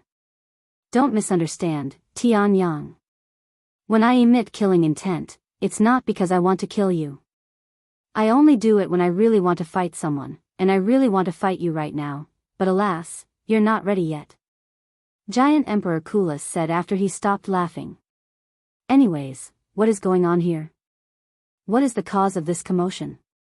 You better have a good explanation on why you summoned me. It's really simple. Yuan proceeded to explain the whole situation to Giant Emperor Kulis. I see. Conspiring against me, huh? Well. Are you? Giant Emperor Kulis asked Yuan with a calm expression on his face. What do you think? Yuan responded with a question of his own. A wide grin suddenly appeared on Giant Emperor Kulis' face. You're many things, but you're definitely not a backstabber. He turned to look at Zhou Nuying, who was on the verge of pissing herself right now from fear. She could have never imagined that Yuan would be buddies with Giant Emperor Kulis himself. The gold and money bandits, huh? I have never heard of you losers, but you must be a bold bunch to dare to try and trick my guards. Giant Emperor Kulis sneered in disgust. Guards. Public execution. When Zhou Nuying heard Giant Emperor Kulis' words, her face immediately paled. W8. He's lying to you. I am not a bandit. I am really telling the truth. They're secretly plotting to harm you, Your Majesty. How dare you, a mere human, try to trick us? Die, you bitch. One of the guards there suddenly shoved his spear at Zhou Nuying, piercing her stomach.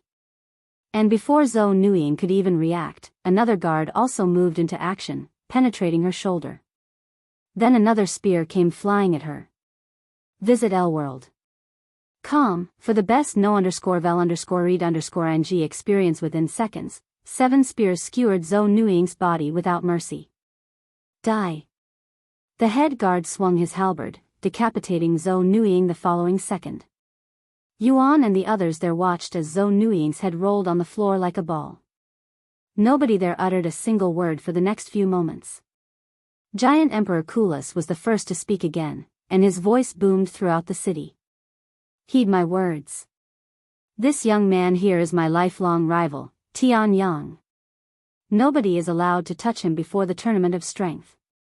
Yes, Your Majesty. The giants there had many questions, but nobody there dared to ask these questions.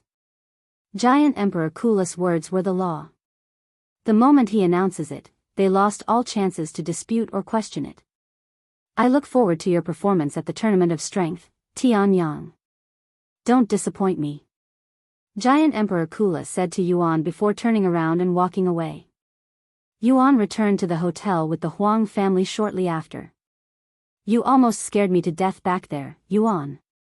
Huang Shaoli confronted him with a puffed face, trying to look angry. Sorry, but I didn't have any time to explain. Fortunately, it all worked out in the end. That could have been the end of all of us, after all. Huang Chen could finally take a breather. Visit L-World. Com, for the best no_vel_read_ing experience sometime later, Huang Chen stood up and approached Yuan.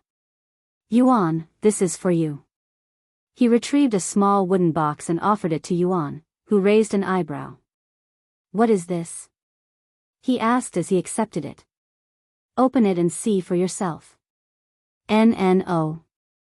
Does this mean it's the end of the trial? Yuan wondered to himself as he opened the wooden box. However, it was not a golden orb inside the wooden box. Instead, it was red ginseng that was the size of an adult's finger and shaped like a human body. What is this? Yuan asked again since he didn't recognize the treasure. That's a perfect tempering ginseng. Huang Chen said with a smile on his face. Is that the perfect tempering ginseng? Inside the spectators' room, Feng Yuxiang exclaimed in a shocked voice after seeing the treasure. What kind of treasure is that? Chu Liuxiang asked with a curious look on her face. Perfect tempering ginseng. It's a priceless treasure that was only available during the primordial era. In other words, they are no longer available, at least they shouldn't be. What are the effects of this perfect tempering ginseng? Does it have anything to do with one's physique? Li Jinxi asked. She nodded. The perfect tempering ginseng will fix all imperfection within one's body and then refine it.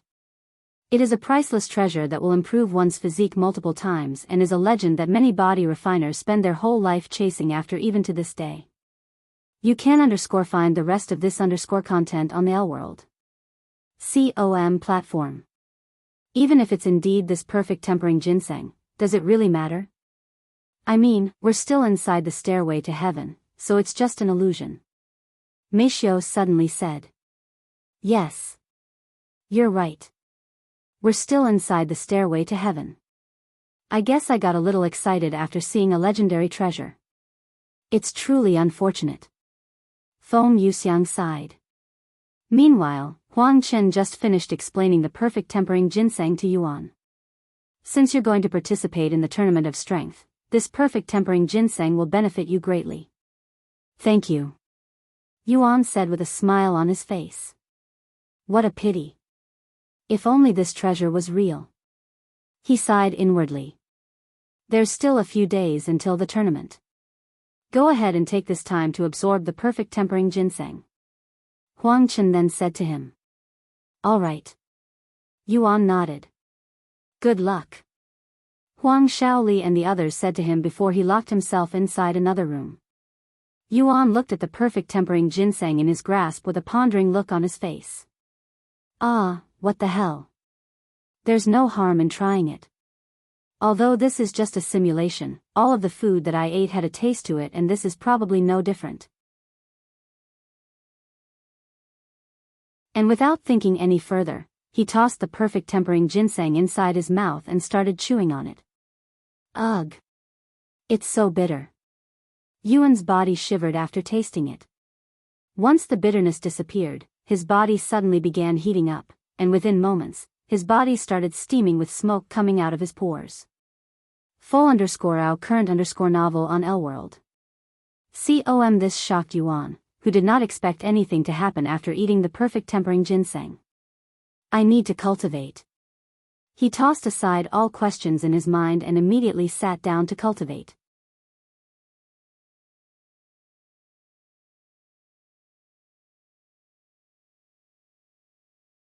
Chapter 1030. Published at 19th of June 2022 1:18 and 31 seconds p.m. Chapter 1030. 1030 If audio player doesn't work, press stop then play button again. Chapter 1030. Perfect physique. What's happening to Yuan? Why is his body steaming? His skin is also red, almost like his blood is boiling. Chu Liuxiang exclaimed after seeing the sudden changes to Yuan's body. Don't tell me that it was caused by the perfect tempering ginseng? I thought treasures acquired inside the stairway to heaven won't affect one's body for real, Lan Yingying muttered in a dazed voice. I have also never heard of this before. Just what is happening to the young master? Feng Yuxiang had a profound frown on her face as she thought about the implications from the situation. Meanwhile, steam continued to gush out of Yuan's pores like boiling water in a kettle, quickly filling the room and turning it into a sauna. Although nobody there could see it, significant changes were made inside Yuan's body. His muscles moved around as though they were alive, and his bones altered their own shape, becoming bigger and more sturdy. His blood rushed throughout his body, feeling adrenaline like never before. The perfect tempering ginseng was not only altering his body and fixing all of its imperfection, but it was also strengthening his bones and muscles at the same time. One would expect intense pain from the changes happening inside Yuan's body, but besides feeling a little hot, he felt not even the slightest of unpleasant feelings. Suddenly, the golden symbols that had embedded itself inside Yuan's body began emanating a profound light that made his body seem as though it was being protected by a layer of divine aura. His spiritual veins and dantians suddenly began expanding in size, becoming wider and allowing his spiritual energy to circulate throughout his body multiple times faster. And while Feng Yuxiang and the other spectators couldn't see it through the reflection, Yuan's cultivation was actually starting to decrease.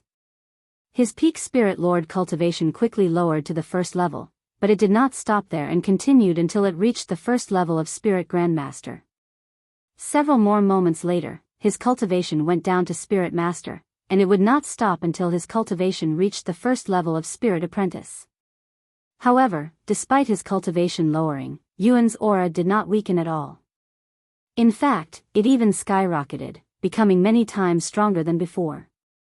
Over the next several days, Yuan would sit in the steamy room without moving a single finger, almost as though head turned into a statue. The Huang family didn't dare to disturb him even though it was getting close to the tournament. The tournament is in 2 days, yet he's still holed up in his room. Hopefully he doesn't miss the tournament, Huang Shaoli sighed.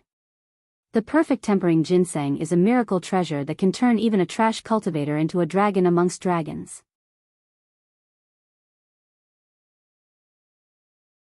I cannot even begin to imagine its effect on someone who was already a dragon to begin with. Huang Chen shook his head. I guess we'll find out when Huang Shaoli stopped speaking when an unfathomable pressure suddenly enveloped the entire building. Who is emitting this pressure? Everyone in the hotel was shocked by the pressure that came out of the blue. The pressure was so powerful that it made it hard for everyone in the hotel to breathe properly. Fortunately, this pressure disappeared as quickly as it appeared. However, even though it was just slightly, everyone that had a taste of this pressure would not stop trembling in fear. Meanwhile, inside his now clear room, Yuan slowly opened his eyes, which glimmered with dominance. He took a deep breath and stood up. I've gotten taller. My body feels as light as a feather, and my body is constantly absorbing spiritual energy even without needing me to do anything, almost as though I am cultivating just by breathing. Yuan looked at his own hands. My cultivation had somehow weakened to Spirit Apprentice, yet I feel even stronger than when I was a peak Spirit Lord. Is this also because of the perfect tempering ginseng? But Huang Chen didn't mention anything about this. As he tried to comprehend the situation, his cultivation actually increased, reaching the second-level Spirit Apprentice. However, he did not get any notifications from the system, nor did his stats increase. Despite that, he could somehow still feel his body getting a little stronger. Forget it, there's no point thinking about it now. I'll ask Tianer once I finish this trial. Visit Riedel. Me for extra chapters. Yuan left the room shortly after. Why Yuan? Is that really you? Huang Shaoli's eyes widened with shock when she saw Yuan. His appearance had changed so much that everybody there instantly recognized it the moment they saw him. Not only did Yuan get taller, but his face was also much more refined and handsome, not to mention his body, which looked flawless even underneath his clothes. Heavens! You're almost like a different person, Huang Chen mumbled in a dazed voice after seeing Yuan. Huang Shaoli approached Yuan until she was standing right in front of him. Why you grew half a head in just a few days? Is this the effects of the perfect tempering ginseng? She exclaimed. After swallowing nervously, she asked in a trembling voice, do you mind if I touch your body for a bit? Yuan smiled, go ahead. Huang Shaoli didn't hesitate and started squeezing his arms and legs with her hands. Wow! What perfect muscles! They feel soft yet firm at the same time. How is this possible? She cried inwardly as she squeezed his muscles as though she was kneading dough. Looks like the perfect tempering ginseng worked like a charm on you. Huang Chen smiled. Yes, and it's all thanks to you. Yuan bowed to him. Don't even mention it. Huang Chen shook his head.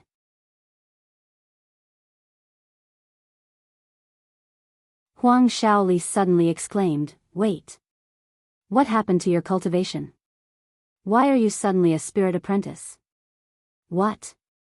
Huang Chen's eyes widened with shock after hearing her words. He narrowed his eyes at Yuan, and sure enough, his cultivation was only at the third-level Spirit Apprentice.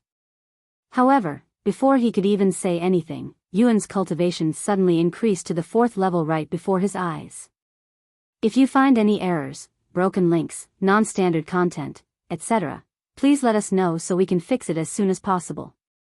Tip: you can use left, right, A and D keyboard keys to browse between chapters. You're tuning into the Carefree Valley YouTube channel. Don't forget to subscribe and join us on this journey to catch the most captivating stories.